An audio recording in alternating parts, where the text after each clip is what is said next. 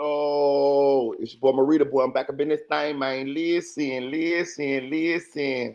Hope y'all had a good day today. It's sad. I hope y'all enjoyed y'all day off. If you had the day off like I did, I just slept all day. And I got up a little bit ago, scouring the YouTube screens for some content for y'all. And I had came across this story a couple months back.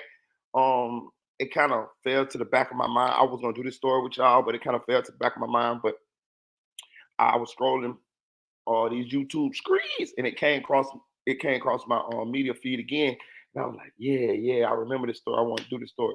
So today the story gonna be Darius Miles, an Alabama basketball star that allegedly murdered a beautiful black queen named Jamea Harris, man. And the story around this story is crazy. And as to why he allegedly murdered Jamea Harris is queasy. It's queasy.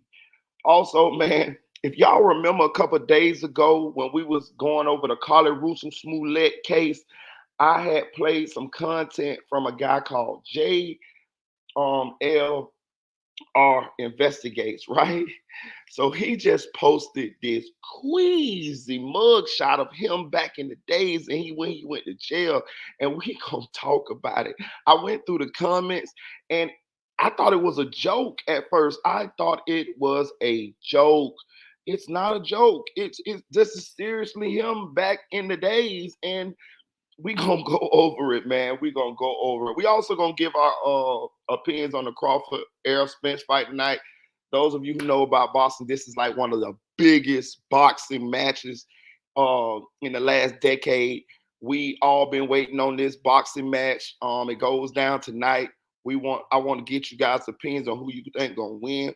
And also I got another sad case that I want to go over. And we're gonna go over it though. But first, I'm gonna play this video. Shout out to Anna Investigates. I think it's Anna Investigates. Let me see. I want to give her props. Anna Uncover. It's Anna Uncover. She got a YouTube channel. Go subscribe to her channel. She do a very good job of breaking down these cases. It's Anna Uncover. ANNA Uncovered. She do a very good job of breaking down these cases. Shout out to Tanel. Hey, Tanel. Shout out to Invisible Woman. Hey, Adrian. Shout out to the Chicks 1000, aka the Chick 1K. Shout out to Darius Johnson. Shout out to shout out to I see y'all here. Shout out to Ursula Amos. Appreciate you, Ursula. But we're going to go over this Darius Miles case, man. This thing is crazy, man. To me, it's not exactly like the Melly case, but it is a case of someone who had a promising future and just seemingly threw it all away, man. Just threw it all away. But we're finna get into it, man. Let me know what y'all think about it. In the comment section, we gonna comment on it and talk about it. And you know me, I'm gonna pause it every now and then and do a little commentary. You know how I do.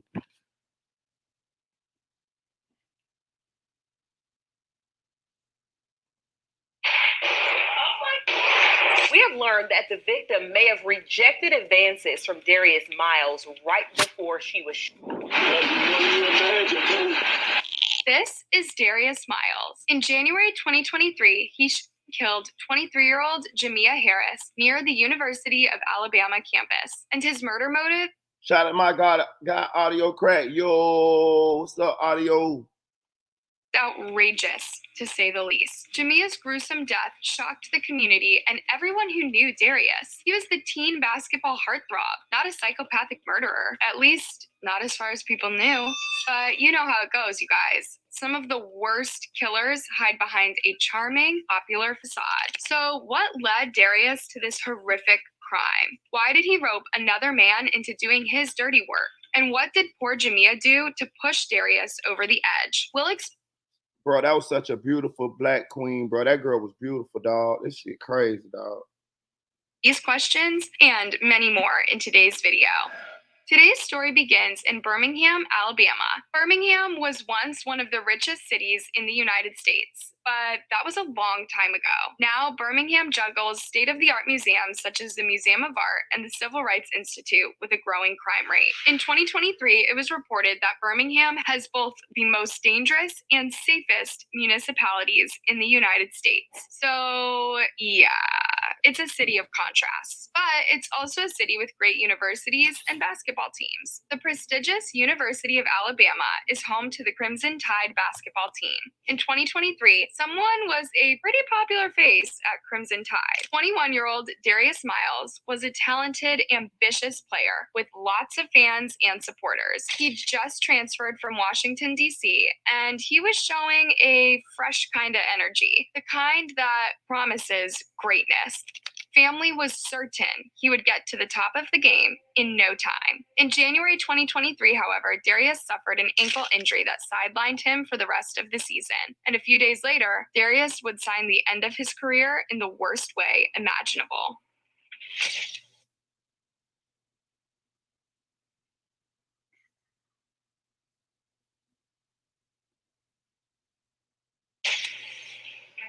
It was Sunday, January 15th, 2023, and 23-year-old Jamea Harris was enjoying a weekend out in Birmingham. Her mother said she was a beautiful young woman who loved her family and most of all her 5-year-old son, Kane. She was just trying to enjoy her weekend with her cousin that attends the University of Alabama and her boyfriend. Indeed, Jamea had a son during her teenage years. Although it was a lot of hard work to raise a child and get an education, Jamea was very happy to do both. She'd always been a hard worker and a kind, loving soul who wanted to help others. So when she decided she was going to have the baby, she promised herself she would give him the best life she could. Now she had a boyfriend and the family felt almost complete again. So that weekend, Jamea and her boyfriend decided to drive up to Birmingham and meet Jamea's cousin, who studied at University of Alabama. After a full day of going out, chatting, reminiscing over childhood memories, Jamea and her boyfriend headed back to the Strip, the student-oriented business district of bars and restaurants around the Tuscaloosa campus. Jamea and her partner were chilling inside the car, with Jamea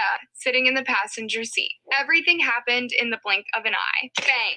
Someone shot Jamea in the head. She didn't even have time to realize what was happening. Imagine losing your girlfriend, daughter, or mom this way. Jamea's loved ones didn't understand what had happened either. They were shocked and confused. Who would want such a kind person dead? The situation got all the more shocking when the killer was revealed 2 days later.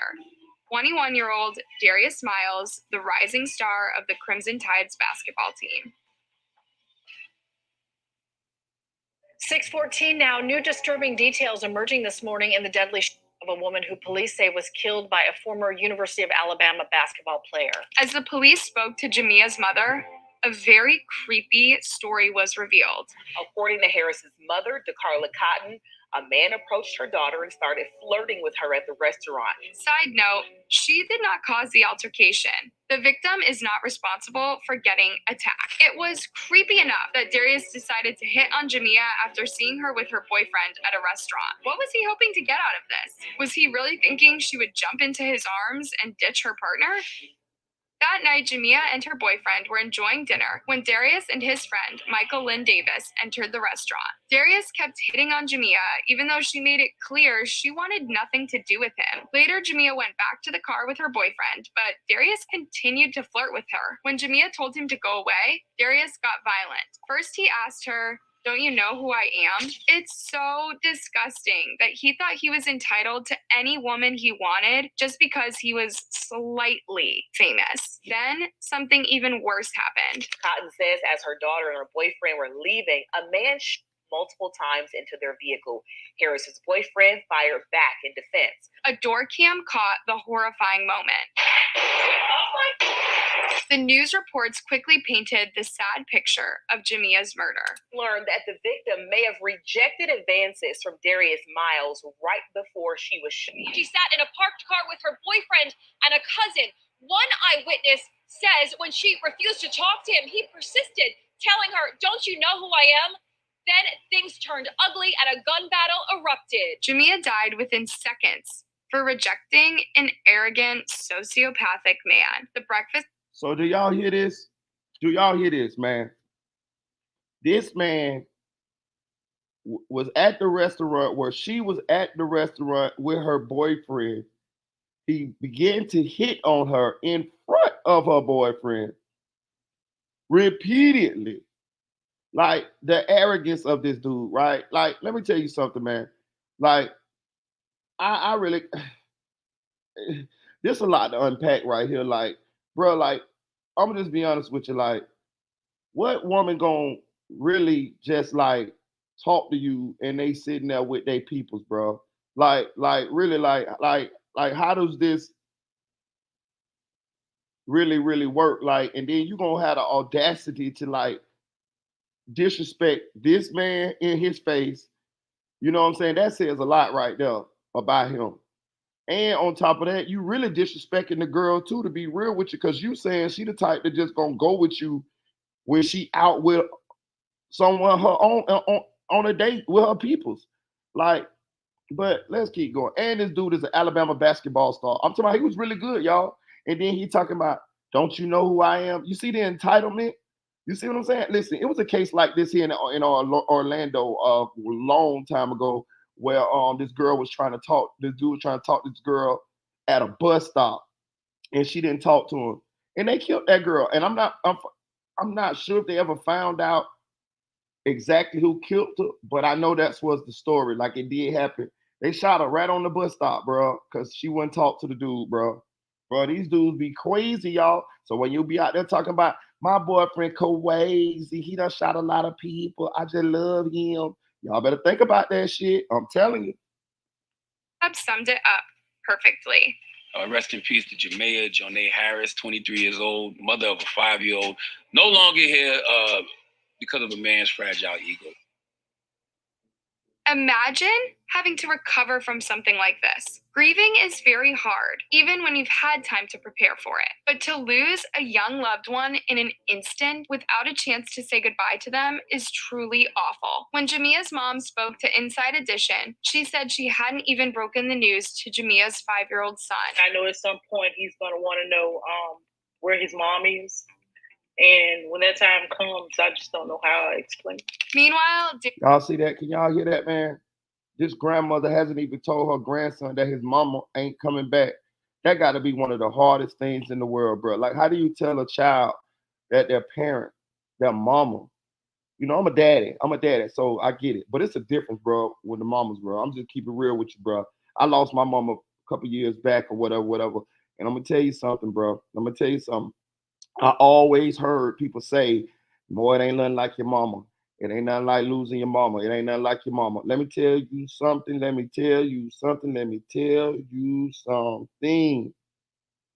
is an understatement. Trust me when I tell you this, bro.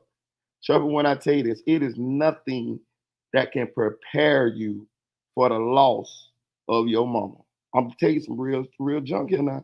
I hope that some of you have never had that feeling. I know some of us most likely have, but I'm saying for those of you who haven't, let me tell you something.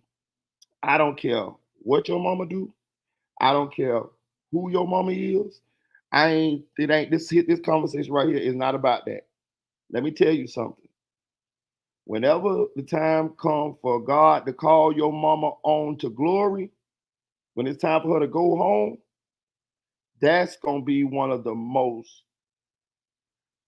painful things you ever going to experience in this life. Because, and I'm going to tell you why. I know we all ain't got good parents and stuff like that. And I know, our parents be with the BS sometimes. And I know, you get into it with your parents sometimes, especially if you're grown. You know what I'm saying? You get into it with them sometimes. It's no perfect parents. I want to say that as well, y'all. It's no perfect parents. There's no such thing as a perfect parent. That's not me justifying some things that parents may get away with or things that parents may do or toxic mothers or deadbeat fathers and stuff like that. But I'm just telling you, it's there's no such thing as perfect parents. But let me say this, dog. When you lose your mother, all the bad shit that may have happened, all the petty arguments and all the Times you might ain't talked to them today because they made you mad, and times y'all might have been at odds. That shit goes out the window. All you can think about is the good times. All you can think about is the times you were sick and they nursed you back to health. The times they bought you that bicycle and put you on the bike and helped you try to learn how to ride that bike. The times when you was dead ass wrong in the world, and you know you was wrong and you did some shit, but your mama was there in your corner. You feel what I'm saying? I remember one time I was in jail, dog. I remember one time I was in jail. I had turned myself in. I turned myself in to go to jail. I was in jail, right? But just so happened my birthday rolled around and I was in jail. Now, I wasn't never the type to get a lot of letters or nothing like that in jail, shit like that. You know what I'm saying? So, I wasn't expecting shit, bro. They fucked around and called my name for mail call, bro. So I'm shocked. I'm like, what the fuck write me? Like, what the fuck write me? You know what I'm saying? Because I normally don't get no mail. I go up there, bro. They give me a letter. Bro, it's a letter from my mama, dog. On God, bro. That shit brightened my motherfucking day so much. That letter got there right on time on my birthday, bro. My mama. My mama. Bro, I remember those times when I ain't had nothing to eat, bro. I ain't had nothing to eat, boy. I'm talking about nothing. I'm hungry than a motherfucker. It's just me and my mama. In old broke down ass shack of a house. Just me and her. My sister and brother, they stayed with their dad at that time. Just me and my mama. My mama on drugs bad than a motherfucker. Nigga, my mama go, get up. She'll be like, you hungry? And I'll be like, yeah. And then, I'm probably like 11. Bro, my mama go out, bro. Come back, bro. My mama come back with McDonald's, all type of shit. She ain't got no money, dog. She ain't got no money, bro. But I know she ain't had no money because we'd already done ate. Know what I'm saying? But she went out there and made sure that she gonna bring me back something to eat, bro, because she knew I was hungry, bro. So I'm just saying, it ain't a lot of people gonna do that, bro. It's your mama, bro. Your mama gonna have most likely your mama, whether y'all get into it or what, not. At the end of the day, most of the time, your mama gonna have unconditional love for you. Know what I'm saying? And I'm just saying, for this young boy not to have that anymore. He's young, so he may not even really remember his mama that much. You see what I'm saying? And for her to be taken away from him on some senseless as that, bro. I'm telling you, bro, it's just sad. Darius made headlines with his emotional arrest. For Jamea's loved ones, this did not sit well. It enraged me that he could cry to his mother after he took another person's life. It was like Darius was stealing Jamea's thunder once more. He made this all about himself, painting himself as a poor man filled with guilt, or a basketball star who was throwing his career out the window. During his hearing, Darius shocked everyone by claiming he was innocent. You see, he was not the one shooting the gun that night. Reportedly, it was his friend, 20-year-old Michael Lynn Davis, who fired the fatal shot that killed Jamea. But it was Darius who provided the gun. Investigators say that Darius Miles admitted to providing the weapon used to kill Jamea Harris. Another man is accused of firing the gun and killing Harris near the university's campus. Miles, 21, a forward from Washington, D.C., and Michael Lynn Davis, 20, of Charles County, Maryland, are charged with capital murder in the death of Harris, who had a 5-year-old son. Somehow, Darius was trying to make himself look innocent, as if all it took to kill Jamea was his friend's last-minute decision. No, it was everything. His intent to hit on her, his persistence when she said no, his aggressive behavior. He happily handed over to Michael. The more investigators dug into Darius Miles, the more questions they got. Why did this young man have such a fragile ego? Was his past trauma so horrible that he couldn't overcome his promising future? Just a week or two before the murder, the University of Alabama won against the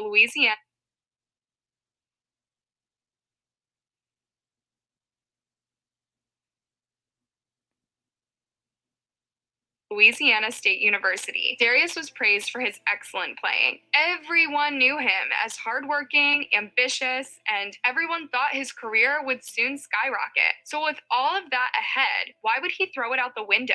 Needless to say, people reached out to Darius's family for comments, but they declined to speak about his childhood. Darius's dad, David Miles, only posted this message on his social media. Thanks for all the support. Lord knows we're going to need it. I know it's a daunting task, but if anyone that is a friend of Tracy, Darius, or mine that is financially capable to be in Tuscaloosa tomorrow when we go before the judge for support will be greatly appreciated. If you can't and you know someone in Alabama or Atlanta that can stand in your place, it will be appreciated. Anyone who knows me knows I'm a private person, but for my son's freedom, I have to fight for him. Thanks and love you all. See, that's another thing I want to talk about, y'all. Hold on one second.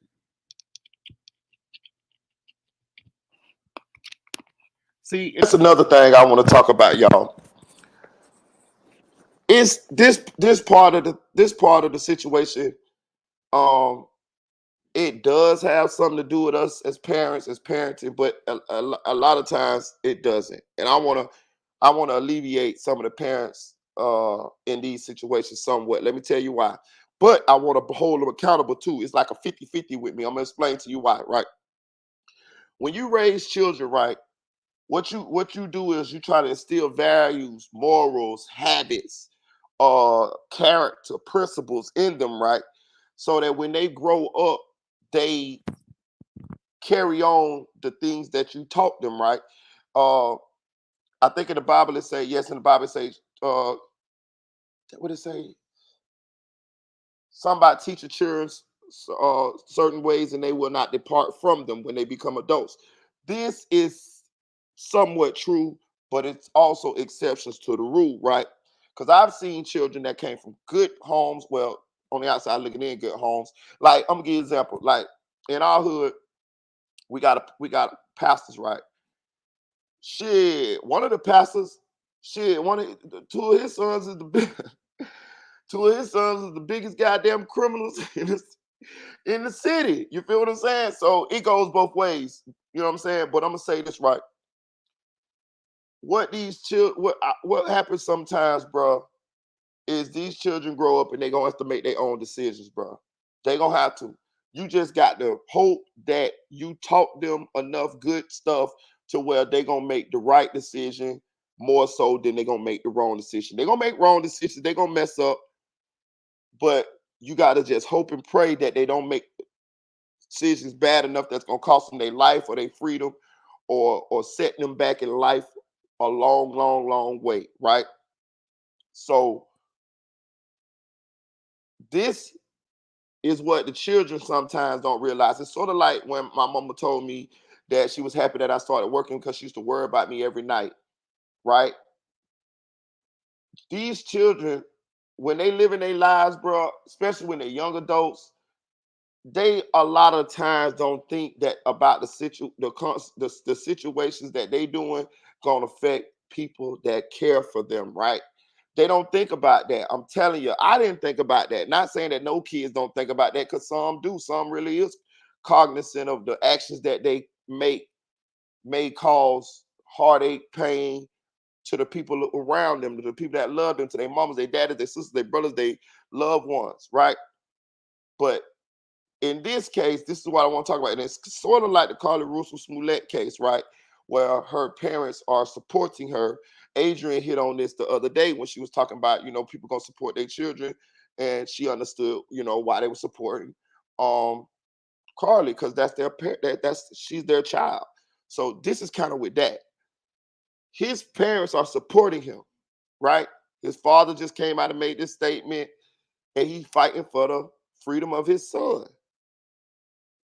But still, and yeah, his son, allegedly, because he ain't been found guilty, but he caused the death of this young woman for something frivolous, right? And I just want this to go out to, this is for the children, the young adults, the people who out there living their lives, not thinking about that the consequences of their actions gonna affect not only them, they're gonna affect the people that love them, the people that are around them. Kids, children, young adults, a lot of times they don't realize that when they go to jail, the parents go to jail too. The parents do time too. Not physically, but mentally, emotionally. You know what I'm saying? you sad here and there periodically because you miss your child. Your child ain't there with you no more. You probably could go and look in their room, and their room still the way they left it, but they in jail now, facing years, may not get out ever. This is a capital murder case. This is the same charge that Melly got. Capital murder. This is the highest crime in the land. Capital murder is the highest crime in the land. And this is what his charges are. And can you imagine to have a child that got so much promise? He went to Alabama. That's a D1 school. So can you imagine all his hopes, all the parents' hopes and dreams, all the things that they did to get this young man to where he at, and to see him in handcuffs right now? It got to be hard on the parents, man. It got to be hard on the parents. Do I agree with them supporting him? Yes and no. Yes and no. Yes and no. And I'm going to tell you why.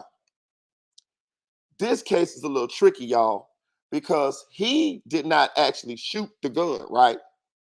But he was the one that was flirting with the girl, caused the whole situation, and he the one that gave his partner the gun to shoot into the car where the girl was at and killing the girl, right?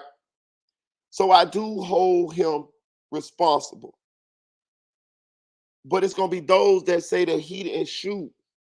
There's going to be those that's going to lean on his celebrity, that he is a high-profile basketball player and he actually didn't shoot. You know it's going to be divided.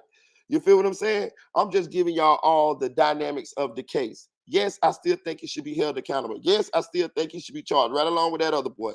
But I'm just saying, I'm just throwing it all out there and putting it all out there. That's why I want to do this story, because the fact that he didn't shoot the gun, but he supplied the gun, I know it's going to be people kind of like on both sides. So that's why I wanted to do this story, because it's a tragic story. That was a beautiful black queen, and I knew it was going to be enough seeing it both ways for a good conversation.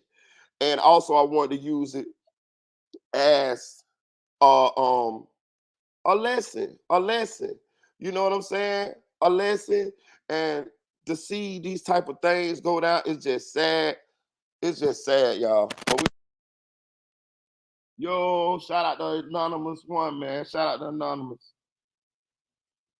Not be surprising that David chose to support his son and claim his innocence. Most parents support their children no matter what, but it was pretty strange that he never apologized to Jamea's family and everyone who suffered at the hands of his son. Now I'm gonna say this.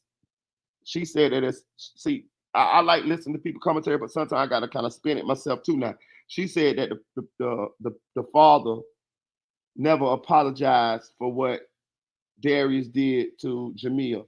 He's not going to apologize right now. He can't apologize right now. He's fighting for the freedom of his son, right? If he apologizes now, that's an admission of guilt. You get what I'm saying? Like, he can't really apologize right now. I wouldn't apologize right now. I would wait to the conclusion of whatever the court system verdict is, and then I would apologize. Me personally, I would apologize whether he's guilty or found innocent. Me personally, I would. As a parent, I would. You feel what I'm saying? Like, because if he found innocent, I can apologize because he can't face any other criminal retaliation from the judicial system because he found not guilty. And if he's found guilty, I'm definitely gonna apologize. That's the first fucking thing I'm gonna do if I'm his father. At the conclusion of the case, but I'm not going to apologize while the case is going on. So her saying this, shout out to Anna Uncover, I understand, but it's just legally he can't. I wouldn't do it at this point, but it'll be the first thing I motherfucking did soon as whatever verdict come out. That's the first. I don't want to talk about nothing else. I want to go in the courtroom, find that other family, and I want to hug his mama, hug his daddy, and I'm going to apologize for my child. That's what I'm going to do. Y'all can have the cameras on, flashing, whatever. I might even cry right there with them. But I'm just saying, I'm definitely going to apologize. That's the first thing I'm going to do when that judge hit that gavel. I'm going to find that family, and I'm going to apologize. But like Adrian say, not right now. His coach, Nate Oates, showed much more emotion about the tragic murder. I just want to start today by offering our deepest condolences to the family and friends of Jamea Janae Harris, young woman, daughter, and mother, was taken way too soon from a senseless act. Nate said that as the investigation was still fresh, he couldn't share a lot of details with the public. With this being a pending investigation, there's nothing I can add that hasn't already been shared. You may have some questions, but there's nothing I can comment on. Darius was kicked out from the Crimson Tides, as you can imagine, but Nate worked very hard to regroup as soon as they could and let the team know they should stick together, even in really difficult times.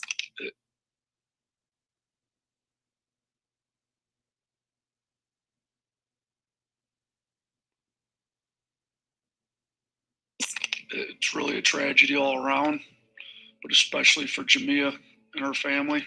Yo, what's up, Chevy from the BX? Yo. But, we got to pull together as a team at this point and have each other's, really be there for each other. Darius never really imagined just how much suffering he could inflict. Jamea lost her life, but so many others were left in a state of shock, grief, or disbelief. Her family will forever have to live with a wound that cannot heal. His entire basketball team found it incredibly hard to get back on track. His family lost him too. He will probably be in prison for the rest of his life. And many people spoke about how scary it was that anyone could be a killer. How can you keep yourself safe when someone can just approach you and shoot you in the head? Yeah, I've got 3 daughters. Went through my mind how easily could have been one of mine. Tough situation. And that's what I'm saying, y'all. And that's exactly what I'm saying. Did you hear what he say? He say, I got 3 daughters. And I went through, he said he thought like that could have been one of his. That's what I keep trying to tell people. And that's one of the big things that I be noticing today. A lot of people don't have no empathy. A lot of people have no compassion. And a lot of people don't think about this stuff until it hit close to home. They sit around here and walk around like it can't be them until it's them. See, I don't see enough shit go down with enough random shit to go down to realize that it could go down with anybody. It could be me, it could be you, it could be anybody. We walk out that door every day and we just take for granted, a lot of us, that we just gonna walk back into the door and go back home. Your ass might go to the grocery store, your ass might walk out to the garbage can, your ass might be going to work. Anything could happen, man. I just done seen enough of these situations to know that it could happen.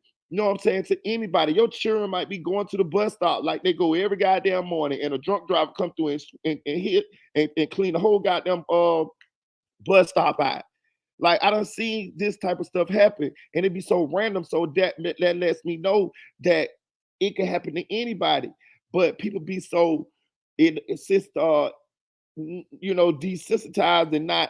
and disconnected, and they just feel like it ain't me, it ain't happened to me. So it's like, you know what I'm saying? Until it's them. Until it's them. Rare are the people, and I want to applaud the people that have empathy, that think about how those other people feeling, that put yourself in somebody else's shoes when these type of things happen. Because let me tell y'all something, you people are special. It's not a lot of people with empathy nowadays in the world. It's way more people who don't have empathy or low empathy than it is people who have empathy. So the people who have empathy, I want y'all to understand that y'all are special. Trust me. Y'all are very, very special because y'all are able to put yourself in somebody else's shoes and feel for the next person. You feel what I'm saying? That's what make the human race great, because we do care for each other. You get what I'm saying? I'm saying, and on a whole, we do. But it's just so much negativity and bad shit going on, so people just done got desensitized, and it's the blind leading the blind, and people following each other. But you see where we going with this. We got a whole generation of young men and women that's getting wiped out right in front of our eyes. And these are our babies. Those are your babies. Those are your cousins' babies. Those are my babies. Like, you know what I'm saying? Knock on wood that it's not happening. But I'm saying you may have not lost a child, but what I'm saying is I look at your baby like my baby. You get what I'm saying? Like, that's how it is. Like, this their group. This is their age group. And they're getting wiped out right in front of us. Like, it's like they get swept off the earth right up under our feet. You feel what I'm saying? Shit, nowadays, motherfuckers don't get about 15 years with they children for the children get killed. You get what I'm saying? Like, they still a baby. They still a baby. Man, my son is 19 years old. I promise you, when I talk to him, he's a smart young man. He got his baby on the way. He got his own car, crib, all that type of shit. But when I talk to him in my mind, he's still a baby. I can tell he's still a baby when I talk to him. You know what I'm saying? It's still things that I have to teach him and I have to tell him and guide him. You feel what I'm saying? And he's 19. Shit, you get what I'm saying? So I'm just saying, like, it's just sad, you know, and oh man, let me keep going. Only thing Nate revealed about Darius was that he dealt with a personal matter a few weeks before the murder in his hometown, Washington, D.C. He actually went back Shout home out to FL Traffic, yo. D.C. to deal with the personal matter that he was out a couple weeks with, and he had the ankle injury that was kind of ongoing. But as far as Nate knows, all of Darius's issues were unrelated to each other and Jamea's murder. On March 11th, 2023, it was announced that Darius Miles and Michael Lynn Davies were indicted by the grand jury on capital murder charges. By now, another worrying bit of information was revealed. Tuscaloosa police investigator Brandon Culpepper testified that Miles texted Tide freshman basketball star Brandon Miller to bring him his gun. Police have said another player, guard Jaden Bradley, was also at the scene. So y'all hear that? He texted another basketball player and told him to bring me my gun. So it wouldn't even been a gun on the scene, or Miles wouldn't have, or the other gentleman who allegedly fired the shots that killed Miss Jamea. He wouldn't even had the gun had Darius not told the other basketball player to bring him his gun. I'm gonna say this, y'all. I don't know exactly what happened, but I'm gonna say this. I got my theory is that when he tried to hit on that girl, that guy stood up. Her boyfriend said something. And I believe it probably was a back and forth somewhat between him and that guy. Because that's what I'm going to do. That's what the fuck I'm going to do. You is not finna sit here and disrespect me in my face with my girl nigga and be trying to hit on my girl nigga and think I ain't finna say nothing. Like, I done been in situations like that. And straight up, like, I don't give a damn. Like, it's going down. Like, for real. Like, as a man, most men gonna do that. I know I am. You know what I'm saying? I don't give a damn because you play basketball. Bro, I'm gonna say something. I gotta say, I ain't the toughest dude in the world. I'm gonna say something, even if they got a gun, bro. Me personally. Yeah, that's what I'm saying. You gotta understand the physiology of a man, bro. Like, we have pride, bro. Like, one thing you don't flex on a man in front of his kids, his girl, or his motherfucking mama. That's one thing you don't do. You do not try to emasculate a man in front of his friends, his children, or his mama. Cause boy, I'm telling you, he will die right there. If he's a man, I know I will. You got me fucked up. You ain't finna bitch me up, hold me up, none of that shit in front of none of them. You ain't gonna do it, period. But I'm just saying, like, in front of them, oh man, I'm going all the way out. Go and get my wings ready, Jesus. Cause I'm going out. I promise you I am. Like, and that's just what it is. We have that pride. And I'm gonna be honest with you. Like, that's what make us men. Sometimes it can get us killed. But shit, when you a man, bro, like, your job is to provide, protect, and love, bro. So we, as a man, I'm gonna say this. I don't be too much I don't be giving a fuck about going out when it's on principle. You feel what I'm saying? Like, you know what I mean? Go and get my casket ready. You feel me? Like, when it's on principle, like, for my children, or about my children, or about my significant other, or like, you feel what I'm saying? Like my mama, something like that. Oh man, nigga, go and book this shit, nigga. I'm about this bitch then, because I'm finna do what I got to do. You feel me? I'm going out on my shield, nigga, like a Spartan. You feel what I'm saying? So, yeah, man, brother was tripping though. He was tripping though, and look what's gonna happen, bro. Cause and effect. They taught us that in the school. They teach you that in elementary school. were these boys doing that night? Was that a normal hangout for them? Hit on women in front of their boyfriends and carry guns? Hopefully that was just Darius. Nate Oates commented that the boys were well aware of the basketball team's strict gun policy.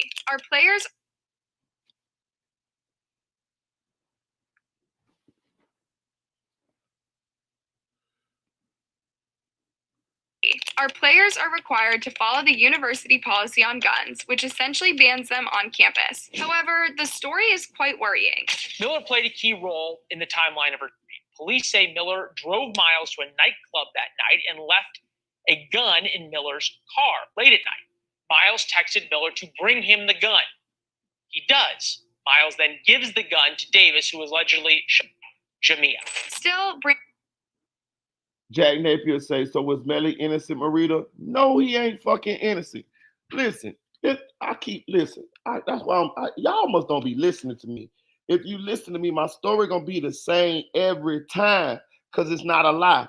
I done told y'all 1,000 times. Anything that I went to jail for, that I did, I took responsibility for it. I never cried. I never snitched because I already knew what I was doing before I did it. And I accepted the consequences of what I was doing before I even did it. I would think about what I'm going to do. I would think about if it turned out bad, and I would make a decision whether I was going to do it or whether I wasn't going to do it. Some shit you wasn't going to get me to do because I didn't want to go to jail for that. But some shit that I did do, I was already prepared to go to jail for it. So back to your comment, was Melly innocent? No. And I wouldn't have been innocent neither. Say if I do something to a nigga who, and I do something to a nigga in that situation where you trying to say like they disrespect me in front of my children or disrespect me in front of my mama or disrespect me in front of my girl, and I killed the motherfucker. I'm guilty, motherfucker. That's what I keep trying to explain to y'all. That's y'all be trying to justify shit. I'm not justifying a motherfucking thing. If you ever, knock on wood, if you ever see Marita boy picture float across the goddamn news screen and I did some bullshit, trust me, I want y'all to say in y'all mind, man, yeah, Marita, he knew what he was doing, shit. Cause I did, motherfucker. I did. If I really did do it. See, y'all got to stop that bullshit. Y'all got to stop justifying bad acts. Nigga, we guilty. I told you anything the motherfuckers ever took me to jail for, I was guilty. I did that shit. Them people wasn't wrong, nigga. Nigga, what the fuck is y'all like? That shit be crazy to me. You get what I'm saying? Like, y'all be trying to justify shit. Stop justifying shit. This is how y'all get y'allself in certain situations. You get what I'm saying? You can't justify shit. You wrong, you motherfucking wrong. So if I did something to a nigga because of pride, or if I did something to a nigga because they disrespected me, or if I did something to a nigga because they disrespect me or did something to me in front of my kids or something like that, I'm still fucking guilty, nigga. What the fuck? Ain't no justifying that. I did it because I knew what I was doing and I did that shit, but I'm still guilty. You know what I'm saying? What the fuck? I be tripping. So was Melly innocent? Fuck no, he wasn't innocent because he didn't have to do it. Just like I wouldn't be innocent because I wouldn't have had to do it. I just chose to do it. I told you anything that I did, I chose to do it. I knew what I was doing. Ain't no motherfucking innocent. No, get my bunk ready, get them soups ready, and I'm finna be in that bitch like Morgan Freeman on the Shawshank Redemption. Shit. Jaden and Jaden were not charged. In fact, they continued to play and score points throughout the season. Nate was called out on allowing them to play, but he explained his decision. It's been a difficult situation, as you understand. I mean, we're dealing with a criminal matter. This was a decision made based on all the facts we. And I'm gonna tell you why you don't make excuses. Let me tell you why you don't make excuses. Like, that's why I'm glad God made my mind the way he made it, because I notice a lot of people can't think like this. A lot of people can't take responsibility. They want to justify and not take accountability for the shit that they do. Let me tell you why you can't think like you trying to think.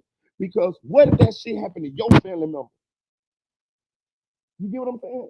What if that shit happened to your family member? See, that's what I just was talking about. People like to pick and choose and disassociate it and shit like that. What if that shit happened to your family member? What if the shoe was on the other foot? What if Sack Chasing Juvie was your family member? Then you'll have another outlook, when you see what I'm saying. See, I don't do it like that. I don't change the rules for nobody, not even me. The rules is no different from me, from nobody else. We all the same. You know what I'm saying? Hell no, I'm guilty, Melly guilty, and anybody else motherfucking guilty, you do that shit. The difference between me and Melly is I would have been able to take the consequences of my actions, because I would have already knew what the fuck gonna happen to me if I do this shit. See, I ain't finna be trying to justify nothing and spin shit and all of this type of shit and say, oh, the nigga did. No, nigga, fuck that. I knew what the fuck I was doing. I'm just telling y'all got to stop this shit, bro.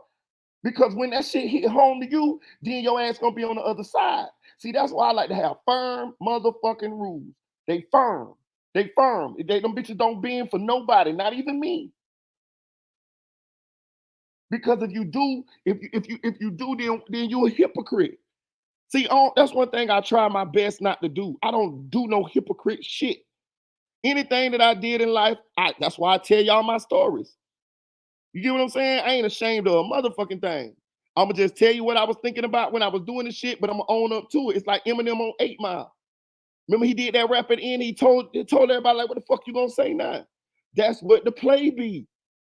See, a lot of y'all can't face who y'all is in that mirror. So what y'all do is y'all try to like make fantasy worlds and shit like that and justify shit. No, nigga, no. You is never going to be able to self-correct as a person if you keep lying to yourself and justifying the bullshit that you do.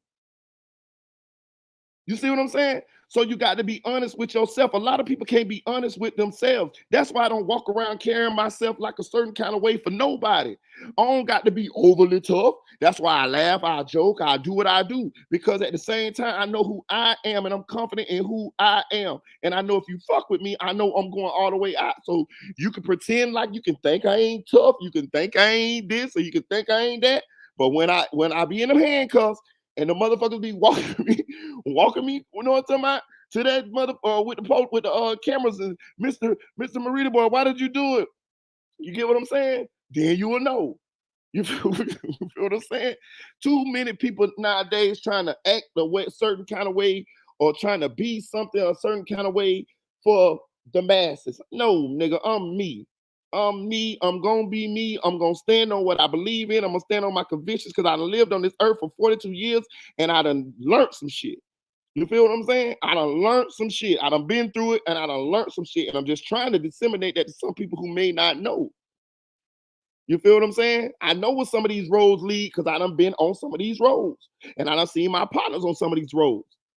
You feel what I'm saying? So, hey, man, people can take the information how they want to take it, or they can learn from it, they can use it. But I'm just trying to tell you, I have very rarely been wrong after I got mature and I done learned what to do and what not to do. I have seen people who I done been affiliated with, in relationships with, related to, and I done seen them doing shit, and I done tried to tell them, and I promise you on my mama, 90% of them, if they continued on the path that they was on, reach some sort of destruction. I promise you. It's like all I do now is I say what I say, and I sit back and I just wait. And I promise you, 5 years, 10 years, they'll be like, oh, you know, such and such dead. For real? How they die? Oh, you know, they was over there doing that. I told them about the shit. Didn't I tell y'all? Didn't I tell y'all? I told y'all the story about my partner who I asked him why he had a gun on him at the party. And then he ended up getting killed trying to rob a bank about 2 weeks later. I'm telling you, I got a bunch of stories like this. A bunch of them. That I be done told niggas shit and this and that, and then they ass be dead or in jail forever. But hey, y'all ain't gotta listen to me. With obviously my boss, Director of Athletics, Greg Byrne, his boss, President Director Stuart Bell, and the Board of Trustees. Nate even went as far as saying Brandon Miller was at the wrong place at the wrong time. The Alabama Athletic Director also said it was right for Brandon to go free. What I have tried to think about this entire time is let's do what we think is right. What I felt is that Brandon needed to be treated fairly like any other student athlete. Here's a video of Brandon Miller getting patted by his colleagues after he was at the courthouse to explain his actions. Ironically, this incident made him more popular. Meanwhile, DeCarla expressed her frustration with all the attention the basketball team was getting. She and her poor grandson were much more affected by Darius's teammates or coach. She hated how the news was centered around Darius or Brandon and his team rather than remembering Jamea. As you watch what's happened to Brandon Miller, as he's been continued to be deified as this hero of basketball, how do you feel? I mean, it's painful to watch. I see it every day. It's on the news every day. We just feel so disrespected and just, you know, it's just painful just to have to hear about it and see it. It's so sad to think that her son now has to cope with what truly happened to his mom.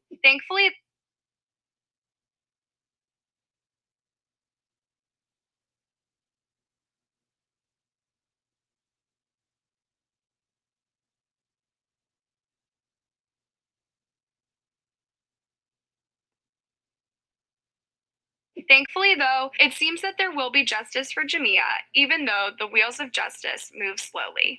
Now, Miles's bond hearing started at 9 o'clock this morning, while Davis, he's set for an arraignment and motion hearing that has now been pushed back to July 21st. Darius Miles was denied bond at the end of May 2023. Darius Miles will stay in jail for a little bit longer. This is the second time that the judge has denied his bond. Darius Miles' attorney shared impact statements from people who knew Darius best, hoping that would be enough to get the judge to set a bond for the Alabama basketball star. Darius's parents moved from D.C. to Alabama to be next to their son for the whole duration of trial. But Jamea's parents also visit the courtroom every single time Darius or Michael appear before a judge. Imagine the tension in that courthouse. And it's all made even worse as there has been no apology from the Miles family. Jamea's loved ones have to live through hours of horrific witness accounts and relive their deepest trauma, while Darius's parents act like their son is a victim, wrongfully accused of murder. Only Michael Davis is responsible for. As you can see in this video, you can see Jamea Harris's family exiting the courtroom. It was very emotional. She said that she wishes that her daughter was still here, but she is happy with the results of Darius Miles being denied a bond. Not even the University of Alabama apologized to Jamea's mom. They didn't even reach out to her. The University of Alabama says they're taking the case and the investigation very seriously, and you never heard from anybody. No. Even the fact that my niece that was there goes to the University of Alabama. She's a student there. And they have just totally just dismissed our family like we don't exist. It might be a while until DeCarla and her family get the closure they need to start healing their wounds. Until then, DeCarla wants to remind people about the undeniable danger of having a gun. If there was no gun, there would be no crime. She would be here. It's truly... Hey, I keep trying to tell y'all, hold on, let's do this like this here. Why I keep trying to tell y'all can't be listening to me. This is for Jack Napier right here. I'm finna get him again. He said, well, why are you pro Von then, Marita? I done explained this. You can see one thing about me, my story gonna be the same every time. That's why you can't get, I told you, I'm not a contradiction. I'm not a hypocrite. I always said that I'm a fan of Von's music. Not what Von did in the streets. I done said that plenty of times. Go rewind the tape. You can't get me with that bullshit. Cause this is who I am. You feel me? I'm the type of person that I'm a most likely try to do right than wrong. I'm gonna take the high road, most likely, but I'm gonna stand on the side of right than wrong. So I'm not pro Von. I'm pro Von music. I'm not proud of nothing what Von allegedly did in the streets. I'm the same person that came out and was with Trap Lord Ross when he said that Von was a serial killer because he motherfucking was a serial killer. He got his karma. That's his life. He knew what the fuck he was doing allegedly, but I'm not pro Von. No, I like Von music. Shit. But Von as a person, hey, that's between him and God. Sickening that Jamea that propelled Darius and his teammates to more stardom, and that DeCarla or Kane may never get an apology. It's unlikely that Darius or Michael will ever walk free again. But will there be any justice for Jamea when the Alabama basketball team seems to get more attention than Jamea herself? Hey guys, thanks for watching.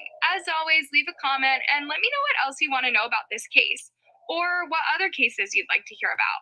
All right, shout out to Anna Uncover. Hold on. Y'all want me to turn this shit up.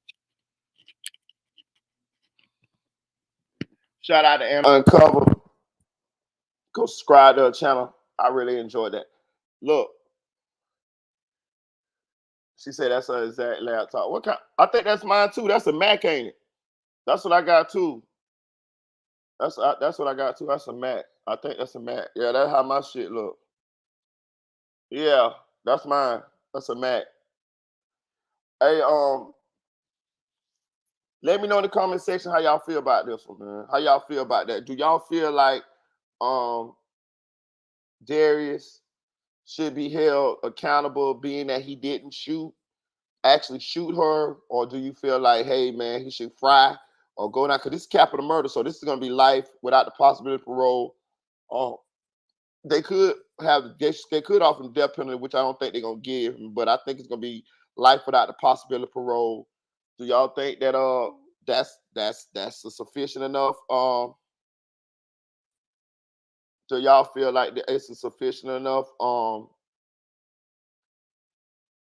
punishment for his crime, or do y'all think it should be less, or do y'all think it should be more? Yeah, Chevy, he brought the gun.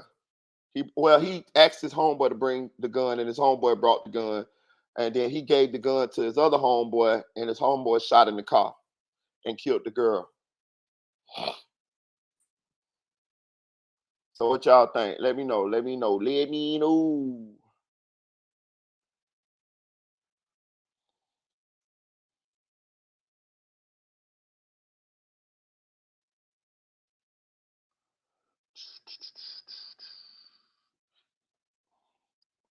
Y'all know how I feel. Y'all know how I feel. All right, bro, listen. Let me tell y'all something. I got blessed, y'all. I got blessed. To this point, to this day, it's 2023. I got blessed. My children are some good ass kids, bro. I'm telling you, I just have to thank God up to this point, because I don't know what the motherfuckers gonna do tomorrow. I'm just telling you. I just take it day by day. But I'm talking about up until this point, I got some good ass kids, bro. Them motherfuckers is not in no streets. Them motherfuckers is just like nice people. You get what I'm saying? Like everybody like them. They cool. They look good. They got shit going on.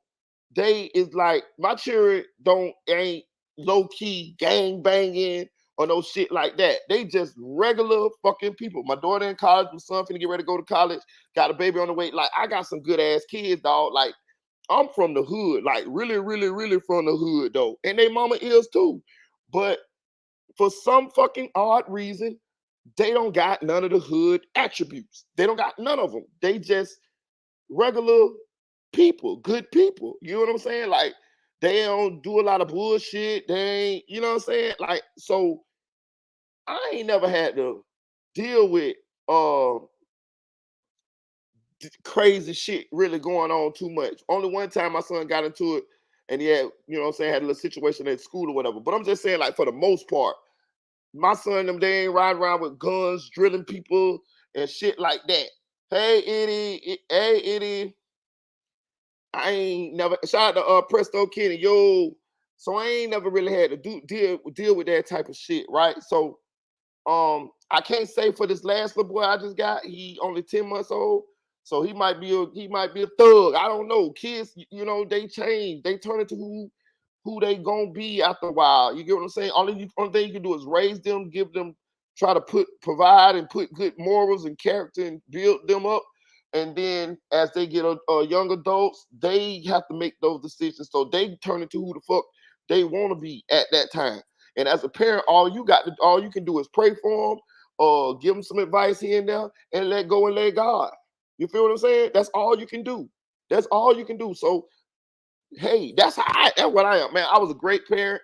You know what I'm saying? I wasn't a perfect parent. No, neither was their mama, but we did pretty well. We co-parent very well. They had a lot of shit. My son had 4-wheelers and all type of shit. My daughter had all type of shit. You know what I mean? Like we provided very well. We raised them pretty well, given where we came from. And they seem like they turned out right. My daughter studying criminal justice up there at FAMU right now. So, hey, they look like they turned out all right. But what I'm saying is they turned out that way partly because of how we raised them, but also partly because of the decisions that they made on their own. They made they chose to do this instead of doing that. They made them decisions on their own. So at some point, you have to just let it go and let them turn into who they gonna be. Your ass turned into whoever you was gonna be. It's some shit right now that your mom and your daddy can't tell you shit because you grown. You feel what I'm saying? So that's how you got to do it. You know what I'm saying? You got to take the training wheels off and just let them be who they gonna be. And you just got to trust in God. Just let go and let God. You know what I'm saying? I'm gonna tell you some real shit too. Let me be honest with y'all. As parents, I'm gonna just be real with y'all, and y'all might not want to hear this. This might not be a popular sentiment, but as parents, you got to be prepared to lose your children too. And what I mean with that is, I mean, you can't guarantee that they're gonna walk out that door and come back in that door. So you got in your mind, especially when they grown, you just got to trust. You just got to pray for them, and you got to trust, because they may walk out that door and may not walk back in that door. Anything can happen when they go out there into their world. Shit, they might have a health problem and fall dead in the room. Might have a heart attack. Shit, Bronny James just had a goddamn winning cardiac arrest on the basketball court practicing at USC. You see what I'm saying? These are the things that happen. These are the random things that may happen. So in your mind, you have to just pray for them, trust, and believe that they're gonna be okay. But I'm just telling you, they might not be okay. Who knows what God's plan is? So prepare yourself. Hopefully you pass before they pass, but you never know. So just prepare. Just prepare yourself for the worst. You know what I'm saying? Pray for the best, but prepare for the worst. That's how I do. You feel what I'm saying? I love my children to death, but at the same time, I know that it's out of my control. It's out of my control. They gonna go where they want to go. They might want to go to the club tonight. You feel what I'm saying? They might want to go. My son might want to go spin on the nigga tonight. Shit, how the fuck I know? He might not smart. He might ain't with that shit now. But who say 5 years from now he gonna be a full-fledged motherfucking gangbanger? I don't know. I don't know. So you just got to pray for them, let go, and let God, and that's it, dog. You know what I'm saying? Hope for the best, pray for the best. You know what I'm saying? For real, for real. Hey, look, I wanted to show you, if y'all was watching the video that we had the other day on Carly Russell Smollett. We watched the video of the gentleman who we watched the video of the gentleman who went to the place where Carly disappeared at, and he showed us the little path, and he showed us the tunnel. He went up under the tunnel and all of that shit, and was showing us that a possible way that Carly could have gotten off the side of that road and where she could have possibly went. So his name is JLR Investigates, right? And some of y'all was commenting on the way he was taking his photos and stuff, right? And y'all was saying like, man, buddy look weird and this and that there, or whatever, right? So I subscribed to him because he was excuse me, doing his due diligence on the Carly Russell case. He was like actually out there. He was talking to the neighbors. He was actually going to the spot where Carly disappeared from. And he was just on that shit, right? He was on that shit, right? So the day he posted this photo, y'all, he posted this photo on his community wall, right? So no, this is what we're gonna do first. We're gonna go to the videos, right? So I'm gonna show you. I'm gonna show you Mr. JR. So that's JR right there, y'all. Y'all see JR right there? JLR. Y'all, I'm gonna show you. Y'all see him? Y'all see him? Y'all see how he looking right there, right? Get in the comment section if y'all rocking with me, man. Y'all see what I'm talking about. Y'all see him? Y'all see him? Look at him right there, y'all. Look at him right there, right? Just look at his face. I just want y'all to keep looking at his face, right? So today, he posted this picture right here, y'all. He posted this picture right here.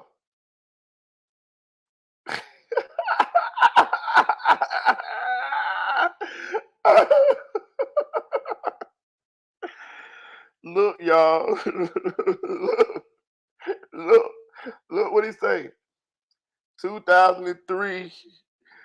This he said 2003 feds arrested me for fraud. Bro, look.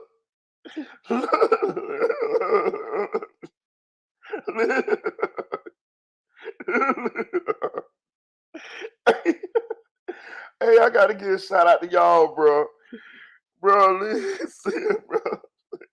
Hey, his shit laid though. Hey. Look, bro. Look, bro. Look. Listen, I thought it was a joke, y'all. Listen.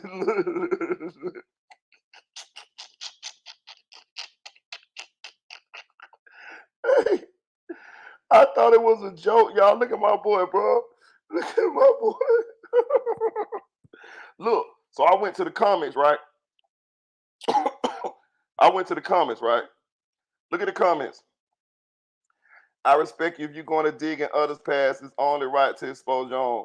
Some learn from mistakes, bro. Look, it's I found you to be fabulous, perhaps. If you hadn't made any mistakes in the past, you wouldn't be exactly who you are today. That's the passion I find. That's the person I find to be fabulous. Keep being amazing, Jonathan. Like that's what I keep trying to explain to y'all. Like perfect, and we all have. He say life isn't perfect. We all have regrets. No judgment here. Appreciate your content. I have a past, and we all have made our mistakes. We live and learn. Right, you're a good path. Look, so that's what I'm saying. Like I'm reading the comments, bro, and all of these comments is supportive. See, thank you for being honest about your past, and thank you uh, for all you do now. We all have made mistakes. We are imperfect, bro. It's not one motherfucker bad comment here. You're so brave to share this, and you have an amazing testimony. God bless you. Proof, second chances word. You're not holding anything back. Respect. I please do a testimony. Tell us about your story. What happened? What time spent, and what it took to turn yourself for the better. Listen, bro. listen, listen, bro. I thought it was a joke, bro. I thought it was a joke till I looked at the motherfucking comments, man. Bro, listen, look at my. He posted himself though. Now I'm gonna say this. I'm gonna give Buddy credit. I'm gonna give Buddy credit. Let me tell you why. I'm gonna give Buddy credit because he realized. I told y'all he in a way. I get it. Let me tell you why. Because remember I told y'all I always do the 8 Mile, the Eminem on 8 Mile. I'm gonna tell you about my shit before anybody else do. Cause I'm not ashamed of a motherfucking thing I ever did. You feel what I'm saying? You know what I mean? Cause I ain't never do no fuck shit like old boy over there on the other side over there. Y'all know who I'm talking about. You feel me? You know what I'm saying? So I ain't never do no fuck ass shit like that, right? So all my shit was criminal shit. You know what I'm saying? And I don't do that shit no more. Feel me? I work a regular 9 to 5 and do this shit right here. And I'm finna get another job. I went on a job interview like 3 days ago. So I'm finna have another job. So I'm finna have 3 jobs for real. You know what I'm saying? Finna get this paper. But I respect him for this. And I'm gonna tell you why I respect him for this, right? Because he realized that he is investigating people, right? And he realized he got quite a few subscribers. Like I think he like 50, 67,000 subscribers over there. So shortly he's going to be at 100,000 subscribers, right? So he realized that people are going to dig in his past, right? So he was like, fuck it. Let me expose myself. You feel me? Let me expose myself. So nobody can blackmail him. Nobody can shame him. You get what I'm saying? Nobody can comfort him as he on his rise up. He already done said it. So what's gonna happen is if somebody bring this shit out on him in the future, his subscribers gonna be like, shit, this man already told us on his own. And who he looked like he done turned himself into a positive person that's actually trying to get to the bottom of a lot of these situations. You know, people can respect that. You know what I mean? I could, people can respect that. So I give him his credit. I give him his credit. You know what I mean? I respect him for doing it. You know what I'm saying?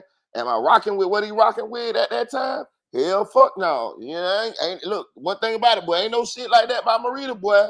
For real. But at the same time, this is his truth. This is him.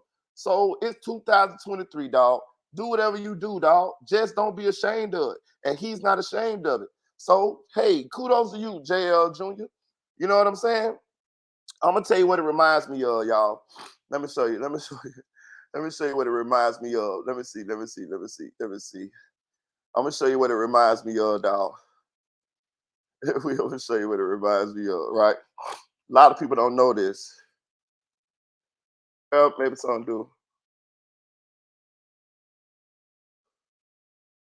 Let's see.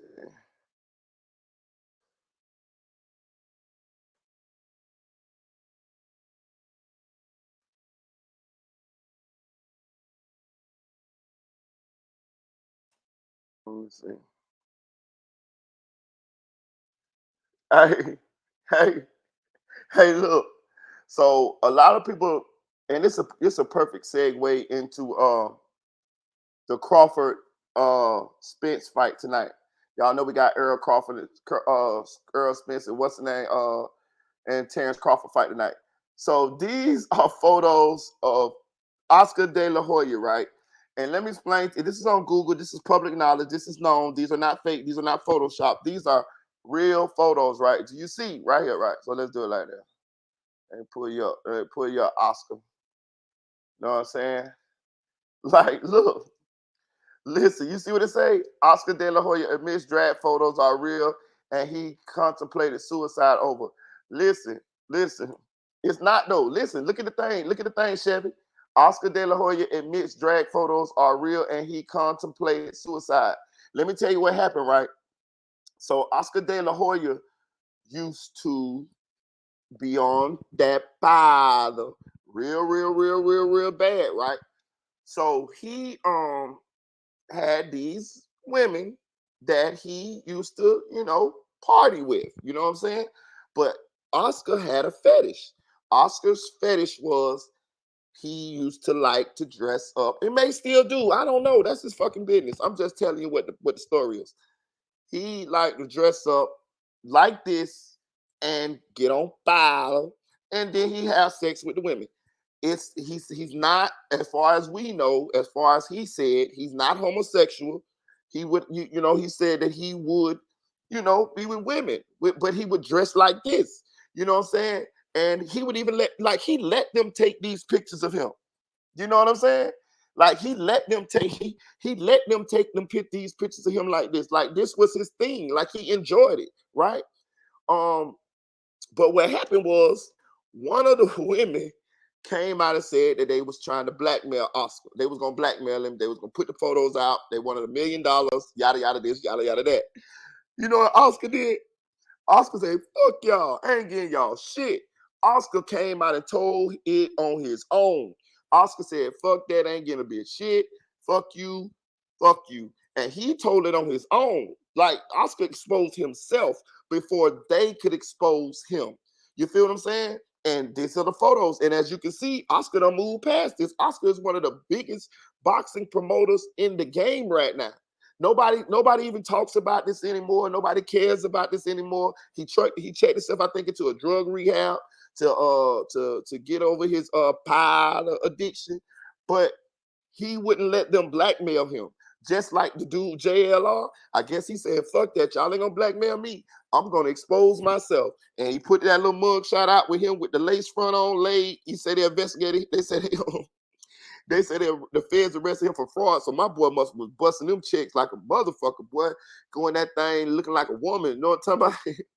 He was dead serious about that check. You know what I'm saying? But yeah, these are true photos of Oscar De La Hoya. This is true. Yeah. Yeah. This is what he did. But I don't know what the fuck, but I'm just telling you, Oscar said it was never like no men thing. He said that he liked it to dress up like this and with the women. Yeah. Look at Oscar, y'all. Y'all look at Oscar, dog. Oscar. What this shit at? Oscar Hill, dog. Look at Oscar, dog. Look at Oscar. Oscar ain't give a damn. Look at Oscar, y'all. Look at Oscar. Look at Oscar. Let's see what it say. It's a boxing superstar, Oscar De La Hoya, finally admitted he posed in a wig, high heels, and ladies' lingerie for photos he previously claimed were altered and paid $20 million to cover up. According to a Spanish League interview with Univision, when the photos with model Melina Dravenel first leaked in 2007, the world-famous boxer, often dubbed the Golden Boy, originally claimed they had been altered to include his likeness, but now says he posed for them while high on alcohol and cocaine, reports the New York Post. De La Hoya, who has been sober since May, finally admitted the truth Tuesday, saying he contemplated suicide at the time. I told y'all. So these are true photos. This is Oscar.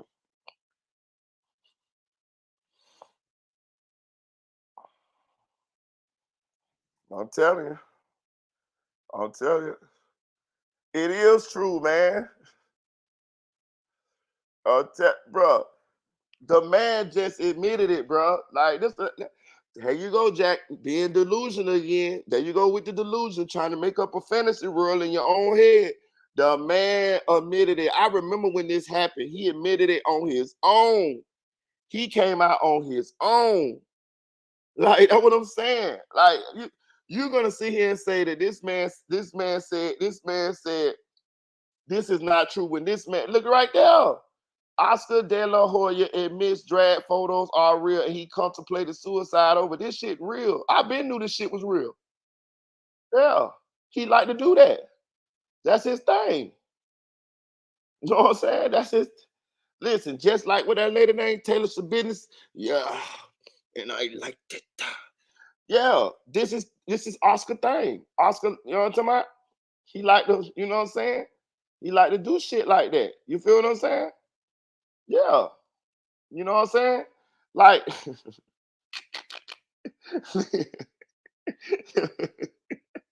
look. Hey.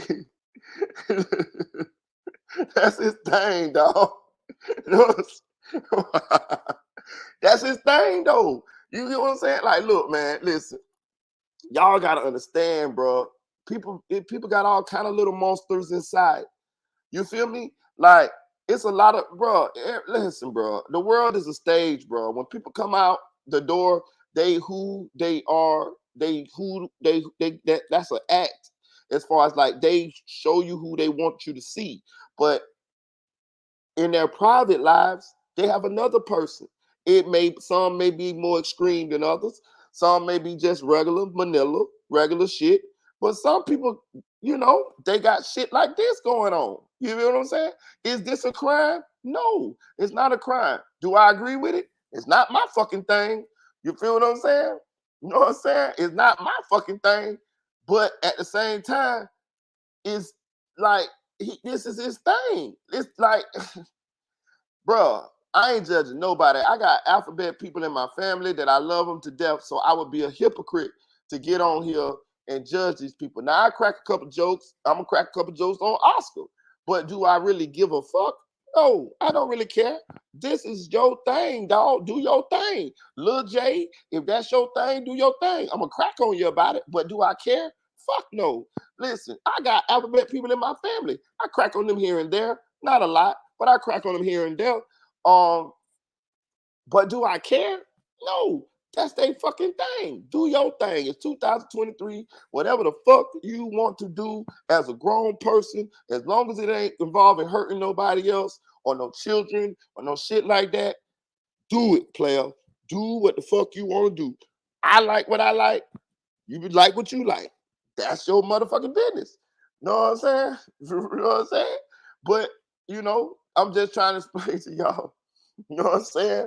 Oscar in that bit like, yeah. And I liked it. You know what I'm saying? Like Taylor's your business. You know what I'm saying? But listen, I'm gonna show y'all something too though. Let's psychoanalyze Oscar for a second, right, y'all? Oscar is one of the greatest boxers in history, right? Macho, alpha, boxing guy, right? Ain't it ironic, like crazy, that he would like to dress like this? You get what I'm saying? This is he's inside, he's just a little girl. You know what I'm saying? Inside. Like, you know what I'm saying? That's who he is. Like, you know what I'm saying? Like that's his thing, dog. Hey man, I ain't judging him. That ain't my thing. But at the same time, I'm just saying it just reminded me the JLR situation about him exposing his mugshot reminded me of how Oscar actually admitted and exposed himself so that he wouldn't get blackmailed for the end of time about these photos. So yeah, so so do your thing, Oscar. You know, do your thing, Oscar. You know what I'm saying?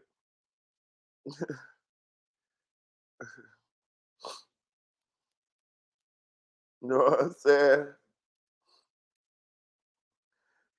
He said it's just funny that, but hey, the band Red Hat Chili Pepper, their face is famous as fuck. They used to wear a diaper. It's crazy. I actually went to a Red Hot Chili Pepper commercial. Show. Shit. What year it was? 2000. They was at the Orlando Arena. My boss man had tickets. He was like, and he asked me did I want to go, and I was like, yeah. Now, was I into the Red Hot Chili Peppers? I liked it. That one song they had, and I don't ever wanna feel like I did that day. I liked that song a long time ago, so I was like, shit, I'll go. And I went, and I think it was like 2000, like 2017, somewhere up in there. And I went to Red Hot Chili Peppers concert in Orlando. It was cool. It was cool. It was cool. Yeah, it takes a real diaper on stage. Am I being serious? She's not evil. She's just being portrayed. Nah, it's for it's but I'd like to. Oh, that's hard. Man.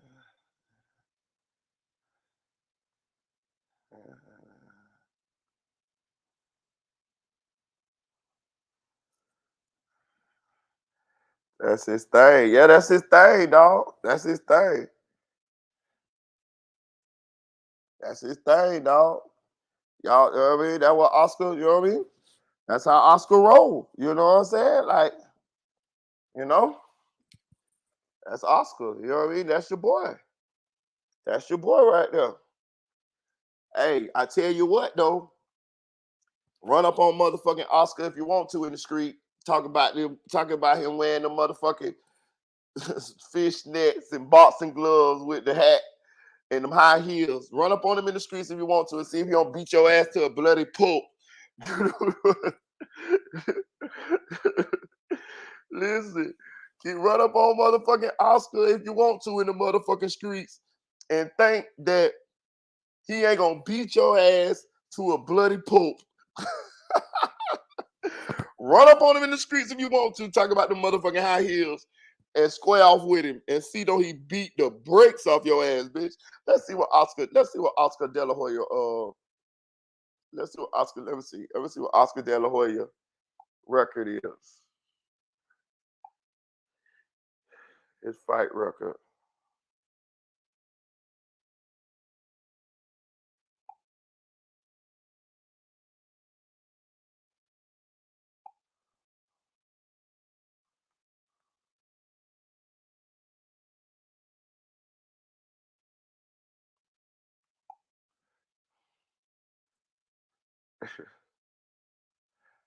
Hey, Oscar De La Hoya fought 45 times. He got 39 wins and 6 losses. Hey, Oscar De La Hoya fought 39 times. 45 times. He got 39 wins and 6 losses. He gonna beat the shit out your ass with them high heels on. And that sure gonna be a humbling feeling for y'all to get beat up by a dude that wear fishnets and goddamn high heels in his spare time. I'm just telling you. Let's see what Oscar De La Hoya's net worth is. Oscar De La Hoya's net worth is $200 million. $200 million. So he went on to expose himself, y'all. He went on to expose himself just like JL Law did. You know what I'm saying? So, hey, at least they own their shit. You know what I'm saying? They own their shit. You know what I'm saying? They own this shit. I ain't judging them people, dog. It'll be a hypocrite of me, bro. Like, that's what I'm saying, bro. Like, bro, I'm telling you, I got everybody nowadays in 2023. I got a lot of alphabet community people in my family, and I love them.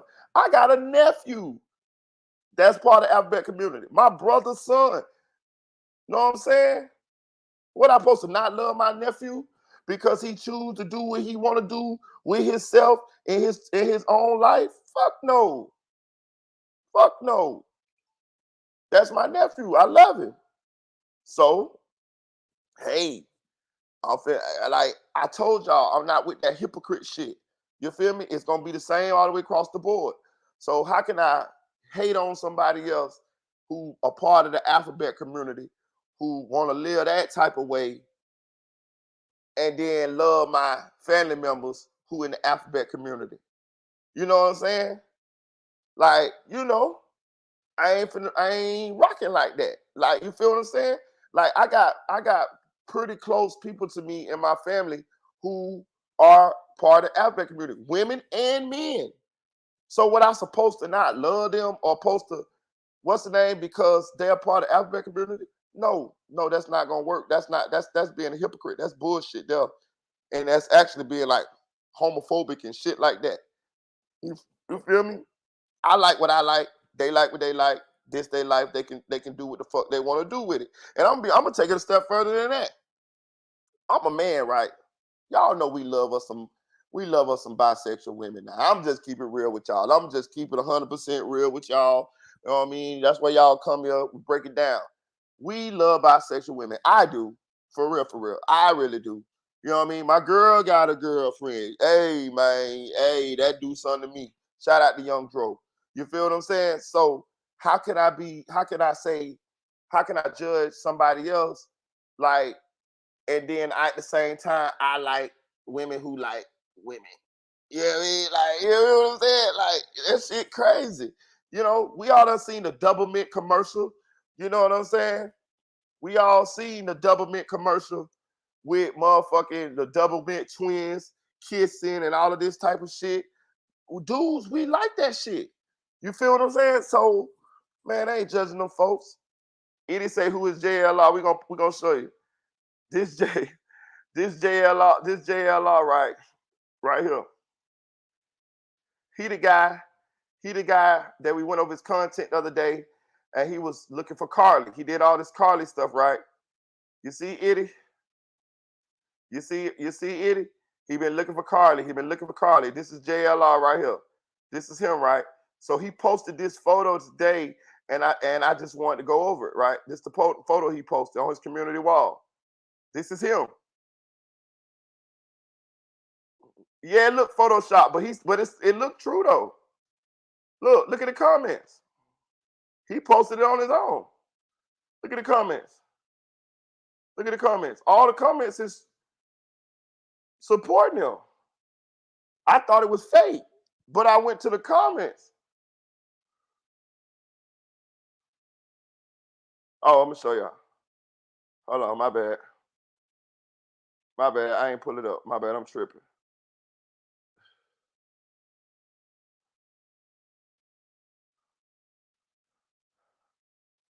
Look, he posted this.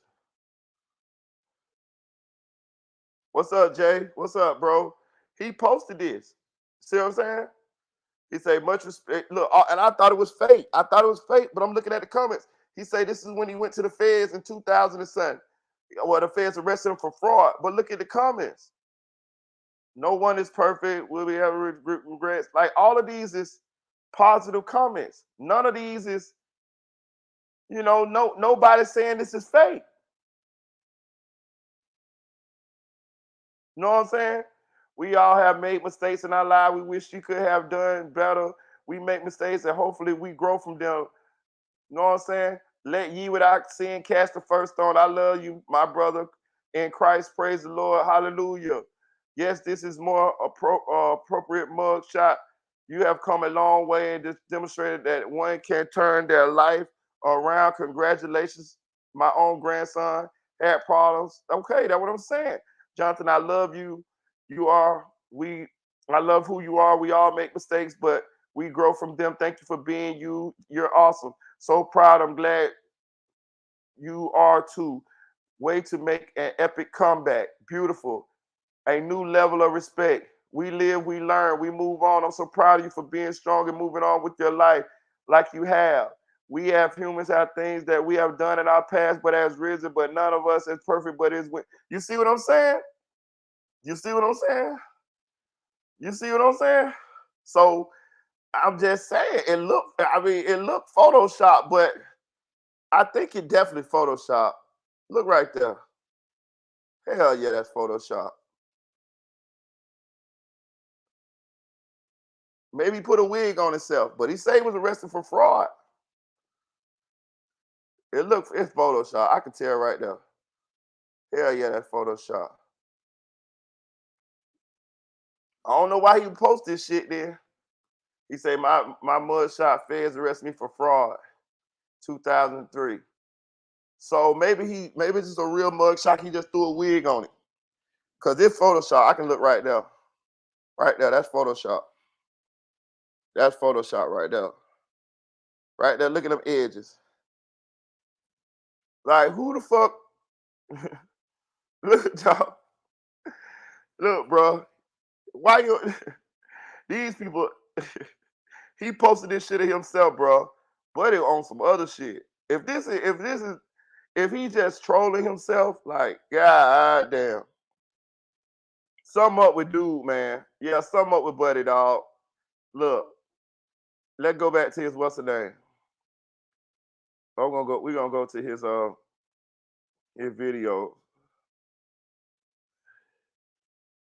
I'm gonna play one of these motherfuckers.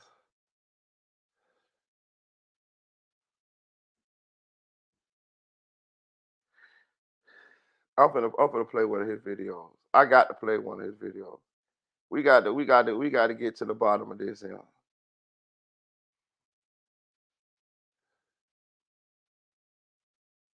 We got to see what he talking about.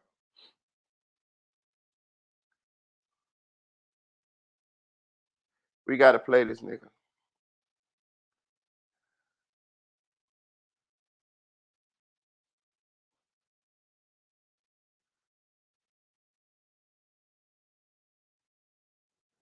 JLR investigates. She will be arrested soon. She will be arrested soon. So the Daily Mail is reporting some new information, some interesting information about how much jail time or prison time Carlee Russell is facing. Check this new report out right here. So the Daily Mail is reporting Carlee Russell faces a year in jail as Alabama police prepare to charge her with wasting police time over abduction hoax. And it says, nursing student Carlee Russell, 25, has admitted that her kidnapping was fake. She was reported missing after claiming to see a toddler at the side of the road. Hoover police spent 2 days hunting for her before she reappeared on July 15th. Police in Alabama are seeking 2 charges against Carlee Russell after she faked her own kidnapping. Jefferson County Chief Assistant District Attorney Lane Tolbert is looking to charge Russell, 25, with false reporting to law enforcement authorities and falsely reporting an incident. 2 charges. Both are.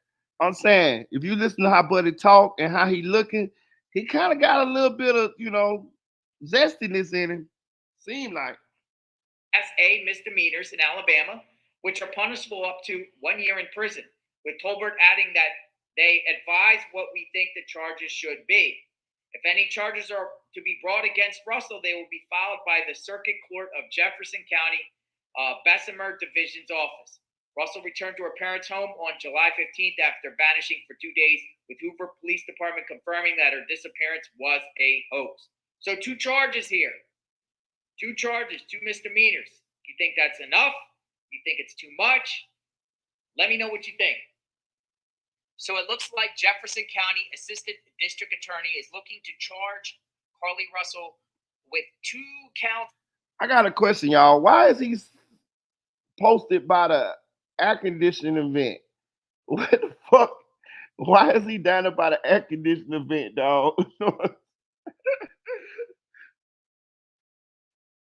Lying to authorities or false reports. Face a year in jail, but actually if they stack the 2 charges, that's 2 years, possibly prison. Most likely she would probably only get up to a year in jail. Now, what do you think the punishment should be? Do you think a year in jail would be too much about this incident, for this incident? Or do you think it should be a month in jail, a slap on the wrist, probation? Do you think she should go to prison? Some people say a lot of resources were wasted. The fact that Carly has not confessed or right away and come forward. She spun law enforcement and dragged it on, where the attorney about a week later released a statement saying that there was no toddler and no kidnapping. So expect charges to come soon. I've been reporting that for the last few days that charges are coming, and it looks like it's probably just going to be misdemeanor charges, not felony charges. Civil. What about civil? What about civil liability in any way? Agencies out there searching. A lot of money was spent. Do you think she should be held civilly liable about this case? I am covering this case extensively. Subscribe to my channel, hit the notification button. Carly Russell, she's getting arrested soon. Stay tuned. Hey, bro, JL hell, dog. Hey, y'all, JLR, he hell. So that's him. And then he posted this. I don't know, dog. I don't know. This shit here crazy. The only reason I came across it because I subscribed to him because of hey, I subscribed to him because he was doing all this Carly Russell shit. And he was actually going to the scenes, and you know what I'm saying? And then I was blindsided by this shit today, dog. Look at this shit, dog. He photoshopped this motherfucker. But why though? Why would you post this? He said, my 2003 mugshot feds arrested me for fraud. I'm looking at the comment section, bro. It ain't no, look at the comments. Read the comments, y'all. Much respect if you're going to dig into others' past. It's only right to expose your own. Some learn from mistakes and others do not. I don't see not. I'm with you, it's Photoshop. But I don't see nobody calling the Photoshop shit out. I have always found you to be fabulous. Perhaps if you hadn't made any mistakes in the past, you wouldn't be exactly who you are today. And that's the person I find to be fabulous. Keep being amazing, Jonathan. No one is perfect. We all have regrets. No judgment here. Appreciate your content. You know what I'm saying? We all have a past, and we all have made our mistakes. We live and learn, right? You are on the good path now, and that's all that matters. You have found your calling. You're good at it, and you're good at reporting. See what I'm saying? So I don't see nobody, unless he erasing the motherfuckers as they come up. I don't know. But anyway, that shit was just wild to me. You know what I'm saying? That Buddy was going to post this. That shit was crazy. I got another. We're gonna talk about the fight too in a little bit, y'all. But I wanna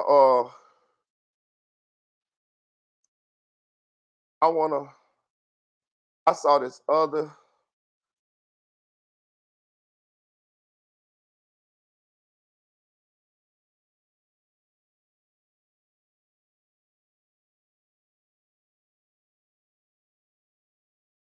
I saw this other case right here that I wanted to share with y'all.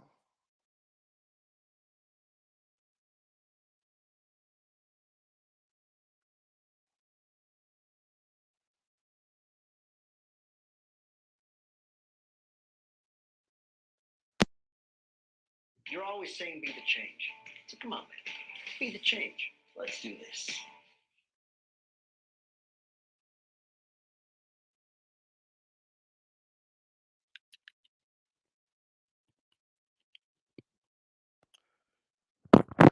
Oh, but I also want to say before I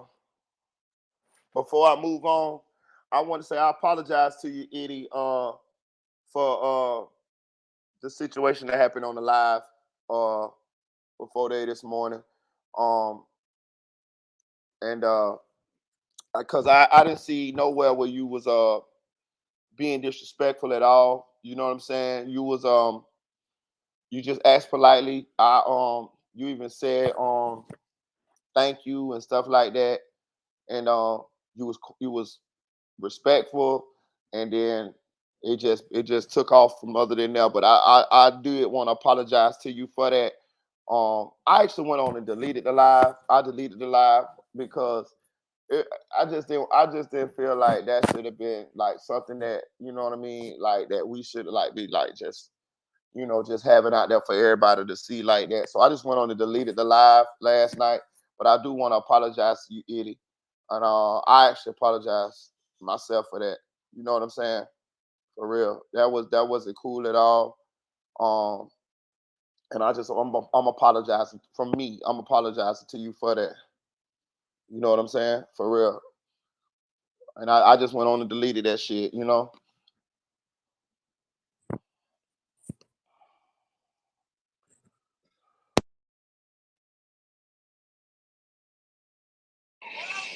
This is 20-year-old Tanisha Hammonds with her 8-month-old son. 2 days before Christmas Day of 2018, her life came to a brutal end while she was recording a Facebook Live video. But Tanisha's death stood at the end of a long list of tragic tit for tats. In a hopeful scenario, her shocking death was a wake-up call for the rough Bloomfield crowds. In a more pessimistic scenario, it was another victim of an endless, senseless war. Tanisha never got to see her baby grow up, and she was not the only one in her family whose life was cut short in a brutal, senseless way. And yet, after her death, people seemed more interested in her last Facebook Live than in her poor, grieving family. So why did Tanisha die? And what are all of the events that led to her untimely demise? This is the full story of Tanisha Hammonds.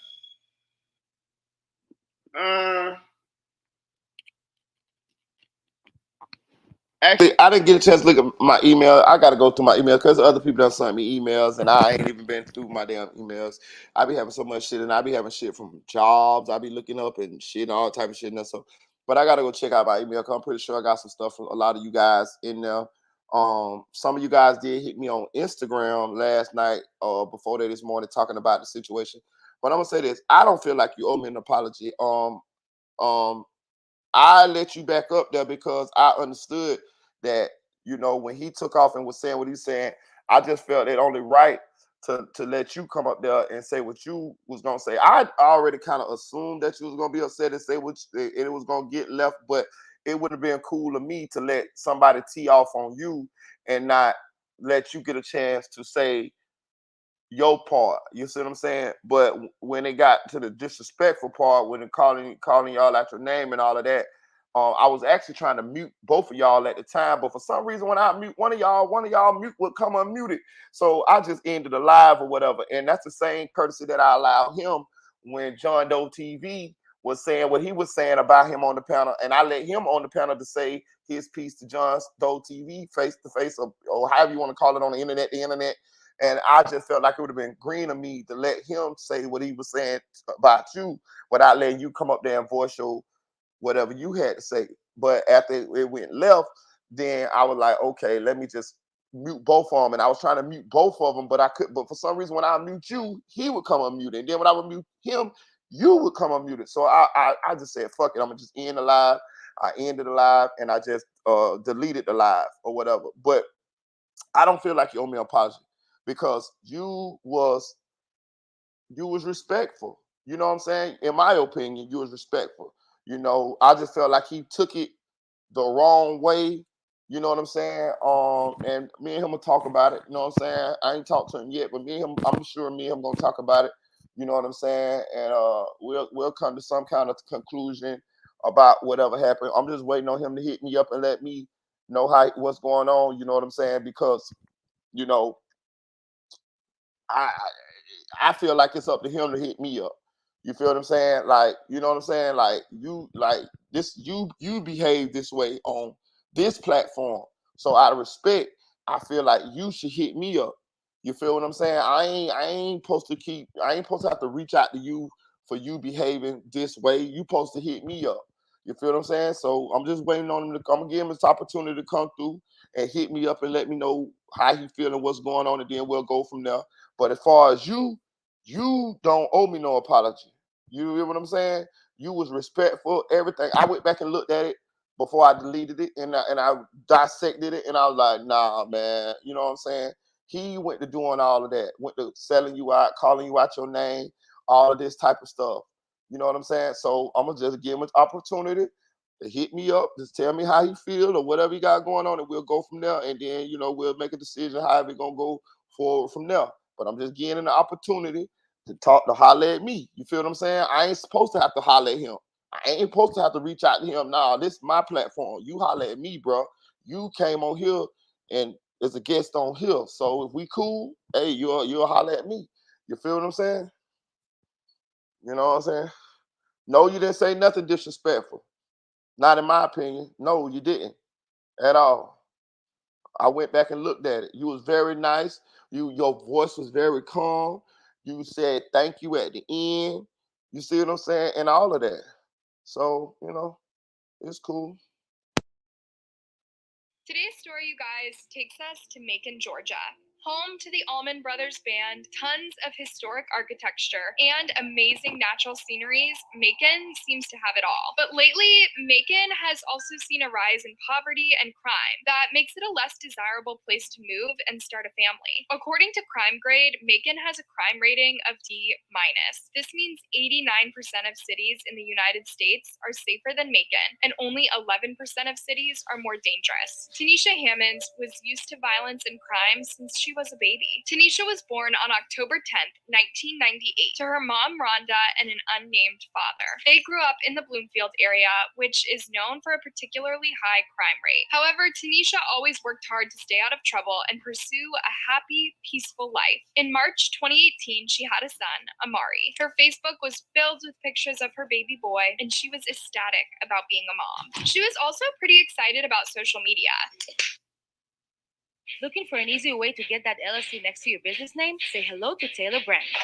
You just go to their site, enter your LLC state, add your business name, answer a few questions, and that's it.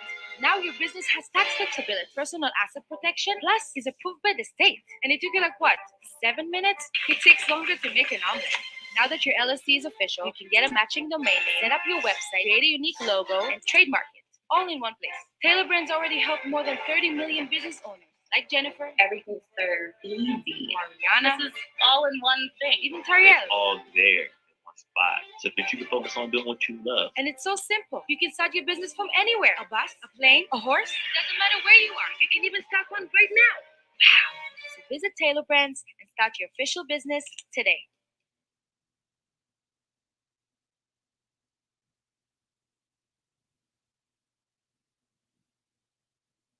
The house is about to burn down. Yeah, it's actually very sad. Thank you all, but there's nothing more we can do. The big house fire is something we've been... Dang, man, I hate that little 15 minute, man. I gave him a little laugh, though. He gonna be good tonight. He finna go think about me. myself and I got myself again. Time is money. I need that money. Got no time for no friends. She regularly posts and let all of her loved ones know what she was up to or what Amari had done that day. It was her way of connecting with all of her friends at the same time. But Tanisha liked going out too. She might have been a mom, but she was 20 years old and she was still down to party every now and then. So on December 23rd, 2018, Tanisha met up with a few old friends and went out to have drinks. But Tanisha never made it home that night.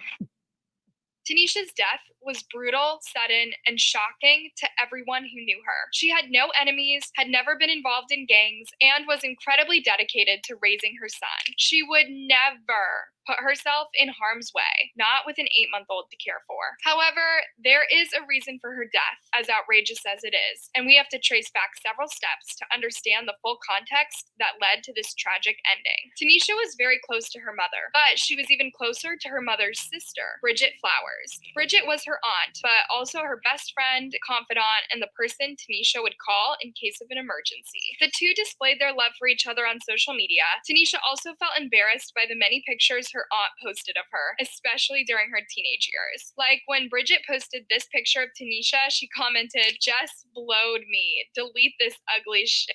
And her aunt replied, "You took it. You can't be ugly because you look like me." You know how family dynamics go. Still, they were the best of friends, and nothing could keep them apart. In fact, Tanisha spent most of her childhood living with Bridget and her two twin sons, Jayshawn and Jamon Jackson. They were born in 2000, making them 2 years Tanisha's juniors. Growing up, Tanisha's cousins were happy-go-lucky, rowdy, and kind-hearted. They were exactly what you'd expect from two young brothers. Bridget was super proud of them. She was also in love with her husband, the boy's stepfather. Sometimes she would tell Facebook about her love for them. God, my kids, my hubby, then me, in that order. Bridget would also write about how much she missed her husband when he wasn't there. At first glance, it looked like the perfect love story. I miss my husband, feeling some type of way this morning. But those who knew Bridget, her undying loyalty to him was worrying. Jacinto Flowers was with Bridget in almost every way you can imagine. He would beat her, insult her, and be extremely jealous and possessive of her. She wasn't allowed to do anything but him. Well, that's when the double standards begin. He would be going out at night, doing God knows what, and Bridget hardly ever knew what he was up to. As it turns out, he was deeply involved in the drug trade. He was in and out of prison 18 times on drug and petty crime charges. So when Bridget said she missed him, he was either in prison or doing sketchy deals. And when he was at home, they would constantly fight. And while you can imagine how he would treat his stepsons too. He could not regulate his emotions, nor was he a responsible figure that the boys could look up to. In fact, he was one of the most unstable types of parents out there. Sadly, the negative effects of his character on Jayshawn and Jamon would be felt later on. Nevertheless, Bridget supported and even loved her husband, no matter how many times he would mistreat her or her kids. Well, even she had a limit. So in late 2013 or early 2014, Bridget put an end to her marriage. Hey.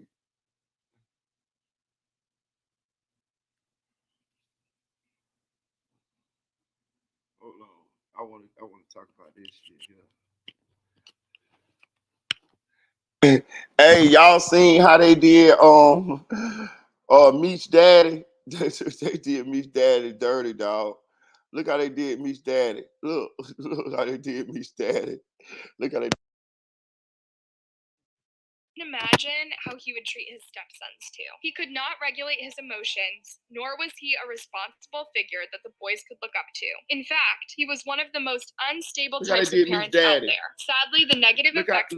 Look how they did Meech's daddy, y'all. So listen, I'm gonna say this too, y'all. So this for the women, you know, I dish it out fairly, right? We talk about, because I'm a man, so we talk about men shit women do. We gotta talk about shit men do. Listen, man. This guy was abusive. Let me tell y'all something, bro. It is never an excuse to hit a woman, dog. I'm gonna tell you something. I'm gonna say this. I let that motherfucker swing on you, and you know what I'm saying, and shit like that there, and beating you up. You know, some dudes real little, and some women can't beat dudes. Contrary to popular belief, trust me. I lost 2 fights growing up as a kid. When I lost one when I was 5, and I lost one when I was 10. Both to girls. Yeah, I'm telling you, both of them to girls. I call it real, bro. both of them was older than me. Both of them was like tomboyish, but both of them motherfuckers could fight like dudes. You see what I'm saying? And I got a partner who was a grown ass man. He was a little short dude. He dead now, but I seen him lose twice on the block to women, to two different women. You know what I'm saying? So it is possible, not often, but yeah, some women can beat your ass. I tell you what, run up on Ronda Rousey and think your ass a regular dude just gonna beat her ass, same size and all that. Think you gonna get your ass, think you gonna beat that lady and see what the fuck happened. Now run up on Layla Ali and think you gonna motherfucking just handle her if you know what I mean, because you a man. All right, nah, you know what I'm saying? I'm gonna say this. Dudes, she did the right thing, and actually probably stayed in it too long with a abusive husband, right? You could clearly tell she was displaying symptoms of Stockholm syndrome. You know what Stockholm syndrome is? That's when you fall in love with your abuser through the trauma bond. And he was very abusive. Not only was he abusive to her, she's a legend that, because I wasn't there, but she's a legend that he was abusive to her two twin sons that were his stepsons. Now, that's the part I really want to get into. Women, let me tell you something. I done seen this shit a lot of times. If a man is abusive to you, on top of being abusive to your children, I need you to get out that situation right now. I'm talking about today. I'm talking about this very moment. Pack your shit and go to your mama house or go to somebody's house where you can feel safe. Call the police. I want you in Orlando. They got a place called the Ronald McDonald House, and that's sponsored. It's a safe haven that's sponsored by McDonald's for battered women and children. I want you to get out that situation because I have seen a lot of times where these abusive men actually harm and even worse, unalive their spouses and the children. I have seen this. I have seen this personally. You know what I'm saying? And I'm gonna say this too. This for the men. I don't care what she did, bro. Trust me when I tell you this shit, bro. It take more. It's take more strength, self-control to just take yourself out the situation.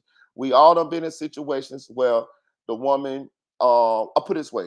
Where I'm from, my neighborhood, the girls in my neighborhood, they very macho. You know what I mean? Like the women in my neighborhood, they'll fight you. Swear to God, they will. They're gonna call you fuck nigga, all type of shit. And they're gonna go there with you. They're gonna throw bottles at you, they're gonna stab you, they're gonna do all type of shit. I don't remember none of them shooting nobody, but they goddamn sure gonna go toe to toe. You ain't just finna beat no chick from my neighborhood. That shit ain't finna happen. Like they got brothers, cousins, sisters, and it's gonna be a whole bunch of them out there on your ass like bumblebees. And they gonna handle their business before all of them even get there. So it's gonna be a whole Royal Rumble out to that bitch. You know what I'm saying? So, but what I'm saying is, I do know that sometimes guys feel provoked. Maybe she cheated on you. Maybe she did this. Maybe she did that. Maybe she did some foul ass shit. I'm gonna say this though, trust me, because for somebody who done been in a lot of different fucked up situations, it is still not an excuse to put your hands on that woman. I got a partner. He cool as fuck. And you know what? I watched him and I learned from him. You know what he do when a woman do some weird foul shit? He don't argue. He don't say nothing. He just pretend like everything cool.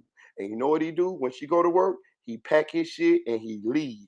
He be gone. He don't answer the phone. He don't do nothing. He just move on with his life, bro. If he got to put all his shit in his trunk and stay in a hotel or go stay with his mama, he do that. He don't give them no explanations. He don't give them no closure. He don't argue about the shit. If they do some shit that he perceive as foul, and a lot of times it do be foul, like he might find that they cheating or something like this, he don't even bring it up. He don't say shit. He just leave. And I found that that's a good way to handle things. You see what I'm saying? You don't got to argue with nobody. You don't got to go back and forth with nobody. You ain't got to like try to get no answers or nothing. Because I done been guilty of that type of shit too. I done been guilty of arguing back and forth, trying to talk to motherfuckers and do all that shit. That shit just blow up to a whole different, bigger situation. And you end up saying shit, she end up saying shit, and that shit can even end up involving other people, her family, your family, and then it's a whole big shit. And people could end up dead, hurt, whatever from that shit. I watched my partner do this shit a couple times, and I just adopt it, or I try to. Sometimes I get caught up and I say shit back and forth, but I just try to adopt that type of action to that reaction to that action. I just take myself out of the situation because that hurts somebody a lot more than you think. When you just take yourself out of the situation, you don't argue, you don't say nothing, you just leave them there to deal with the consequences of their actions. You see what I'm saying? And you take the high road and you just slide. Don't put your hands on her. I don't give a damn if you come in there and you catch her in the act, my nigga. You just politely get your shit and get the fuck on, or you call the police and you get them to get her the fuck up out of there, her and the nigga and whoever else, and you just let it be that. You don't got to go back and forth with nobody, bro. Wrong is wrong. You know you've been done wrong. You see she be done. You see she did you wrong. People know what they be fucking doing. You don't got to go back and forth with them. This is the best way to handle shit, because a lot of times when we react out of anger, shit get worse, where your ass can go to jail. Your ass can fuck around and lose what you got going on because of the actions of somebody else, because you reacted in a certain kind of way, and that shit caused you to lose or caused you to face some type of criminal consequences or something like that. You feel what I'm saying? Too many times we feel like that we can just beat on motherfuckers or say shit and argue back and forth, and that shit gonna solve something. That shit ain't gonna solve a motherfucking thing. You know what I'm saying? Just take yourself out of the situation. I know it might be tough. I know a lot of times people be together from financial reasons, and you know it's hard to separate because your name might be on the house and her name might be on the house.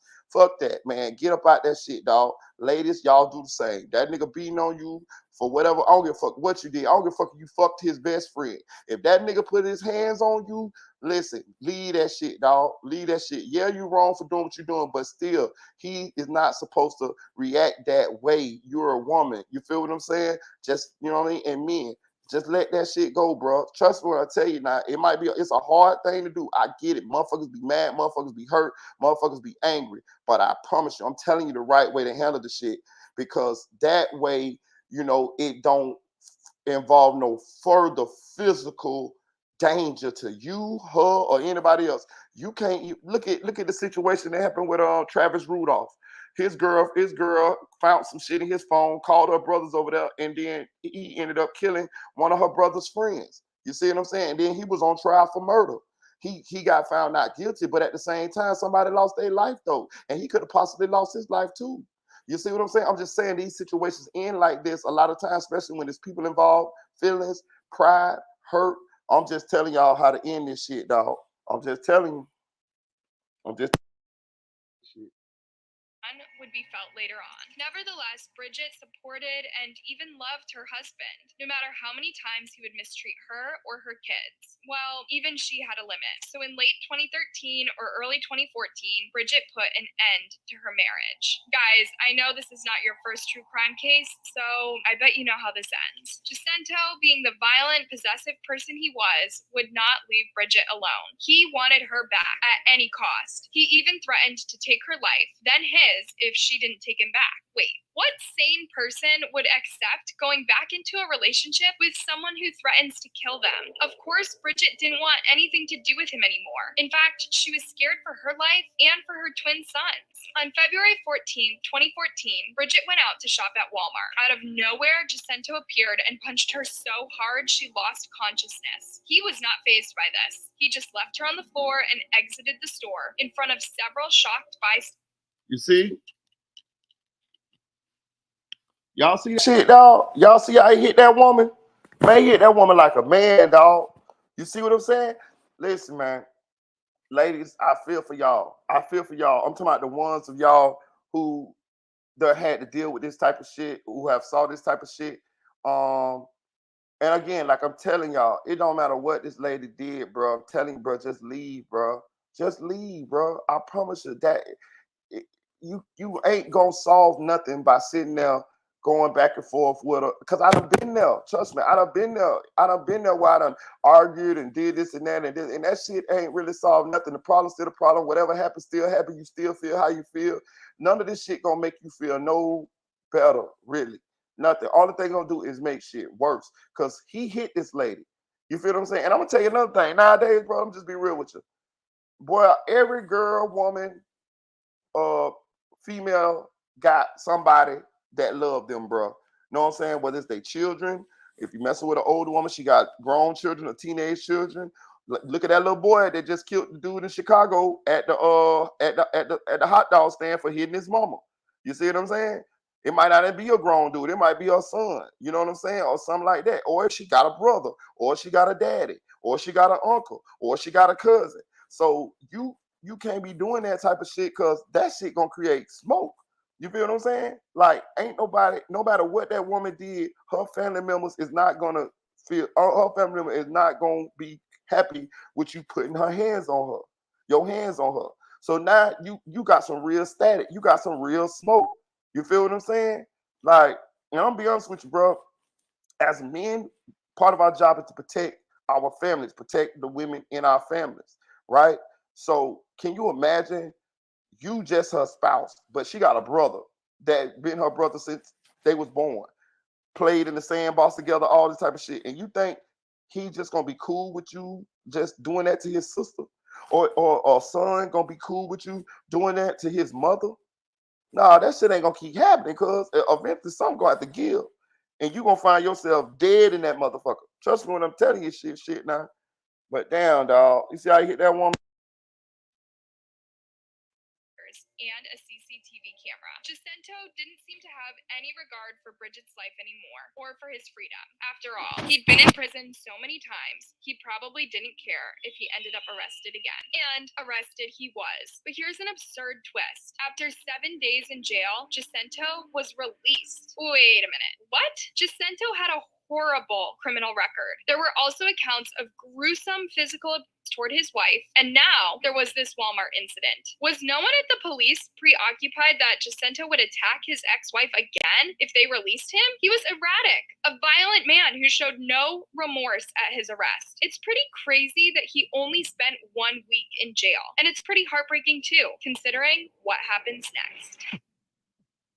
On February 22nd, 2014, Bridget, her mother, her sister, and their friend had a cookout at Bridget's house. Late in the evening, they wanted some more drinks to keep the party going. Bridget went to get the drinks at the nearby liquor store, but on her way back, she decided to drop off her friend at her place. They were still in her driveway when Bridget's friend started arguing with her boyfriend. Lo and behold, Jacinto appeared. Now he appeared concerned about the couple's fight, so he walked closer to the car to ask what was going on.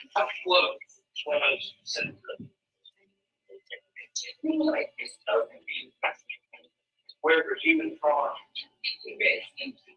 A second later, Jacinto seemed to distance himself from the fight. He took a step back, pulled out his gun, and shot Bridget in the face. She died on the spot, in front of all of her friends and family. Her poor sons would find out about this in just a few hours. Jacinto was arrested that night. Some people couldn't believe that he'd kill Bridget less than 24 hours after his release. Other people...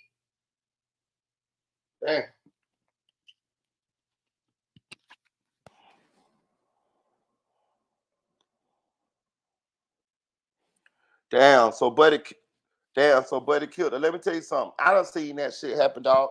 I'm gonna tell this story. It's a quick little story.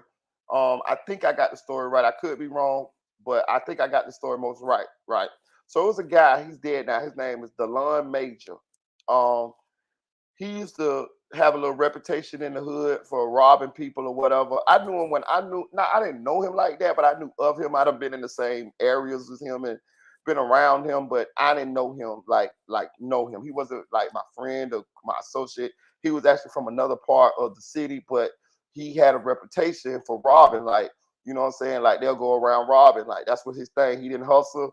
He was a robber. Like, if you know what I mean, when he came around, it was a little bit of fear in the air because he was known for robbing. So, you know, just imagine you out there hustling, you know, everybody on the block hustling, and then he pull up in his car, you know, and he ain't looking like he's finna rob nobody. He's just talking and joking and stuff. And then he just pull out his pistol and draw down on somebody and be like, hey man, let me get all that shit, my nigga. And then, you know, just rob a nigga. And that's how he was. He was very erratic. Like, you know, sometimes he'll pull up and, you know, everything will be cool. You know, he laugh and joke and then he'll get in his car and leave. But then sometimes he would pull up to different areas in the hood and he would just draw down. He would talk to people for a little second, laugh, play like everything okay. And then he'll draw down and he'll rob a motherfucker. Like that was his thing, right? So DeLon had this girlfriend that he was very, very much in love with. And for some reason, I can't remember what he went to jail for, but he went to jail. He went to jail. He went to prison for a couple of years or whatever, whatever. And some kind of way, if I'm not mistaken, y'all, if I'm not mistaken, the girl, they had a child, right? They had a child. And at some point when he was in jail, they had got into like this child support situation.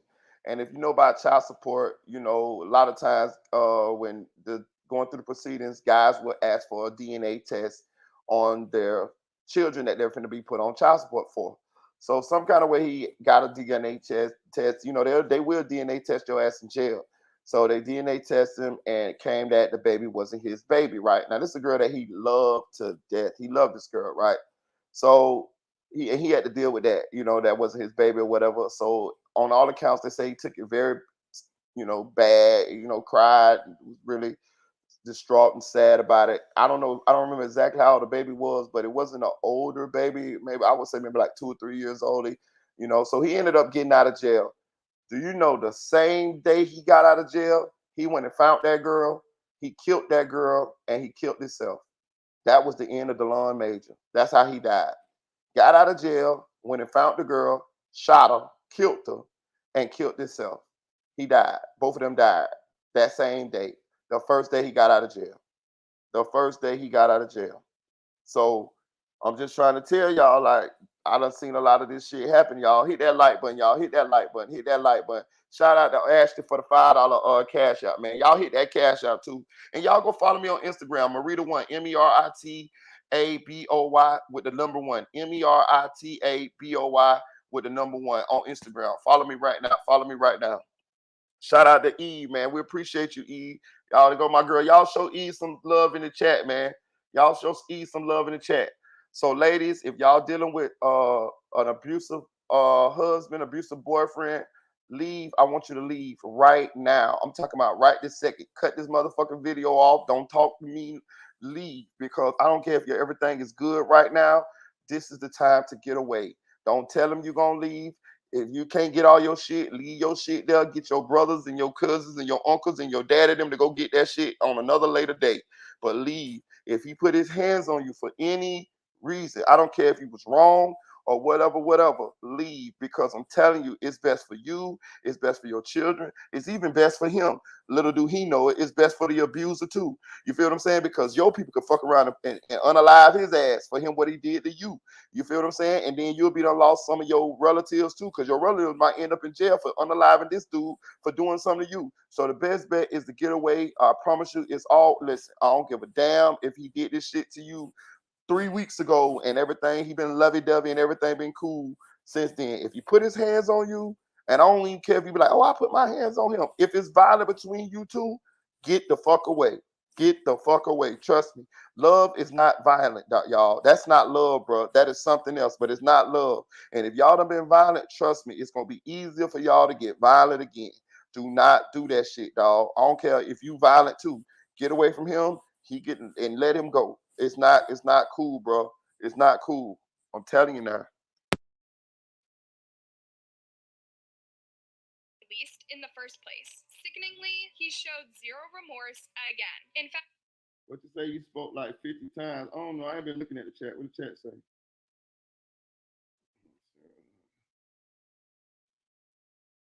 What you say in the chat? Let me see.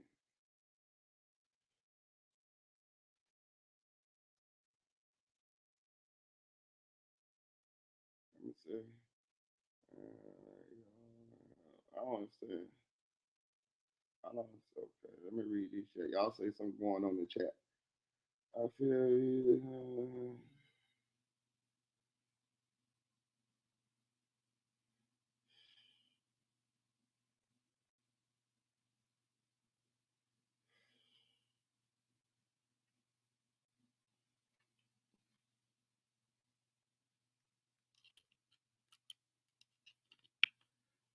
Hey Jack, for some reason you always got some old weird ass ways of looking at shit, bro. Evidently, you must ain't had a lot of life experiences, bro.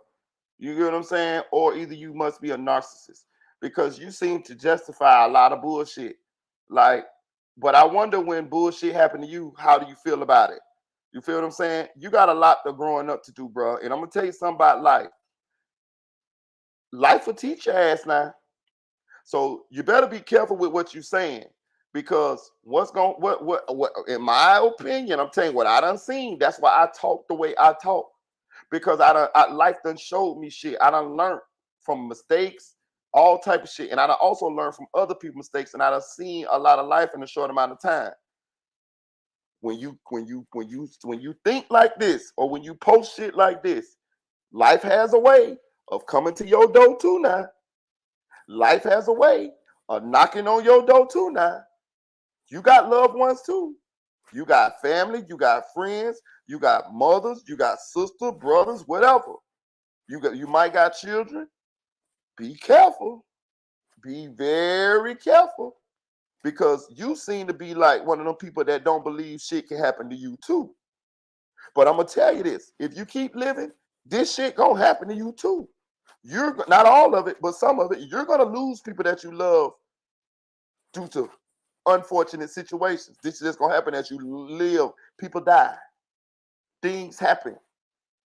And I hope that you're not one of them people that these things have to go to happen to for you to understand that the shit you saying is very immature and not thoughtful when you thinking them out. You think you thoughtful, you think this shit funny, but life ain't funny. You gonna die one day, bro. We all gonna die one day, bro. We gonna get karma one day. Everybody gets their karma. That's why I try to put out more positive energy than negative energy. I try to be better today than I was yesterday. Be careful. That's all I'm gonna tell you. Be careful.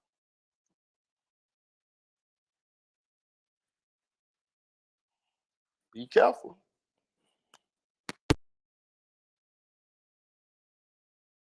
He seemed pretty proud of his deed. Just look at his face during the trial. This is the expression he gave Bridget's family. This is how much he cared for his wife. The wife that stood by him and gushed over him on Facebook for years on end. Jacinto will spend the rest of his life behind bars, but his horrible legacy left many holes in the family. You know, once you get tired, you're tired. You know, and she was tired of it. She was like, well, I'm done with you. But I still don't know from this day to that one, what would possess you to just kill somebody you say you love so much. And in a dark and disturbing way, he started the domino effect that ended with Tanisha Hammond's death.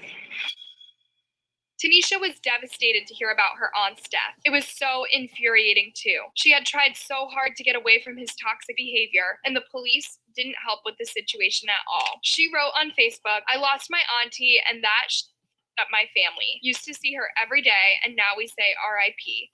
That because he knows he took part of me. I close my eyes to go to sleep and see him in my dreams. Hard for my grandmother to keep her head up. We see him in court and he smiled at her. How TF you live with some shit like that, especially when you said you loved her and had her back. But it's a cold world and them big facts. I can't blame you though. I knew you was a rat." Exactly. How can you say you love someone and then take their life when they ask you to set them free? A few years later, Bridget's family started a I'm gonna say this too. I done been in situations where I done got it back and forth with girls that I was dating and stuff like that. We done got to argue and stuff. I'm gonna say this right. I never thought about killing them though, and I'm gonna tell you why. Like, no matter what, but I don't understand. I understand everybody mind don't work the same. I understand some people don't have impulse control. I actually been through impulse control classes. You know, when I was on probation, they made me go through an impulse control class. I got a plaque, a little certificate, and everything. So I've been through impulse control. That's why but I always been pretty good at thinking myself through situations, even when I'm mad or something like that. That's why I reframe a lot. Let me tell y'all something, dog. Let me tell you something. It doesn't take, you're not a stronger person if you just react out of emotions. It's easy just to react out of emotions. What makes you stronger or a strong person is if you could feel a way and you could still refrain from letting your feelings make you make a decision that's going to affect you negatively, right? So it's sort of like take the high road. It's sort of like just fuck what don't worry about getting your lick back. Karma, God gonna get your lick back for you. Karma gonna get your lick, gonna get your lick back for you. You just make sure that you safe and you make sure that you get yourself out of a situation that's unhealthy for you. That's what you do. I done been there, bro. I can, you know me, I have 1,000 stories. I can tell you 1,000 stories. Know what I'm saying? And that's how I end up still being here today. And that's how I end up maturing and turning into a better person. I'm definitely a better person today than I was yesterday. You feel what I'm saying? I don't just do foolish shit. You know what I'm saying? I have done a lot of foolish shit, but as I got blessed with more time, when God saw fit to bless me with more time and to be and to mature into the person that I am today, I was able to reflect and that's how I end up who I am today. And I can just imagine the type of person I'm gonna be in the next 10 years or the 20 years or whatever. It's a process. You know what I'm saying? Life is for learning. And if you don't learn these lessons, you're going to be stuck right there in that same spot, or you're going to fall victim to the lesson that you should have been learning or that life put in front of you to learn. I done been in situations where I done did the same shit over and over and over again because I didn't want to change or change my behavior or learn from the lesson that was in front of me. And then when I realized that I had to actually change and not do certain shit in order to get over that hump in life, that's how I came to the realization, okay, so when I run into a wall in life, it's something that I'm not doing right. So I got to switch something about myself or my behaviors in order to get past this obstacle. This is how life throws you these obstacles. It's to help you grow. If you're not growing, then you're not becoming the best version of yourself. And in order to do that, you got to take accountability, but you also got to reflect and face the facts of what is going on in the mirror. So if you is the problem, then you need to self-correct yourself. And if the environment or the people that you're around or the things that you're doing is the problem, then you need to correct those things. And if you don't, I promise you, you will be in that same spot. And eventually those things that you cannot correct will cause your demise. Trust me, they will cause your demise. We a lot of times fall victim to our own vices. We fall victim. That's like if you're a promiscuous person and you mess around and catch a disease that you can't get rid of, and that causes you your life. If you smoke a lot of cigarettes or whatever, and you don't stop smoking cigarettes and you catch cancer, then you fall victim to that. If you is a robber and then eventually you get killed on a robbery, that cost you your life because you didn't stop this. I'm telling you, I have seen all of these things happen to people in their lives. And I know ain't nobody perfect, but I just want you to know, I just want you to understand that if you can't clean up some of these things in your life, then these things may cause you to lose your life, such as the situation with the abuse and stuff like that. With this situation, what we talking about here, I'm just telling you, I'm not saying I'm perfect. I'm not saying I do everything perfect. But what I'm saying is I try my best to fix and tinker and tighten up little screws on myself so I can be a better person today than I was tomorrow. And it's a process. It takes time. A lot of times we get stuck in these same habits.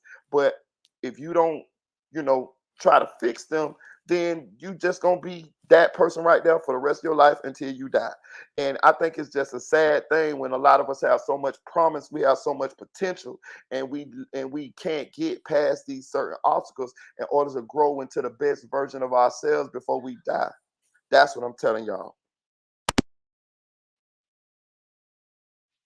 Against the Bibb County Sheriff's Office, stating Jacinto should have never been granted bail after 7 days. They had all the information they needed about his history. They could have made an informed choice and kept him locked up. And then there were Jay Sean and Jamon. The twins had had Jacinto as their dad for most of their lives. They'd learned to trust him and look up to him, even when he was at his lowest. Now he'd taken their mother away in such a brutal way, and they were only 14 years old when it happened. It's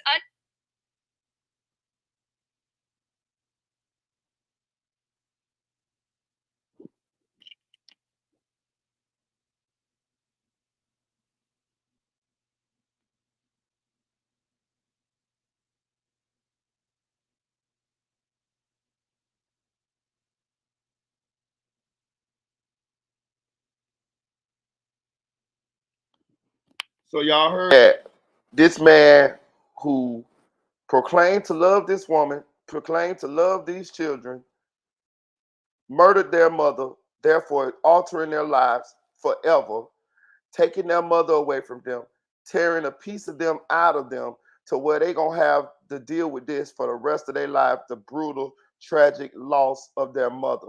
You see what I'm saying? You see what I'm saying?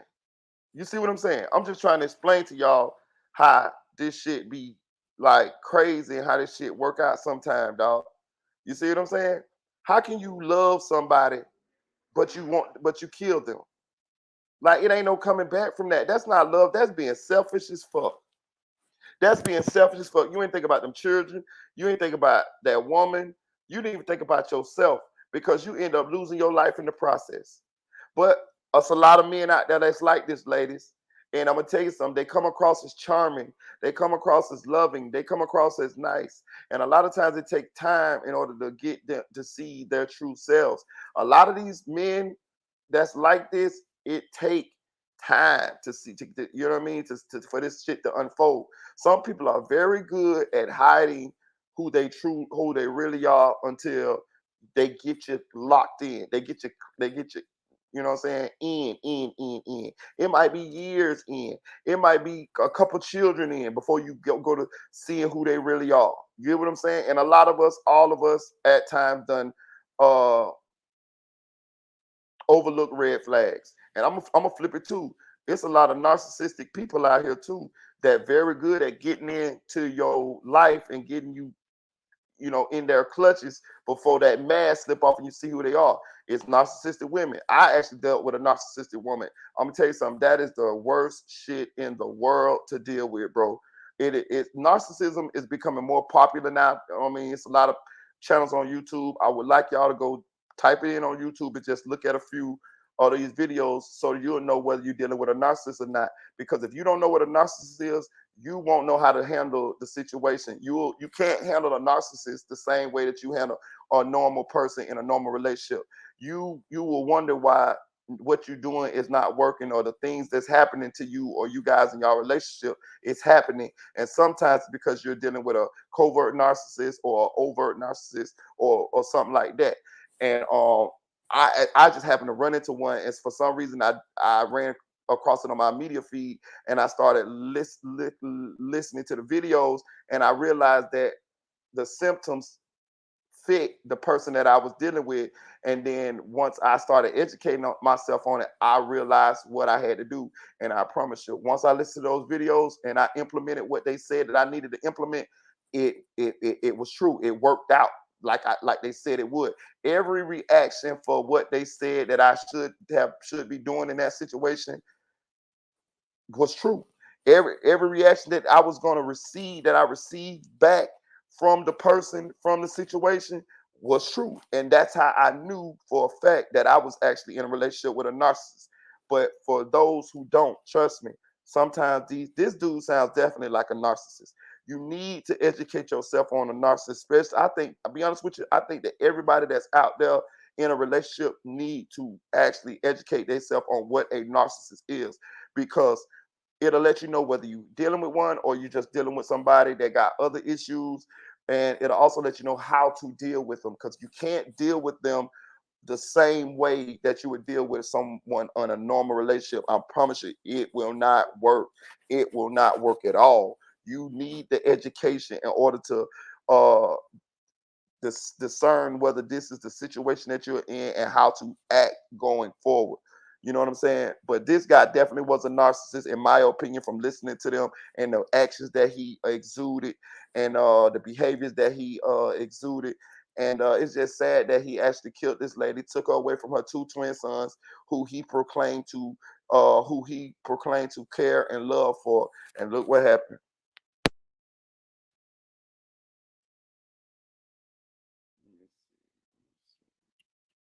What you say, Tara? How do you become a member? You just go to the home page, Tara. Just go to it's a join button. Just go to the home page, and it's up there. It says join. You should see it. Let me know if you see it.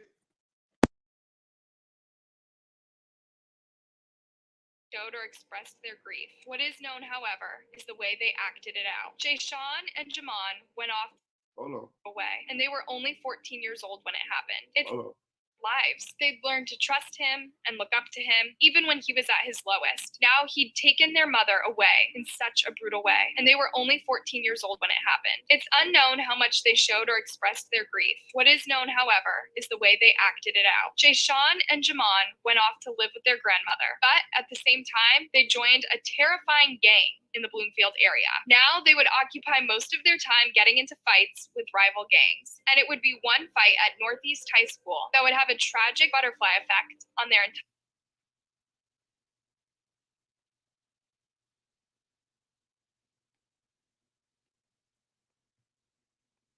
family. When they were 18, Jayshawn and Jamon had started a feud with 16-year-old Kendrick Davis. So y'all see that, right? So y'all see that, right? You see what I'm saying? You see the cause and effect? Now, being that they lost their mama, that shit put them in, like, you know, a certain state. They went on to join the gang and became violent. You see what I'm saying? You see what I'm saying? You see what I'm saying? You see how this shit started a cycle or chain reaction, cause and effect? And a lot of times people do not listen. One thing I'm glad at, man, God done blessed me with foresight and vision. I do have the ability to see farther down the road than a lot of people. Like, when I look at shit, I look at the whole end. Like, I look at the whole scenario to the end. You get what I'm saying? It's sad sometimes, but I do that. You feel what I'm saying? Like I'm gonna just share this with y'all. Right? When I look at life, I play it to the end. In my head, I play it all the way to the end. And it's sad. It's very sad, but this is what I do, and I had the ability to do this, right? I realize that every relationship that we have in life is going to end in sadness. Everyone. It's a sad thing. It's a sad thing. A lot of people don't think about shit like that. Or a lot of people don't think that far down the road. A lot of people just don't want to think about it. But I do. And I'm gonna tell you how I know that every relationship that we have in life is going to end in sadness, because everybody dies. I'm gonna pass one day. My loved one's gonna pass one day. My spouse gonna pass one day. Everybody gonna pass one day, right? So therefore, it's going to end in sadness, right? So, but you know what that makes me do, though? It makes me appreciate the people while we're here. And that also it helps me from not doing wrong things to people at all, because and it also helped me to change, because I realized that this may be the last time I see this person, right? It also hurts me. It hurts me sometimes, because sometimes I give people more chances than I should, because I realize that, you know, hey, this might be it right here. So I kind of like give a person a chance or two before I just completely cut them off. Now, once I cut your ass off, it's over. And I be cool. How I'm gonna say, I understand that once I cut you off, I may not never talk to you again in life.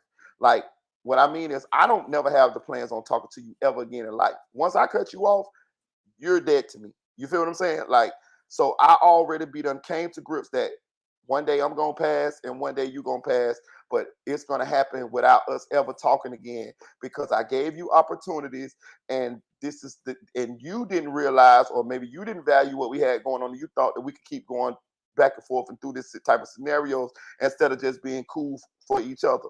That's with a friendship, that's with a family member, that's with a relationship, that's with anybody. You feel what I'm saying? Because I don't realize you have to cut out negative people in your life, or that shit gonna drain you, bring you down, and it's gonna cause you to lose. So once I realized, okay, regardless of whoever they is, if they negative, if they bringing a negative effect in my life, I need to cut them off. I give a person a chance or two.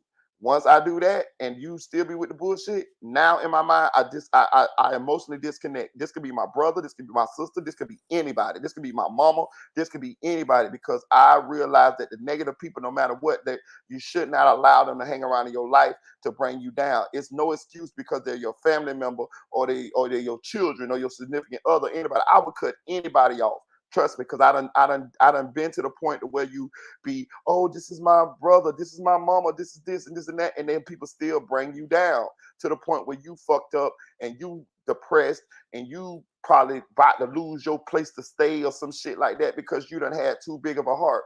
No, no, no, no, no. You have to love yourself first. So I realized, so I came to that conclusion. Anybody that's negative, anybody that I can't, that's bringing negative energy to me or causing me to some kind of way lose because they always negative or they got negative shit going on around them, or it's a one-sided relationship whereas I'm giving more than the next person, then I cut your ass off after I give you a chance or two. Some people don't even get that many chances. It depends on how close you is to me or you know what I mean, or whatever.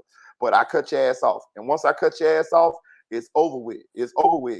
It ain't nothing you can talk to me about. It ain't nothing we can talk about.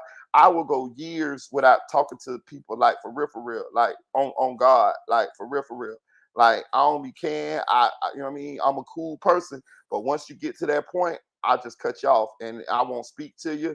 I won't say nothing to you. I don't give a fuck if you in the hospital on your deathbed. You just gonna die without me coming there, and vice versa. If I'm in the hospital and I'm on my deathbed, I don't want you to come. I don't want you to come. Don't come to my funeral. No, none of that shit, bitch. I'm out of here. You're going to understand that the way that you acted in when it came pertaining to me, that it caused me to act this way to where it's over with you. You feel what I'm saying? Like, I'm gonna be honest with you, I got a list of motherfuckers that I don't even want to come to my funeral. That's on everything. Like, for real. Don't fake that shit for me. If you ain't fuck with me, if you ain't, when I was here and I gave you opportunity to treat me like somebody, or to, you know, or me and you can have a good relationship, good vibe, that's family, whatever. I don't want you there when I'm dead. I don't want you there crying over my casket with that fake love shit. Nah, fuck it. Let it be what it's gonna be. You feel what I'm saying? That's how I roll. You feel what I'm saying? So, but I'm just showing y'all how this shit go, dog. You know what I'm saying? Mon had seen Kendrick streaming on Facebook Live. He was bragging about firing his gun at the houses of Jamon's friends. Jamon was so angered by this, he wanted to get his revenge. And you know how gang violence often escalates senselessly from a nasty word to murder in broad daylight? It really shouldn't be like this. But when there are angry, hormonal teenagers and guns involved, it can end up really bad. So Jamon called on his friends and cousins to confront Kendrick. Kendrick and his gang were ready too. He knew a fight was coming, so he'd rallied up his boys as well. One day, the gang set a time and a place to settle their beef after school. But there were dozens of teens involved, and some were more violent than others. Some threw punches, others threw rocks, and then someone pulled out a gun. Kendrick Davis died that night. Imagine the pain his family felt. He was only 16. He hadn't even finished school or had a proper relationship. However, Jayshawn and Jamon felt nothing. Shocking, I know. Somehow Jamon wasn't affected by seeing his rival dying in front of him. If anything, he wanted to exert more revenge on his gang. Was his grief so terrible and so unprocessed that this was the only way he... So you see that? You see that? Listen, see, it'd be so hard sometimes when you could see these type of things possibly turning out this way, but other people can't. So it's like sometimes it leaves you powerless in order to fix these type of situations, or somewhat powerless. Like, you can do certain things, but at the end of the day, sometimes if it may cause you to lose or your death or something like that, it's like you have to weigh the pros and the cons, and it's sometimes and then sometimes you have to be like, damn, I wanna try to fix this, but I can't fix this by myself. So it's like, damn, what's gonna happen here? You know, and I'll be the type of person that I'll be trying to fix the shit so this type of shit won't happen. Is it a guarantee that this type of shit gonna happen if you don't fix it? No, but it's a possibility. Yes, and being that if it's a possibility, then I try to be the person that try to fix the shit. So I'm gonna show you what I mean. Case in point, right? These boys lost their mother, right? They lost their mother tragically, right? Now, for the guy who killed their mother, he didn't even think about that this could possibly affect these kids this way. Because if he did, and he had any empathy care, and he really had some love for this woman, then he wouldn't have did what he did to this woman. Now, being that what he did to that woman, taking her away from her kids, murdering her, and leaving her children to deal with that pain, it possibly, most likely, sent them down this path. It definitely affected them negatively, where they probably said, fuck the world, and they probably clicked more close to each other because they twins, and that's all. They got they already lost their mama, so it's like, nigga, I ain't finna lose my motherfucking brothers. You know what I'm saying? So I'm finna protect my brother, nigga. We finna ride, we finna do whatever the fuck. You know what I'm saying? Because it's my brother. You see what I'm saying? So now, look, they took somebody's life. You know what I'm saying? They joined the gang because they probably want to belong to something, because they missing the family dynamic. A lot of times people join gangs because they have broken homes, bro, and they want to feel accepted. They want to feel loved. And as crazy it may be, that gang love, it is very enticing to somebody who has a broken home, bro, because gang members do love each other. They do. I ain't gonna count. Like, gang members do love each other, and know what I'm saying? And they show that love by protecting each other. You feel what I'm saying? Like, if I don't have, and then that's another thing. They probably felt vulnerable. They probably felt unprotected. We ain't got our mama. We ain't got our dad. Our stepdad killed our mama. We just out here. You feel what I'm saying? So joining the gang is like a family to them. It's like, you know what I'm saying? I got somebody fuck with me. I got a group of motherfuckers that's gonna go take care of that. You feel what I'm saying? Not only that, motherfuckers ain't gonna fuck with me because they know that I got motherfuckers that's gonna ride for me. You see what I'm saying? And it's just a fucked up dynamic, but it comes from trauma. It comes from childhood trauma. They want to belong. They want to feel a part of something. You see what I'm saying? And it just and then after a while, that's their family. You feel what I'm saying? So, but look, they ended up killing somebody. You see what I'm saying? Look at them. See what I'm saying? See how it affected these children? You see what I'm saying? And that's why, like, that shit be so crazy, dog. Shit be so crazy. Like, I got a son. He 10 months old. I ain't seen my son in like 4-5 months, right? Due to his mama, right? That she on some bullshit. So I just don't went on with my life. You feel what I'm saying? Like, cause I'm not finna, I gotta make sure I got other kids, and I gotta make sure that I'm the best version of myself. You know what I'm saying? In order to go forward in my life and do what I need to do for myself. You know what I'm saying? You got to love yourself. I told you got to love yourself. You know what I'm saying? And all the rest of that stuff, it come afterwards. You know what I'm saying? Love God, love yourself, and then the rest of that stuff come afterwards. You see what I'm saying? So how we know that, being that I'm not around my son to guide him, to share this knowledge with him, to give him this fatherly love and connection that I done gave my other son, that this boy won't grow up feeling empty, having a hole in his heart. You see what I'm saying? You see what I'm saying? Now, if it was up to me, I just want a co-parent. But because of the other parent on the bullshit, you know what I'm saying? We don't live in the same state. Hey, you know what I mean? And we all know that women have the most rights when it comes to the kids. Well, whoever they are, that's their baby.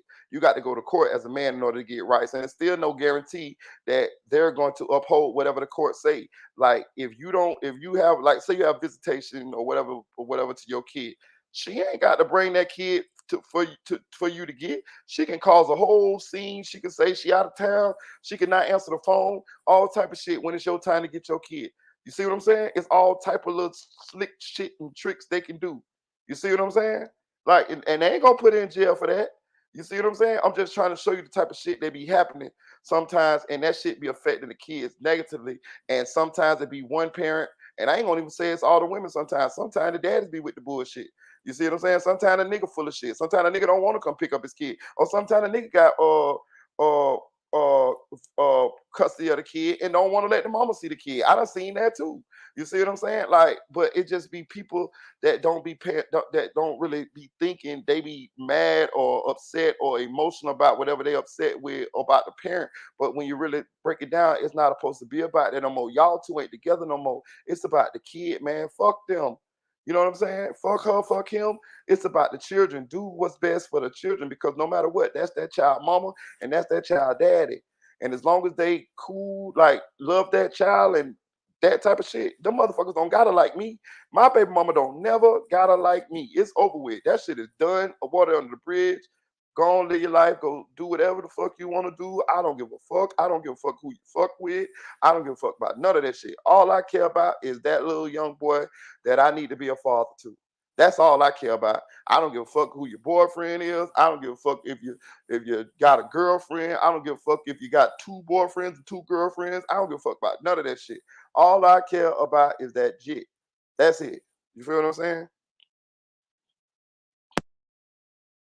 Cope with it? A few days after Kendrick's death, the twins and their gang went to Kendrick's house to do a drive-by shooting. Kendrick was gone, but his mother was there. Imagine what this did to her after she'd already lost her son. Jamon and 3 boys from his crew were arrested that night. They were charged with homicide. With Amazon's back to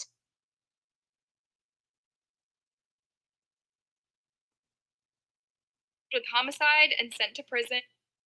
His mother was there. Imagine what this did to her after she'd already lost her son. Jamon and 3 boys from his crew were arrested that night. They were charged with homicide and sent to prison for a long time. But the tit for tat doesn't stop there. Jamon had really poked the tiger coming to Kendrick's home after he'd already been killed. His friends were now out for blood. There was still Jay Sean to punish and several other gang members. And so our story finally comes back to Tanisha.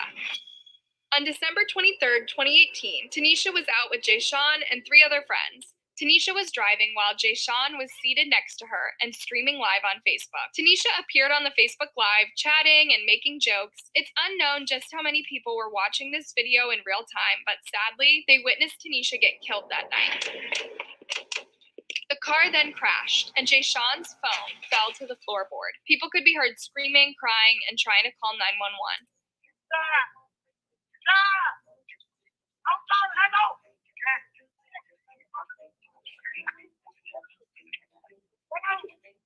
I need help. I'm going through the road. Heartbreakingly, Tanisha bled out in front of her loved ones within a matter of seconds. By the time the paramedics arrived, it was already too late to save her life. She was pronounced here behind us here at 8:50. Tanisha was killed by a member of the twins' rival gang. He mistook Tanisha for Jay Sean. Poor Tanisha had been surrounded by gang violence since a very young age. There are rumors of her father being involved in some illegal business, and her brother DeMarcus was part of the twins' gang and was arrested after the drive-by shooting. Then there was Jacinto and Bridget's tragic death. And yet, she had steered clear of gangs and drugs throughout her whole life. Now, she was a mother. She wanted nothing else than to love her son and to see him grow up. Tanisha was just at the wrong place at the wrong time, in a world filled with vengeful, violent people. Just like Jay Sean and Jamon once had to do, baby Amari would go on to live with his grandmother. He will never remember his mother. He was only 8 months old at the time of Tanisha's murder. But this is not the end of Tanisha Hammond's story, because what happened next was another proof that we live in a messed up world. News of Tanisha's death and the haunting Facebook Live video made headlines throughout the country. This sparked the old conversation about gun violence. It was a particularly relevant conversation for the communities of Macon and Bloomfield. In 2018 alone, 40 people lost their lives to homicide by gun in that neighborhood. Tanisha was the 40th. However, this was, as always, a conversation. Nothing was done to make Bloomfield safer, and nothing was done to bring Tanisha's killer to justice. You heard right. Jay Sean went to the police that night to tell them the whole story of their gang feud. He said he was certain it was someone from Kendrick's crew that offed Tanisha in an attempt to kill him. The police made a list of potential names and promised to follow up. However, there was no hard evidence linking anyone to Tanisha's death, so the case went cold and no one was ever arrested for it. Even after Kendrick's crew did a drive-by shooting of Tanisha's mother's house, the police didn't get involved. I know, disgusting. Tanisha's poor mother lived in fear for her life too. When she was contacted by the media for comments, Rhonda said she couldn't show her face on camera. They also declined to speak on camera, saying they were fearful for their own safety, since the killer could still be on the loose. Other people in the neighborhood were just as secretive. They even feared that ratting the killer out to the police could get them a death warrant. Some parents refused to let their kids out to play anymore. It's sad, you know what I'm saying? Because they want to come out and play, but it's just too dangerous right now these days. Sadly, people's fear only worked in the killer's favor. Eventually, Rhonda converted her daughter's Facebook page to a memorial page. 3 years after Tanisha's death, Rhonda wrote, 3 years ago, I got the worst news a mother could receive. You were gone. My best friend, my oldest child was gone. It seems like it was yesterday. And I have to ask God why so many times. You don't supposed to do that. He needed you more, I guess. Rest on, baby girl. As if the lack of justice for Tanisha wasn't messed up enough, here's another cut to the story. A young mother shot to death just days before Christmas. The whole thing caught on camera, and that video somehow made its way online and racked up more than 200,000 views. Yep, instead of remembering Tanisha for the bright, kind person she was, or instead of supporting her family through this horrible time, people seemed much more into finding the video of her death. Facebook soon took the horrifying video off the website. But you know how when you post something online, it doesn't really disappear with a simple delete? People can download it before you delete it, and before you know it, the video resurfaces on the dark web. Soon after Tanisha's murder, a website called Fly Height uploaded the terrifying Facebook Live video. Millions of people watched the video over and over again. That morbid curiosity prevailed over her family's repeated pleas to delete the video. You emailed flyhigh.com and said, You know, once it's on the internet, it's out there. But I'm like, much damage control y'all could do, please take it down. Tanisha's would-be sister-in-law, Sarah McMiller, explained she tried hard to take the video down, but it kept popping up on various shady websites. Her biggest concern was Tanisha's baby son growing up to see the gruesome way his mother died. Amari's not going to be a baby forever. Her son's going to have a social media one day. I would hate for him to come across that video. If you have a heart, take it down. Think of her child. If you won't take it down for anybody else, think of her mother and her child. It's really sad to watch how more people go for the immediate satisfaction of watching something this dark and brutal rather than respecting a grieving family's pleas. Also, is there that much satisfaction in watching someone get killed on camera? If I were you, I wouldn't go looking for things like this online. There's no good that can come out of seeing real life violence. Thankfully, Fly Height took the video down some months later. Isn't it super scary that a video you don't want online could make its way to so many websites? According to an expert in online safety, if you're the When your task takes a toll.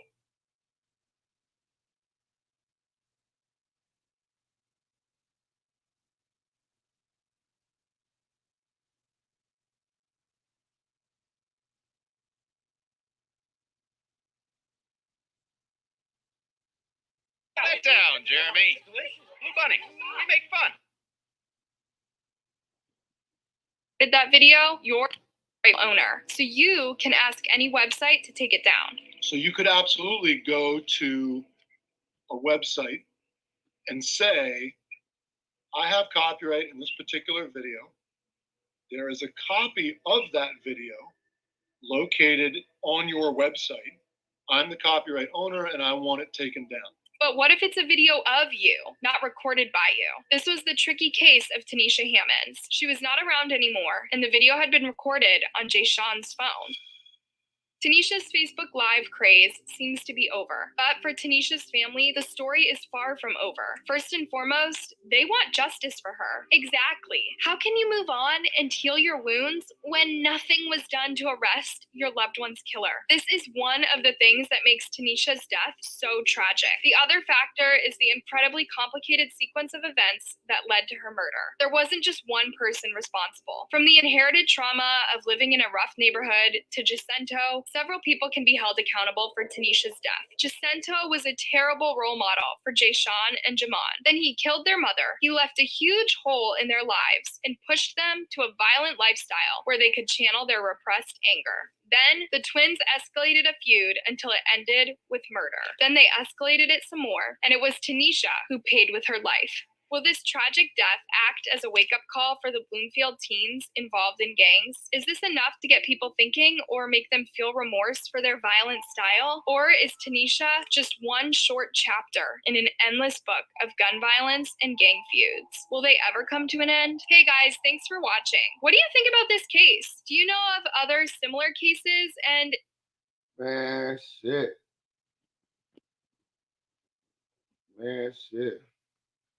Man, shout out to Anna Uncovered. That was a tough one though.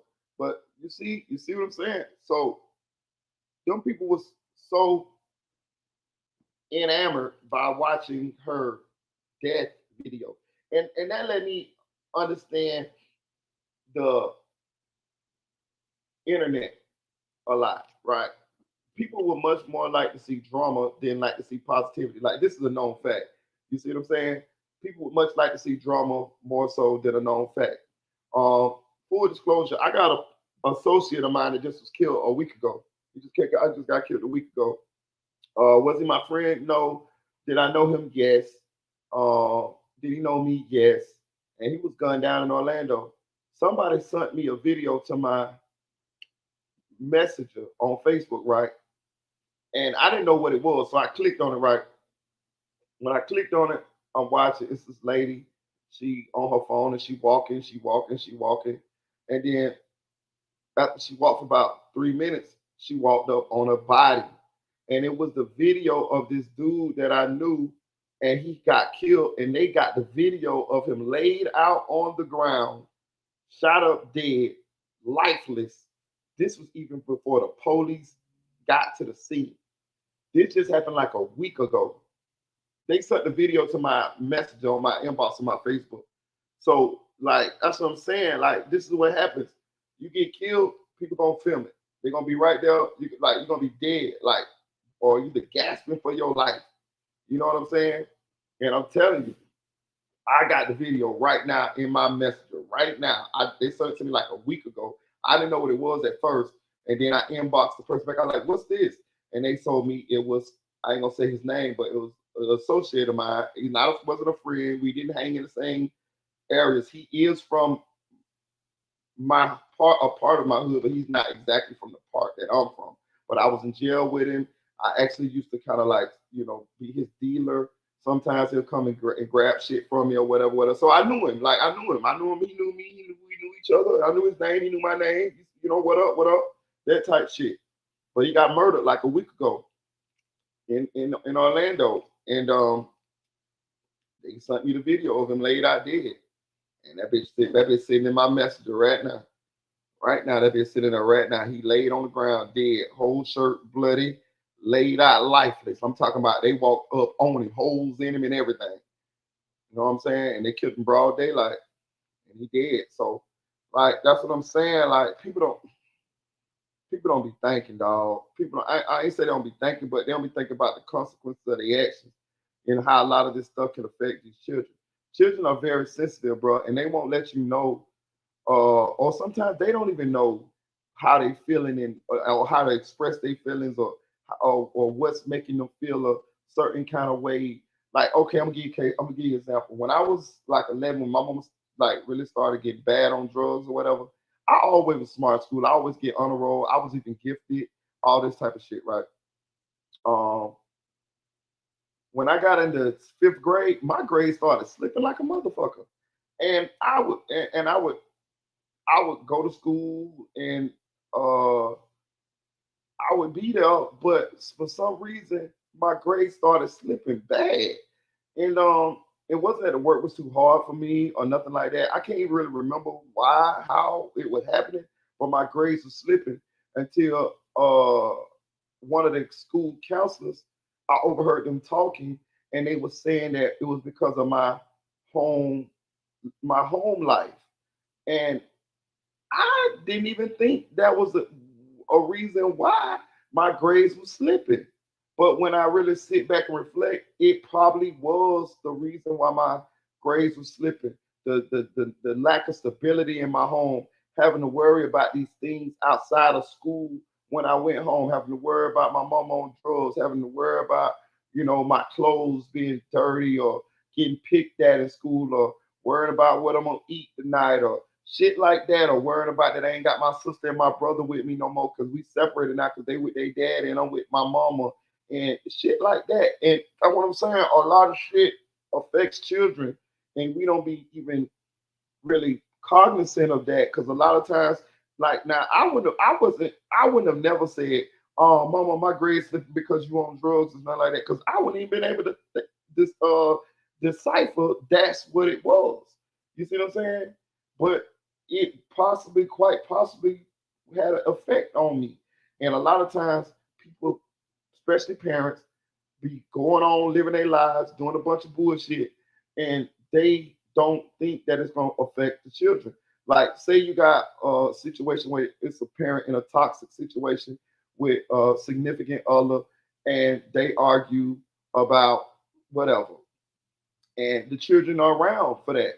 It ain't even got to be violent. Just say they arguing all the time about shit, and the children just around that, seeing that shit, hearing that shit, seeing that shit, hearing that shit. That shit could possibly affect them in a negative way.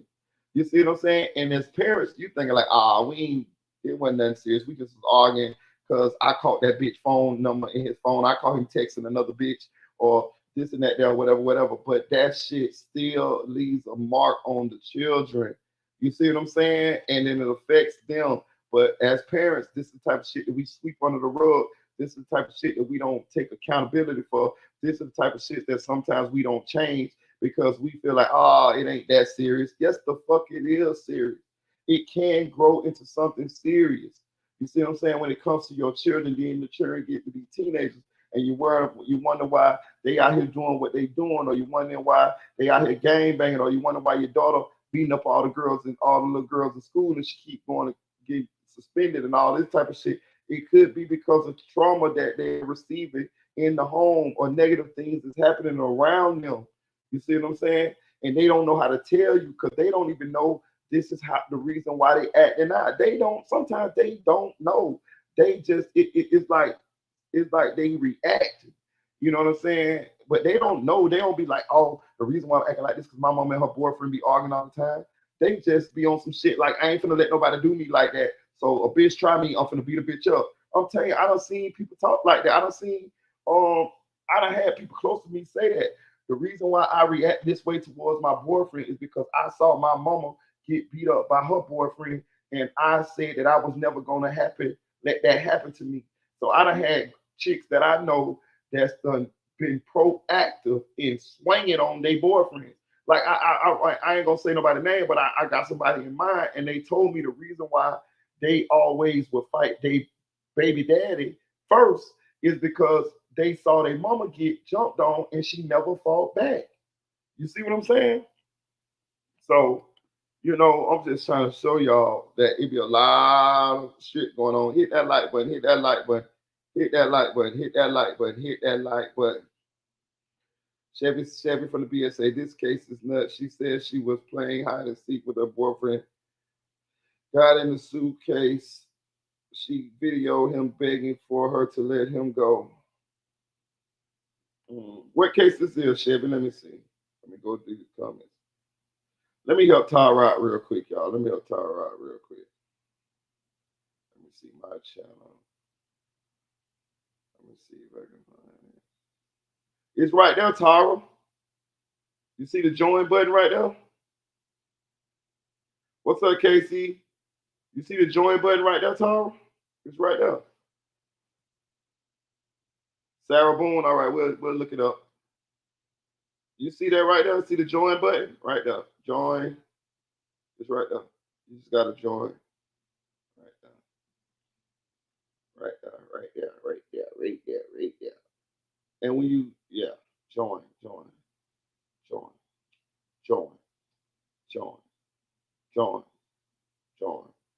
You still there, Tara? I'm just trying to make sure you give you enough time. You still there? Join.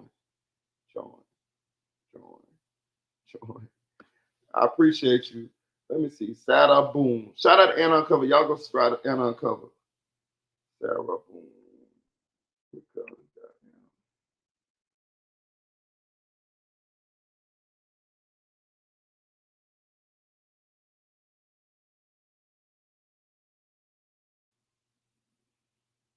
Damn. She looked like she in that same game with Rita. Sarah looked like she a formidable adversary. Shout out to Kamal Kimball. Hit that like button on the way in.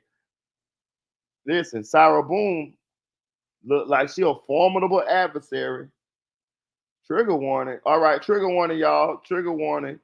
It's a trigger warning. I'm telling you, but I ain't gonna cap though. Sarah Boone look like. See, that's why I be trying. Listen, man. I'm telling you, boy. Sarah Boone look formidable. I'm talking about she look like a formidable adversary. I'm telling you.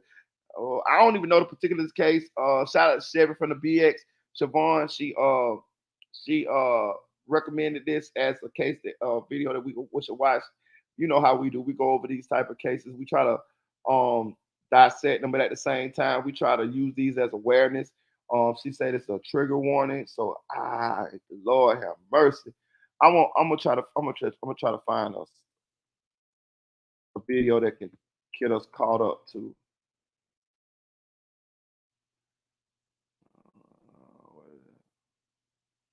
Okay, story of Sarah Boone.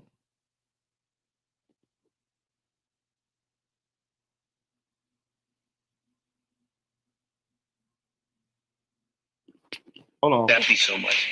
He says because you get the people that we want to get. Who are you getting this time? Whoever it is, I'm gonna get them for you. Whatever you and your friends do, do it somewhere else. He's a common man. He doesn't fly around with capes or anything. I'd like a cape. I'm sorry, y'all. I had to watch that. I had to watch that damn I had to watch that preview. I like the Equalizer, man. I like Denzel watching the Equalizer. Boy, I'm so excited. They're finna come out again. For real, boy. Who? I gotta check that out, boy. 9/1/23. Yeah. I'm on there. September 1st. Yeah, I'm in there for the Equalizer. But this is a Sarah Boone case, y'all. Monsters is a show about the worst human beings on the planet. Viewer discretion is advised. Sarah Boone. Damn, they got her as one of the worst people on the planet. Man, trigger warning, y'all. Trigger warning. I ain't never seen this case, but Chevy says it's a trigger warning. So, well, we finna see what kind of little monster inside that Sarah Boone got inside her. All I know is she look like a formidable adversary. She look like she in that game with Greta. Upset that her boyfriend abused her and cheated on her. She might have felt like she was trapped in the relationship, so she decided to show him just how it felt to be trapped. This is Monsters.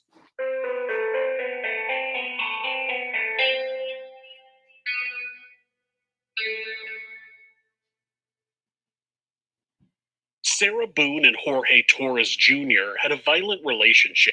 Jorge on drugs. I done seen it 5 seconds into it. Jorge on that meth, y'all. He was riding that. What's the name? What Sarah? What the name?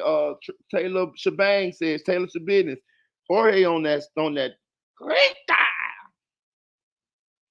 In 2018, police reports described an incident where the couple were at a bar together and Boone asked an unknown male for a cigarette. Torres got upset when he saw his girlfriend talking to another man, so he left the bar. The couple both went back to their apartment and began fighting. When police arrived, Boone claimed that Torres dragged her upstairs and then kicked her in the right eye. Torres claimed that he was going upstairs to get away from Boone when she started strangling him, and he attempted to kick her away from him, and that's when he may have kicked her in the eye. Neither were willing to write a statement, and both refused medical treatment. Since the officer was unable to determine who the primary aggressor was, they both were arrested after the fight, and most likely were released after sobering up. At the time, I can tell you this. She got that right eye. Look at that little cherry under his eye. She got that motherfucking eye. I told you she looked like a formidable adversary. I'm just saying. He looking a little bit emaciated like NBA young boy, but she looking like, yeah. And I like that. She looked like Taylor Shabusiness. This police report, the couple had been dating for a year and a half, so I'm sure there was more violence prior to this. All of the pictures I could find of Torres look like mugshots. In another police report from June 15, 2019, Boone claims that Torres became upset that she was talking to another man, so he flung her off the bed and she was beaten up about the face, head, legs, and arms. She told the officer that Torres said, quote, "You're going to die," end quote. He was arrested and released the following day with an order to have no contact with Boone. That seems to rarely stop people, though. On June 18th, Torres went to Boone's apartment, and while she was upstairs, he took a credit card of hers and left. She called the police in the morning to report the incident. The officer stated in his He took that credit card to go buy some drugs. He looked like he on that father. I'm telling you, it's drugs involved here. Trust me, I ain't never seen this case. I'm just going through it for the first time right here. So my reaction is totally organic. They say it's a trigger warning. But I'm telling you, Yes. Remember I told y'all about these abusive relationships? You see what I'm saying? Trust me now. Court that Boone claimed that she didn't invite him in, but that she didn't deny him access either. At the time, she wouldn't make a formal statement and stopped cooperating with the officer because she said she didn't want him to get arrested. The officer tried to locate Torres at his parents' house and at the Ace Hardware where he was employed, but he wasn't at either location.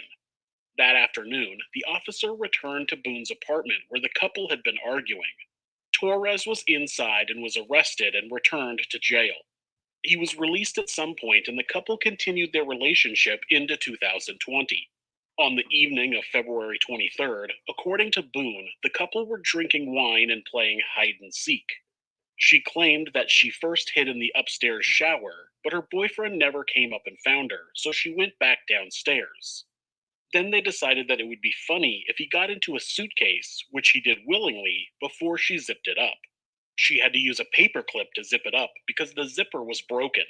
She said she passed out on her bed, and when she woke up the next morning, she initially thought that he was on the computer downstairs. But when she didn't hear him for a while, she came downstairs, saw the suitcase, and remembered that he was still in there.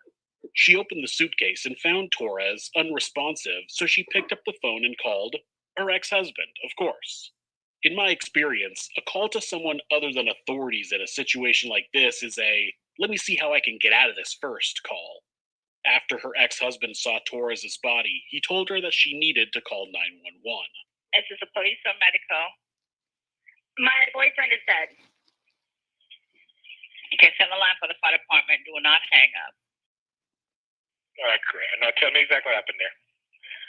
My boyfriend and I were playing last night, and I put him in a case and we were playing.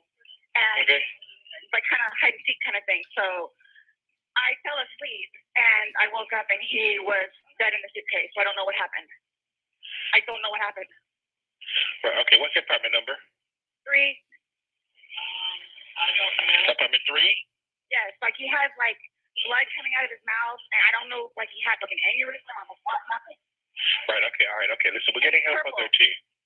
I've listened to a lot of 911 calls, and it never ceases to amaze me when I hear someone be so calm about a deceased loved one. My boyfriend's dead. It's like she's calling in to order a body removal. Hey, my boyfriend's dead. I'm tired of the body laying around my living room. Can you pick it up? She also tells the operator that she put him in the suitcase because they were playing hide and seek, which is not what she says when the police interview her.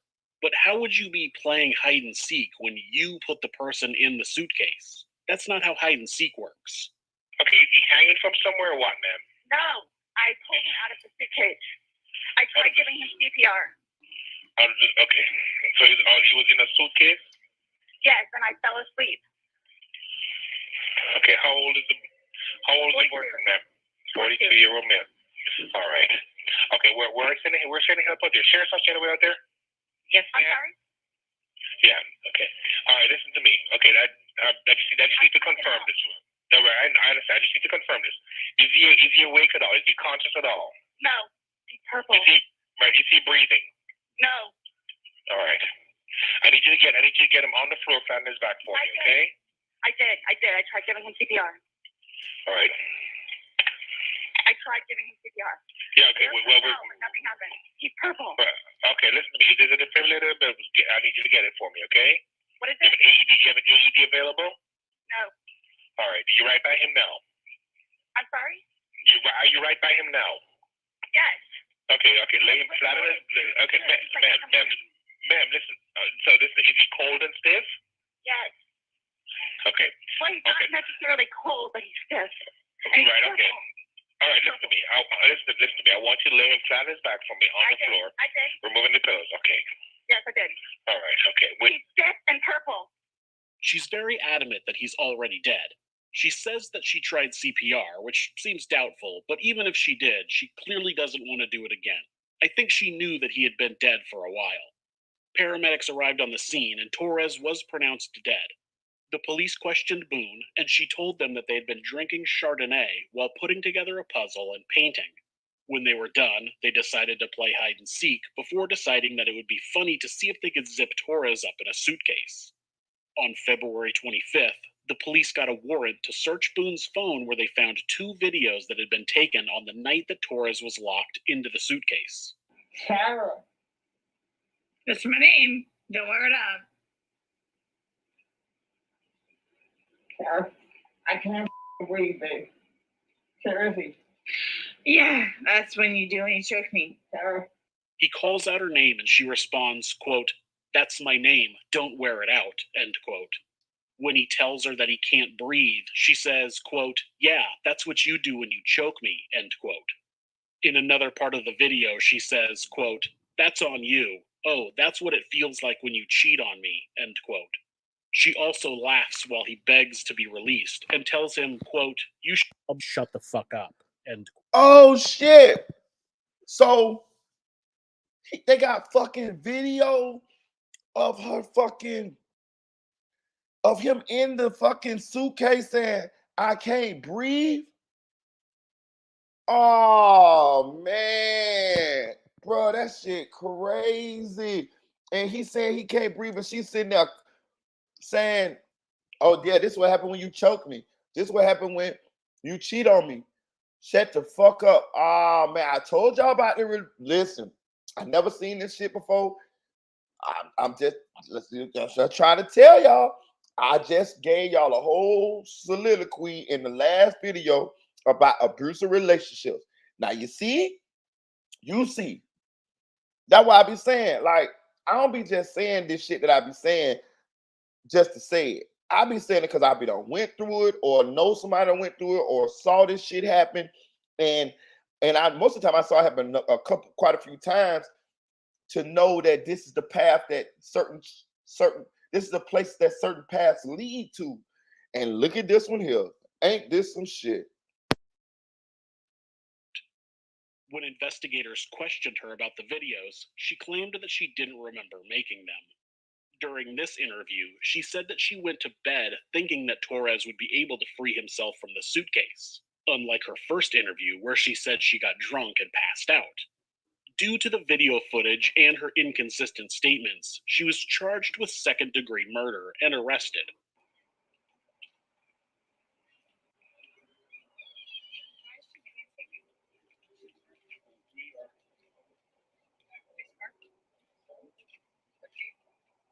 While being led to the police vehicle in handcuffs. Hold on, y'all. That's my county. That's Orlando there.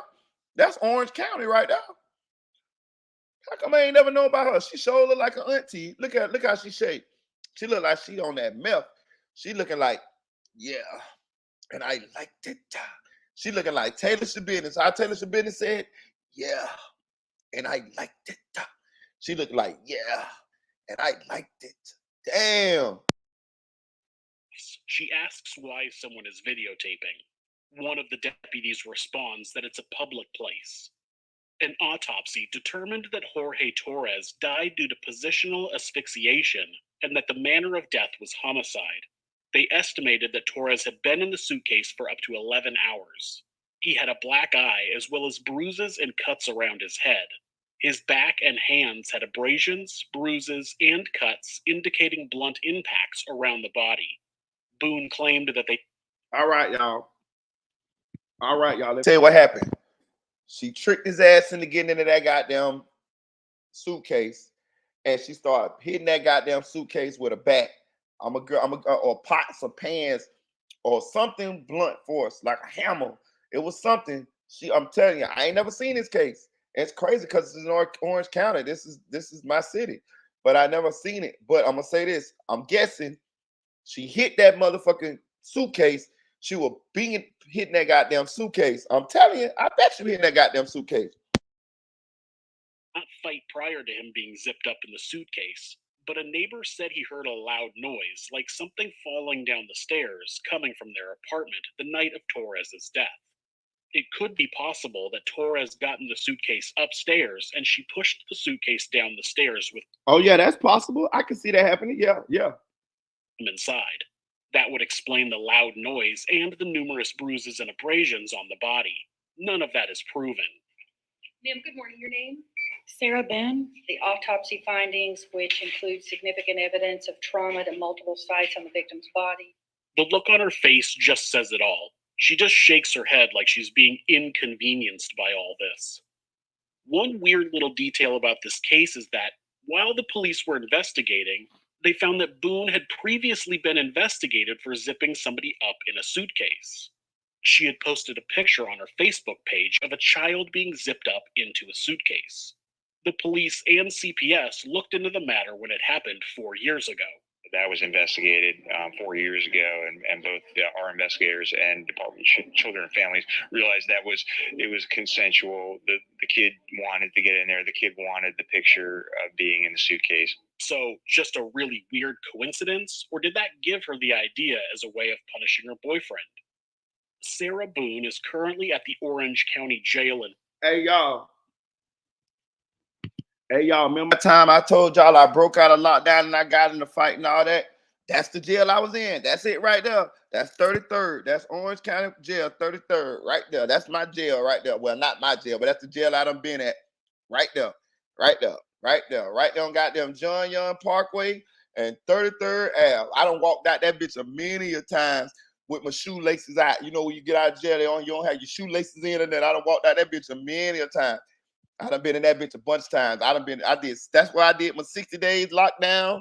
That's why I did the months in there, right there in this motherfucker right here, 33rd. This is the jail. Florida, awaiting trial, which is scheduled to begin on March 8th, 2021. Thanks so much for watching this video. If you enjoyed it, give us a thumbs. Damn, so did they convict her? God damn, boy. She with the bullshit. God damn. Damn.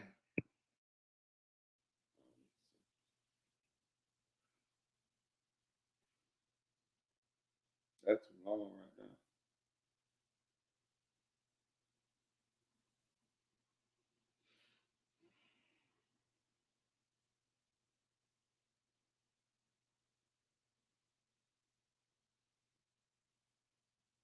She wrote a letter to the judge.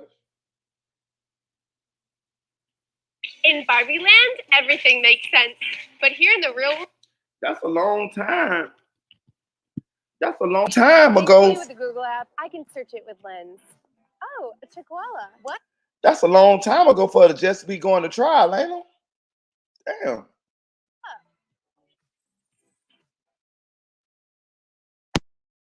Sarah Boone sends a strongly worded handwritten letter to her public defender and judge ahead of her coming trial.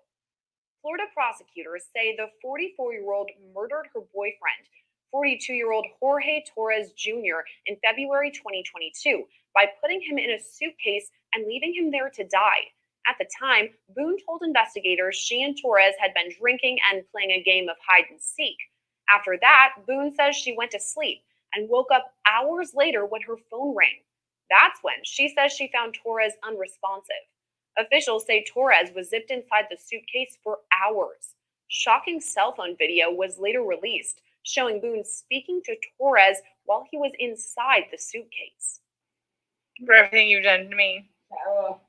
For everything you've done to me. You. You. Stupid. That's my name. Don't wear it out. But we're now getting a closer look inside the mind of Sarah Boone through a series of handwritten letters to the court from the Orange County Jail. The first letter came in April 2022, when Boone wrote to her case's judge about her representation. Boone argued her defense attorney did not communicate with her about a continuance in her case. More letters followed in October, November, and December of last year, with another being sent in January 2023.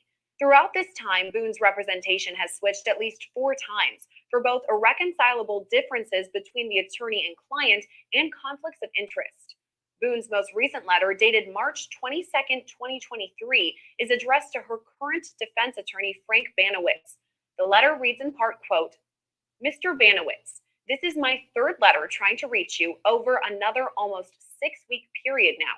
The same 2 phone numbers you've given me still do not work. The one number, your personal cell, goes to voicemail directly and doesn't even ring. I've had this number since you personally gave it to me back in July 2022 upon your appointment as my attorney by the court. Not working still 8 months later. The other number rings and rings and rings until it automatically disconnects me. Not working either. This is also the number you continuously tell me it just needs to be activated. Please activate. I even, in my description to speak with you, had an outside caller try to reach you on my behalf, who tried calling your office 3 times over the last almost 3 weeks, leaving a voicemail each time with no reply. We're both hoping you are able to reply to her email she sent today as another form of trying to communicate with you. I've exhausted my resources and am again just sitting here waiting for you to contact me in whatever way you are able, and as soon as possible, please. Time-sensitive matters are at hand, as I have made you aware of previously, verbally and in my letters. I know you have attempted to schedule the minimum 15-minute. At this point, there's a break in the letter. There may be a missing sentence or page. It picks back up by reading, quote, "My pretrial conference, I found out, is now on 3/31/23, which you said previously for whatever reason, I'm unable to attend any of these conferences. How am I supposed to know what's going on and what you are reporting and what is being discussed between all other parties except me, the main component in my case, especially if we, in a still unestablished attorney-client relationship, are not in regular or proper communications with one another? Why can I not be in attendance and participate in my PTC, meaning pretrial conference? How else am I to be kept updated in real time and actual minutes during the conference if not there myself? I have no way of knowing anything if not updated by you, my attorney, and do not have a computer to use/view myself. Help me understand, please. How can Court TV, different news channels, and even professional YouTubers attend my PTC? Again, meaning pretrial conference. And I cannot. How? I'm sure one of the other parties can help me with updates since they will all be in attendance for me also, should you be unable to provide. Why can I not be included in my PTC for my case? I'm sure also everything from the conference collected from everyone else will be vomited all over the internet just like everything else had been non-permissively and can add even more dysfunction and ignorance to my prejudgment already made by the world in the great court of public opinion. I would like to be part of all this, seeing as it all pertains to me. Please, it is my right. So many questions, concerns piling and piling up from not being, and that's where the letter cuts off. On Friday, Boone's trial date was again pushed back from an April 10th start date to July 24th. Her status hearing was... I gotta give homegirl credit right here. Her hair laid like a motherfucker, ain't it? Her shit look good right there. Her shit, I'm talking about her shit look good than a motherfucker, boy. What a woman. July 11th.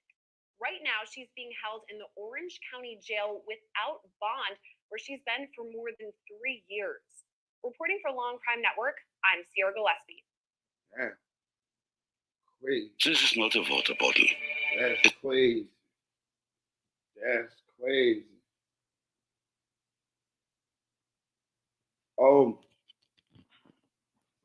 Yeah, I don't know what's up there, Tara.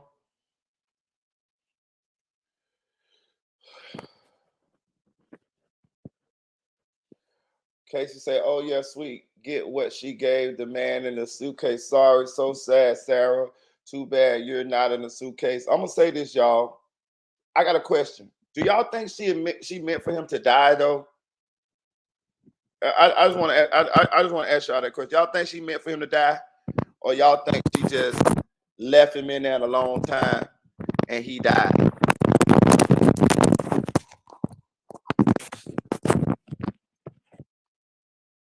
Let me know how y'all feel. Ashley said she meant for him to die. Okay. Any other y'all? Let y'all hit the comments. Let me know. Let me know if y'all think she meant for him to die. Chevy say honestly no. Okay, so we got one yeah, we got one no. Let's break the tiebreaker. Do you think she meant for him to die, or you think she didn't mean for him to die? Chevy says she was drunk as hell. Okay. So we got 1 and 1. What y'all think? Hit the comment section. Let me know if you think she meant for him to die or meant for him not to die or didn't mean for him to die. And it was just something that happened.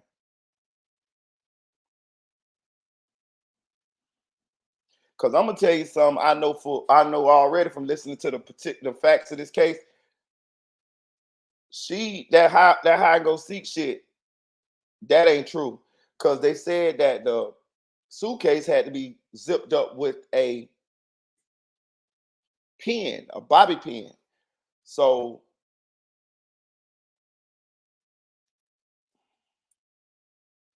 SLK said no, she wouldn't have called the police.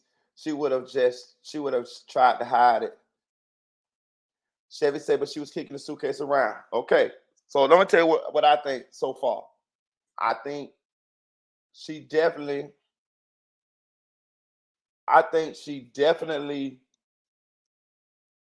wanted him to get in that suitcase to punish him. I definitely think that. I definitely think she put him in that suitcase to punish him. But I don't think it was hide and go seek. I think she helped him. Right, she tricked him into the damn suitcase. Right, and then that's when the sinister shit started happening. I think it was payback for whatever she felt like they was going through or had been through. And because you could even tell by him talking, how he was talking, he was a little too calm for me. Because I would have been, if I was in that bitch gasping for air, I'd have been that bitch, you know what I'm saying? I'd have been in that bitch trying to kick out that bitch or whatever. So I think she tricked his ass into getting that goddamn suitcase. And I think once he realized that she wasn't letting him ride out, I think that's when he went to talking to her, trying to let her know that he couldn't breathe and let him out. And I think that's when she kicked in and she was punishing him for whatever she felt like she was punishing him for.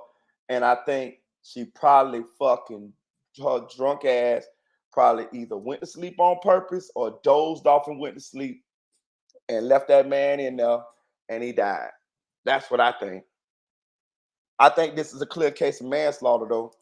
I think it's manslaughter. I don't think it's murder one. I think it's manslaughter. And I do think she kicked that goddamn suitcase down them stairs like them people said. And I do think she probably beat on that goddamn suitcase with some pots or some bats or something. I think she was beating on that suitcase, talking shit to him. Yeah, you remember when you did this? Yeah. Pop, pop, bing, boom, bing. And then I think she hit the Taylor Swift business on his ass. Yeah. And I liked it. You know what I'm talking about? You know what I'm saying? For real. But I'm going to say this. Lock her ass up too. Put her ass right in there with Rita.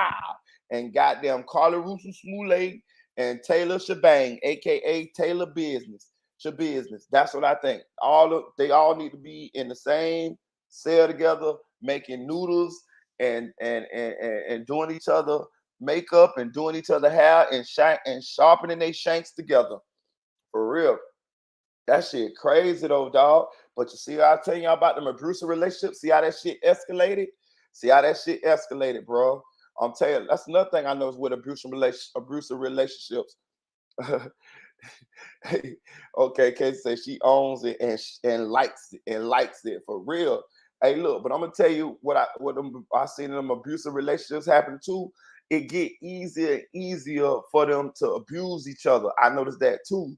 You know what I'm saying? Like once they done went through it, made up, and got back together, it gets easier and easier for that shit to happen. It's like a cycle, bro. Let me tell you something. A lot of times, rarely have I seen a relationship be abusive and then stop being abusive. I have seen it. I have seen relationships that was physically abusive that ended up that as people got older and grew up, stopped being physically abusive. But rarely have I seen that. And it always be an element of emotional and verbal abuse.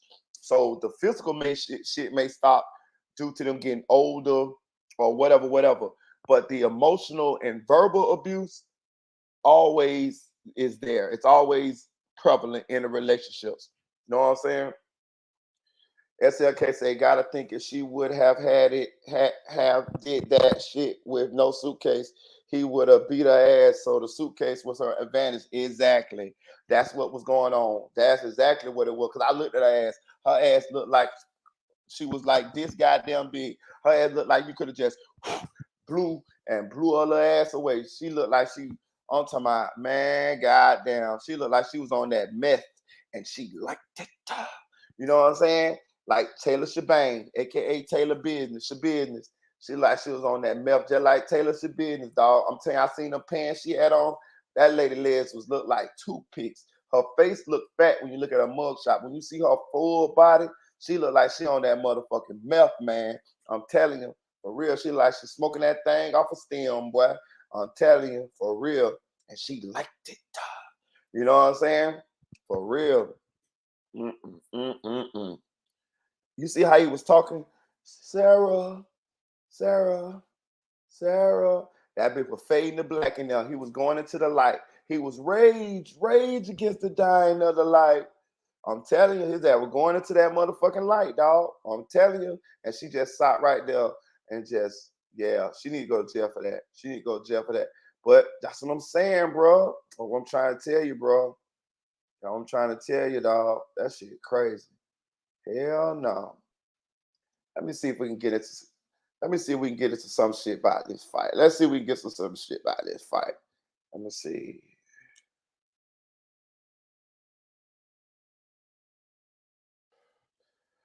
I don't know about that one, Terry, Chevy, because god damn. Oh no. Oh no.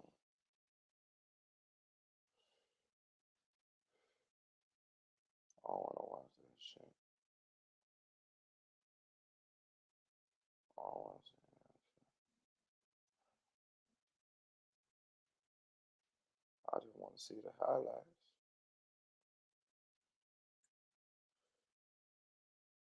But we got a watch party? Let's see. Y'all gonna scream it? Y'all gonna scream it?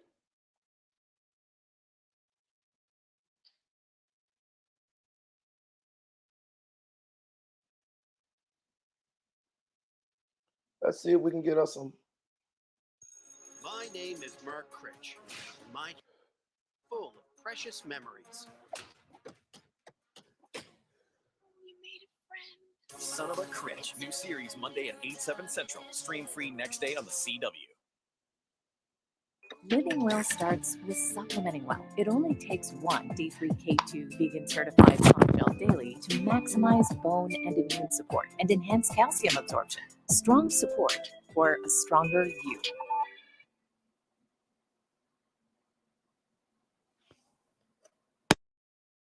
Bang! It's sort of like here that he connects with it, but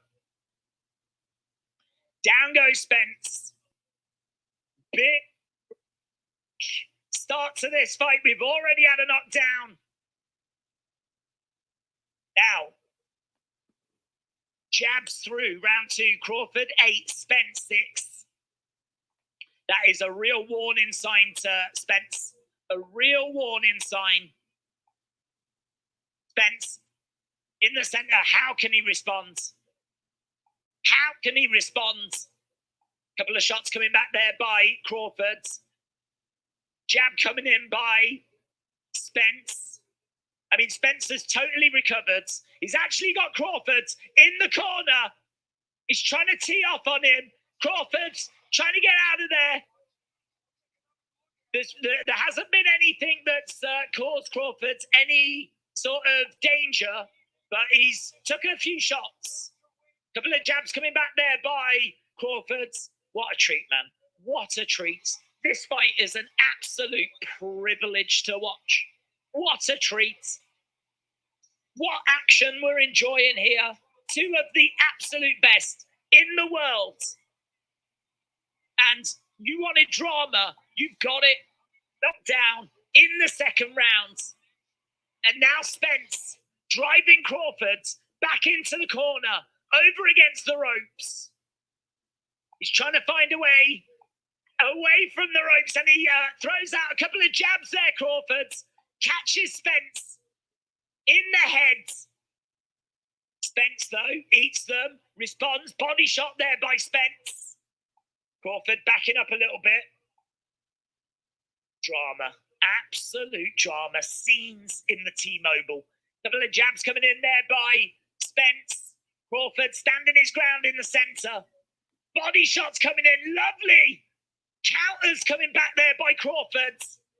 Into clinch. Referee coming in, looking to separate them. And again, Spence going about his work. This has been a Spence round. Great comeback by Spence. Spence, again, looking to come forward. Jab coming in. Couple of counter shots coming back there by Crawford. That was great by Crawford. That was so good. Slipping that jab and then throwing a couple of counters. The counter shots by Spence. Body shot coming in there by Spence. Beautiful accuracy there by Crawford. It has been a good response by Spence. He is dangerous. Crawford is dangerous. Both of these fighters are dangerous, but you do feel like Crawford looks the more likely to get the finish. He looks the more likely to get the finish. I'm going to say that's a Spence round, but it is close. It is close. Oh my God, what a fight. What a gripping, tense fight this is. So dramatic. Elf on Carolee Hedgeman, shout out to you. Elf on Carolee Hedgeman. Appreciate the support, my friend. I hope you are enjoying the action so far. How are you scoring it? Put it in the chat. Put it in the chat. How are you scoring it? I've got 2 rounds for Spence, but a 10-8 round for Crawford. I think that last round's really close. There is Money Mayweather. 2-2. I've got it 2-2. Here we go. Okay, round number 4. Spence jabbing away. I mean, honestly, the way this fight is looking, we just might not get to the judges. Crawford's looking dangerous. Oh, man, he's teeing off on him. Couple of shots, going upstairs, going to the body as well there, Crawford. Lovely flurry, lovely shots. It is quality. I tell you what, Spence has got a bit of blood coming down his nose. It's coming forwards. Body shot coming in there by Spence. Trying to go upstairs. Hook shot coming in by Spence as well. They're both in the centre of the ring. Oh, man, little uppercut there by Crawford. Body shot there by Spence. It just looks like Crawford's shots are hurting Spence. Spence's shots aren't hurting Crawford's. Body shot there by Crawford. Oh, hook shot there by Crawford. Jab coming in by Crawford as well. Spence looks to be in trouble here for me. This is a Crawford round. Crawford's keeping it tight, keeping the guard up. Spence trying to go to the body. There's a bit of damage on the face of Spence. There's no damage on the face of Crawford. Crawford's edging forwards, keeping it tight. Oh, trying to throw a vicious hook shot. Left hook shot. Jab coming in by Spence, going upstairs. And Crawford keeping it tight. We're right in the pocket. We're right in close. Yeah, Spence in trouble. That's what the commentators are saying. That's what I'm seeing as well. It's been a good round, this, for Crawford. Really good round. Getting in close. Uppercut coming in there by Crawford. Crawford again trying to throw out a couple of double jabs. Spence on the outside. Trying to keep a bit of distance now by the looks of it. I don't know if he just wants to get out of this round. Crawford, again, edging forward. Spence is the one that's on the outside now. I think there's some serious respect that Spencer's got for Crawford here. Crawford going to the body. Going to the body again. Definite Crawford round. Definite Crawford round. Crawford's, the difference in this fight is when Crawford's landing on Spence, it just feels like Spence is really feeling it. It feels like his soul is feeling it. When Spence is landing on Crawford, it just doesn't seem to be phasing him. The power difference here seems significant. Oof. He can smell blood, said Ryan. 3-2 Crawford, says Captain 41. Bogan said Crawford looking great. Crawford winning. Crawford winning.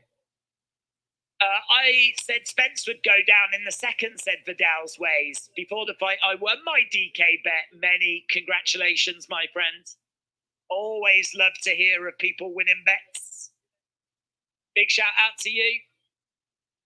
Antonio said Crawford is ready to knock Spence out. It does feel that way. I think the doctor's come in, actually. Doctor has come in. Doctor is having a word there with Spence. Yeah, it is a bad sign. When the doctor is coming in, having a word with you, and we've only had 4 rounds, it's not a good sign. Here we go. Round number 5. Let's see, can Spence find a way back into this? Power punches thrown. Crawford 33, Spence 27. Lovely work there by Crawford. Spence trying to come back. Spence trying to edge forwards. Beautiful counters coming in there by Crawford. Spence trying to cover up. He's just too good. He's just too good. Crawford is just too good. He is dictating this fight.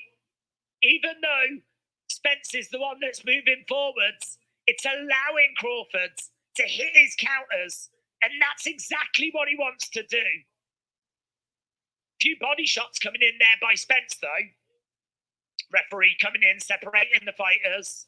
Spence edging forwards. Crawford standing in the centre. Spence edging forward, but Crawford, couple of jabs going upstairs. Again, Spence looking to throw in some shots. Lovely body shot there by Crawford. Couple of jabs there by Crawford. Spence is really having to weather a storm here.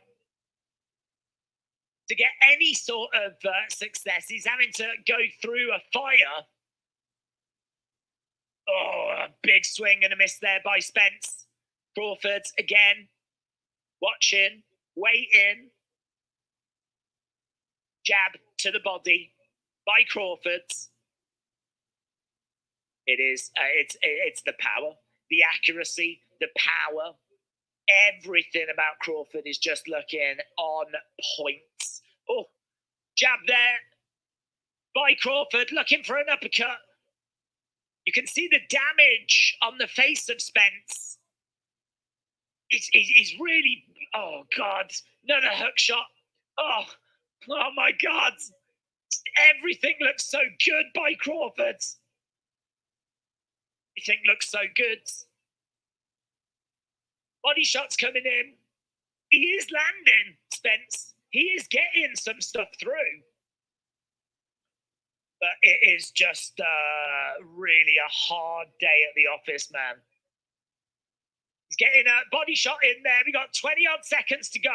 Crawford trying to throw a big left hand. I think it just fell short. Backing up a little bit there. Nice head movement there by Spence, though. Crawford again. Trying to find a way forward. Jab. Couldn't see if it landed. Yeah, so it's another Crawford round. He's in a rhythm. We said if Crawford gets in control, It's his fight, and that's exactly where we are. This is Crawford's fight.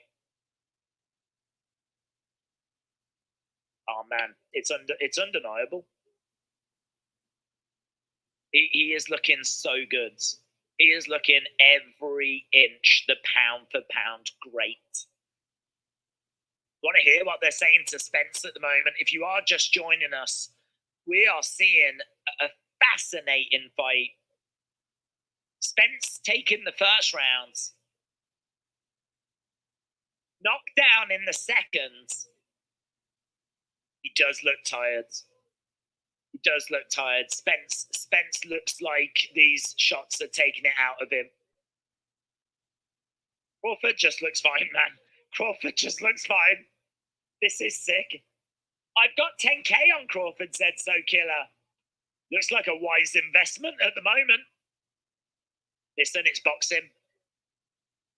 This is boxing. Total punches landed. Crawford 88, Spence 54. Spence against the ropes. Crawford is the one that's putting the pressure on. Spence trying to find a way forward. Couple of jabs coming in there by Crawford.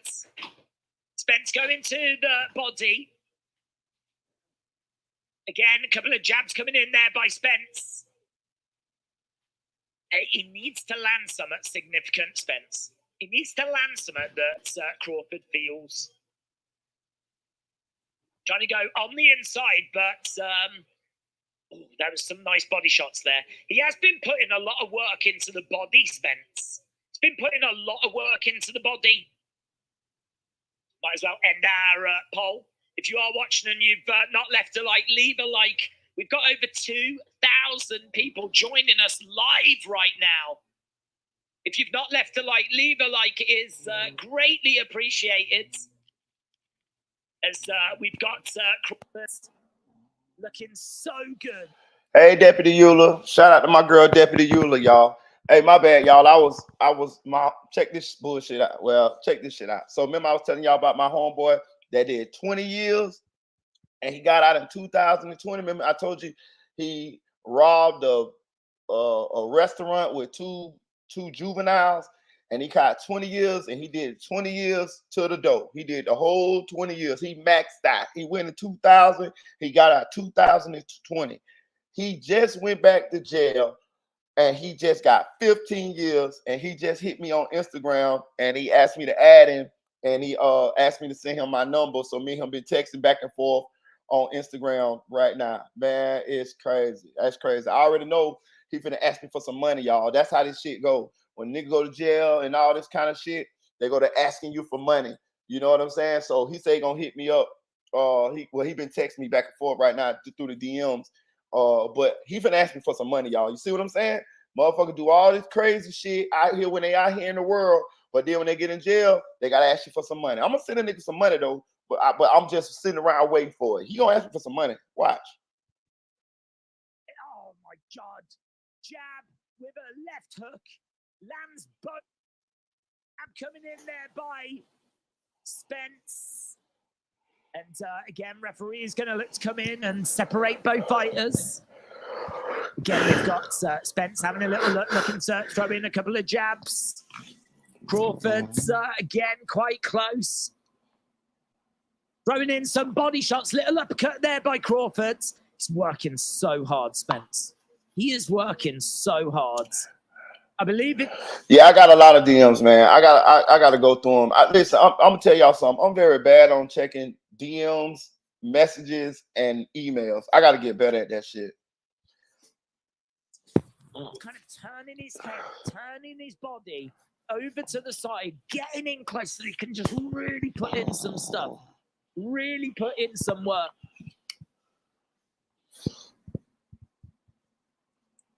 Good rounds. Crawford is going for the kill, said Chev.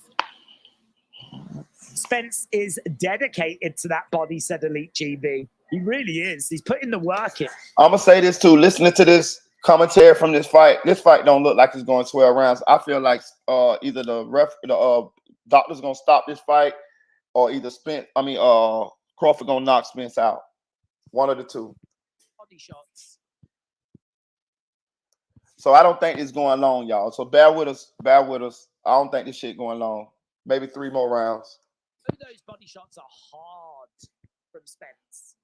We know those body shots are significant from Spence. Crawford hasn't flinched. He's not flinched. Jab to the body there by a couple of jabs coming in. Crawford going to the body. Spence backing up. Both fighters in the center. Jab coming in there by Crawford. Spence going to the body again. Swing and a miss there by Crawford. Couple of jabs coming in there by Crawford. Referee looking to separate both fighters. Again, we've got both guys having a little look at the moment.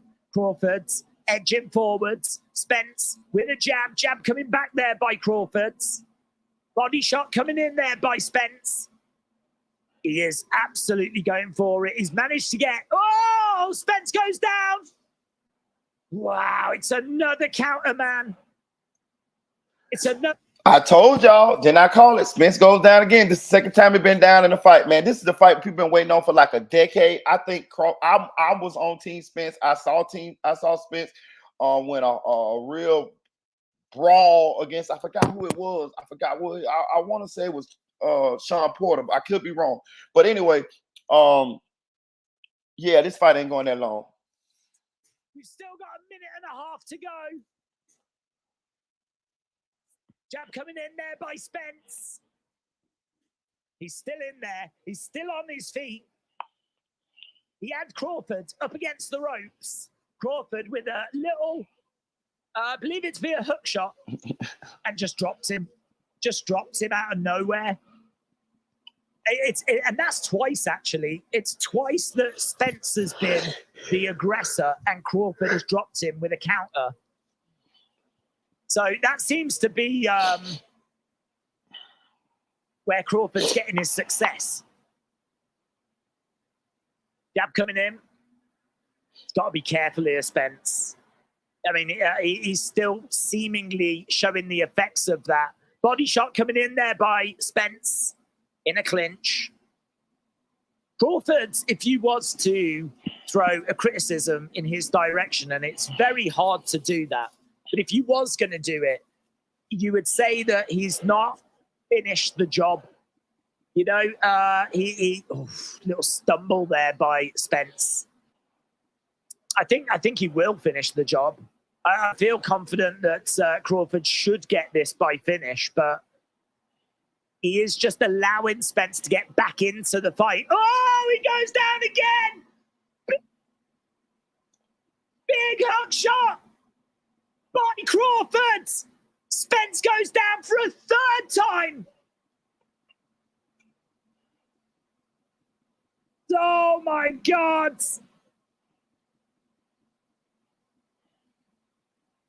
Wow. Wow. Twice he gets put down in that round. Twice he gets put down. That was a big right hook. Huge. Huge. Short little right hook uppercut. Drops him for the first time in that round. But this one, Hey, Deputy Euler, I got a bone to pick with you though. I was on your IG, and you had you always do the music, right? And one of them songs, I promise you, it was Subway. I answered it as Subway, and it said that it wasn't Subway. I'm pretty sure it was Subway. I'm big on music. Like we can play like a trivia game on music, and I can pretty much pick. I'm probably be 90% on the correct picks. But your thing said that it was not Subway. It said that it was Drew Hill. And I know for a fact that song was Subway. Let me see. Let me Google.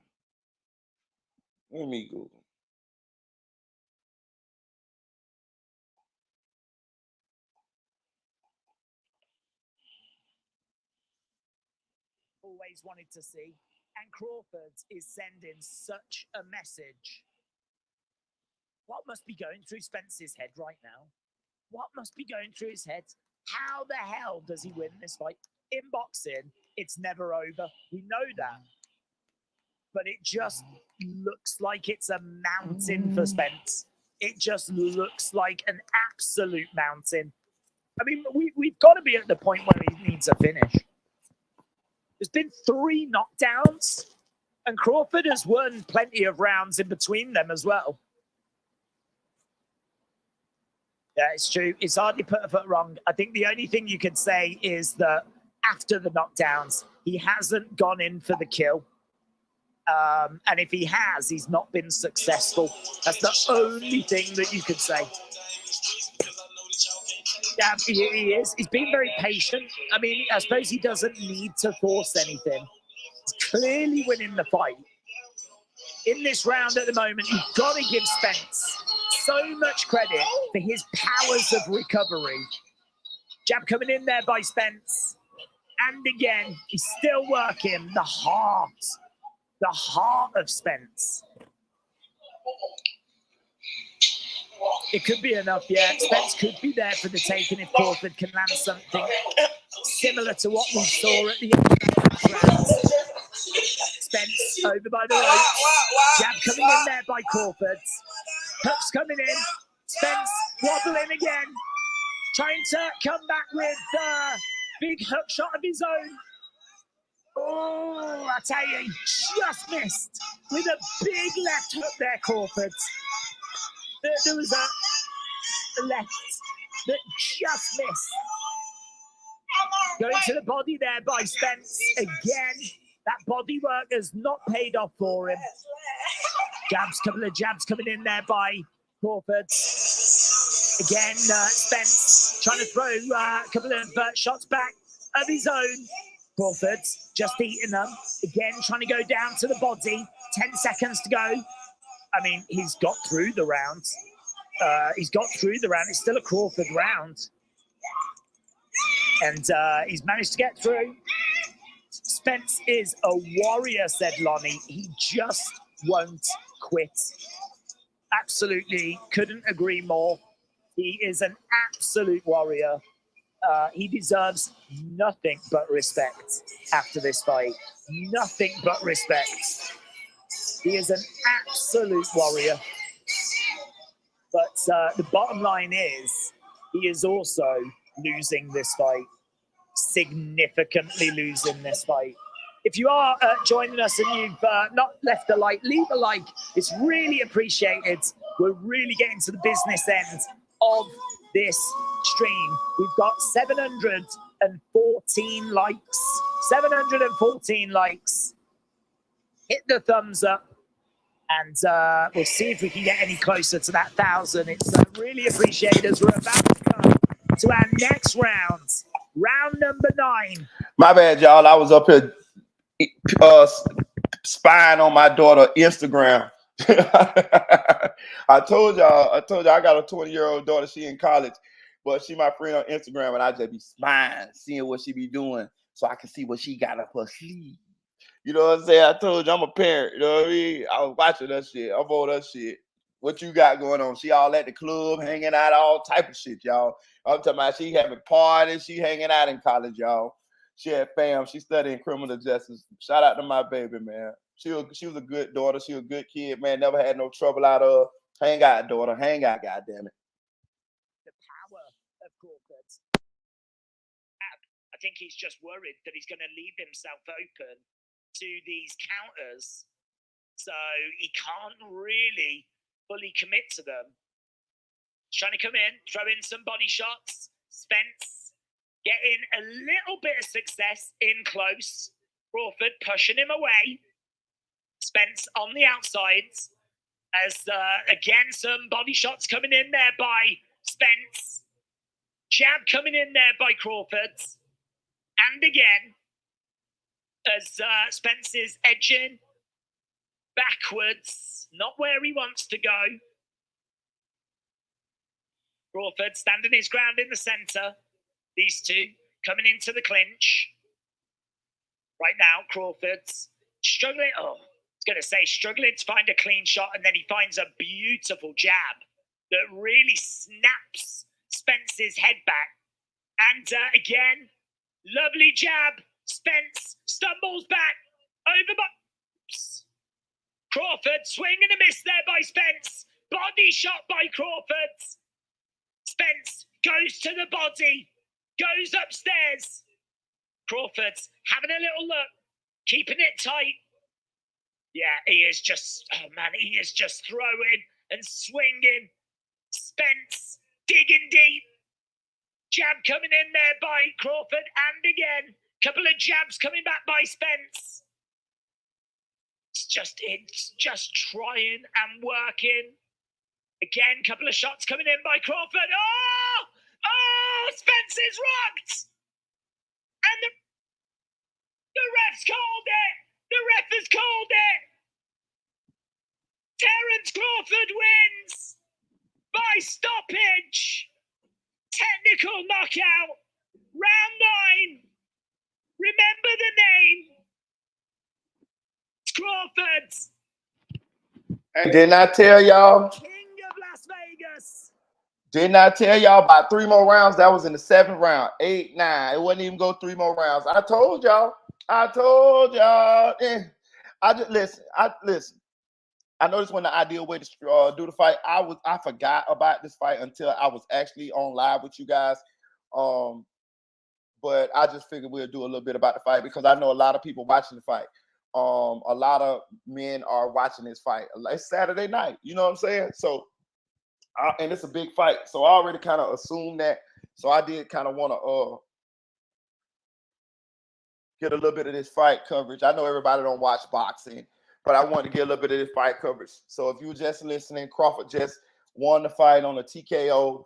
I was Team Spence, but at the same time, though, I did acknowledge that Crawford pretty much had the advantage. He's looked like a bigger fighter, natural at that weight. But hey, shout out to both men, both Spartans for in there putting on a good fight and putting their careers and belts on the line. These type of fights don't happen a lot in boxing. It's a lot of dodging. You know, it's a lot of people fighting sorry-ass fighters to build up their records. So for those 2 guys to jump in the ring and to put their careers on the line, to give us the fight that everybody wanted to see, shout out to them. Spence, hope you ain't hurt too bad to where you can hit the club tonight in Las Vegas. You know what I'm saying? Party. You know, you still going to get a bag even though you lost. You know what I'm saying? But hey, hopefully you ain't beat up too bad so you can get out there in them Las Vegas streets. You know what I'm talking about? To hang out. That's what I be doing. Fuck it. I done lost. I'm finna hang out, goddamn it. I'm finna hang out. I'm finna be at all the brothels. You know what I'm talking about? I'm finna be drunk. You know what I'm talking about? I'm finna be in that thing like Floyd Mayweather. Boy, I tell you, boy, women everywhere. For real. Swell. Call me what you want to call me. For real, though. For real, though. For real, though. For real. Let me see. So, yep, we got Terence Crawford knocked. He had already seen 3 knockdowns. So the ref had already seen 3 knockdowns.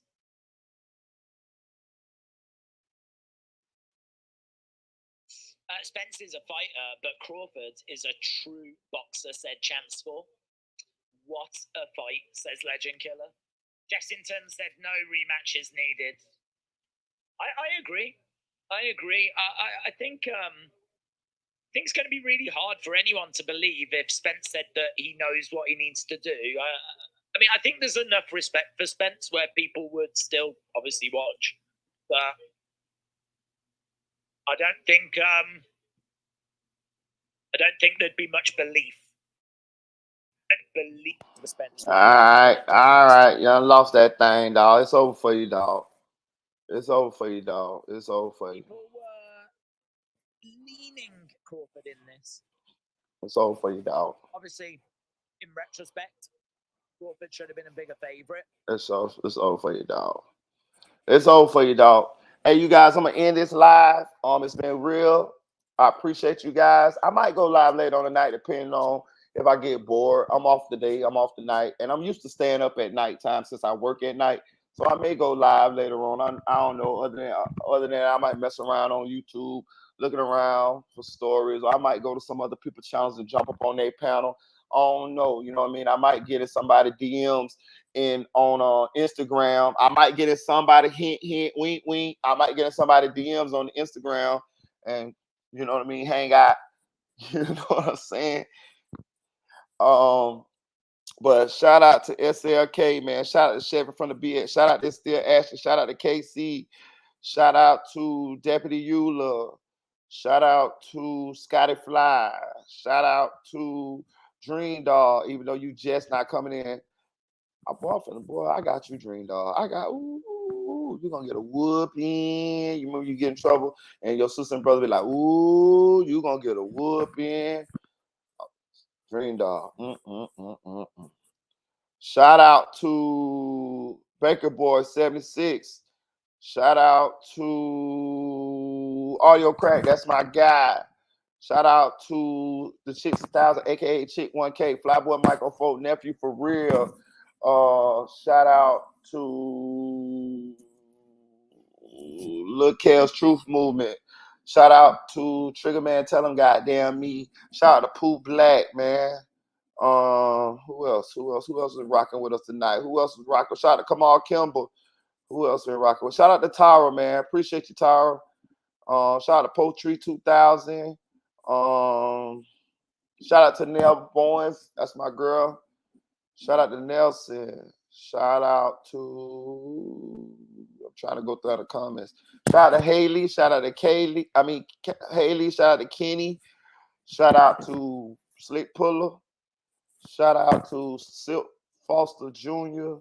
Shout out to Lil A. Shout out to Eve, man. Shout out to Eve. Appreciate you, Eve. Shout out to Jay. Shout out to Eddie. Shout out to Jesse's Girl 21. Appreciate you. Shout out to Melanie. I ain't seen Melanie in a while. I got to go find Melanie. I got to go pull up off these YouTube screens. Who else? Shout out to Kenny Presto. That's home team right there, y'all. For real. Shout out to my boy 1400 OG, man. For real. Who else? Shout out to Raw Nature, my boy from Estonia. Appreciate you for sliding through, man.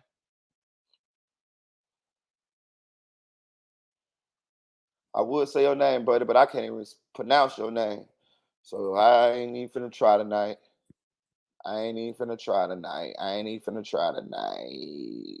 I might go live again later on tonight, y'all. You know what I'm saying? It depends, man. But I appreciate you guys.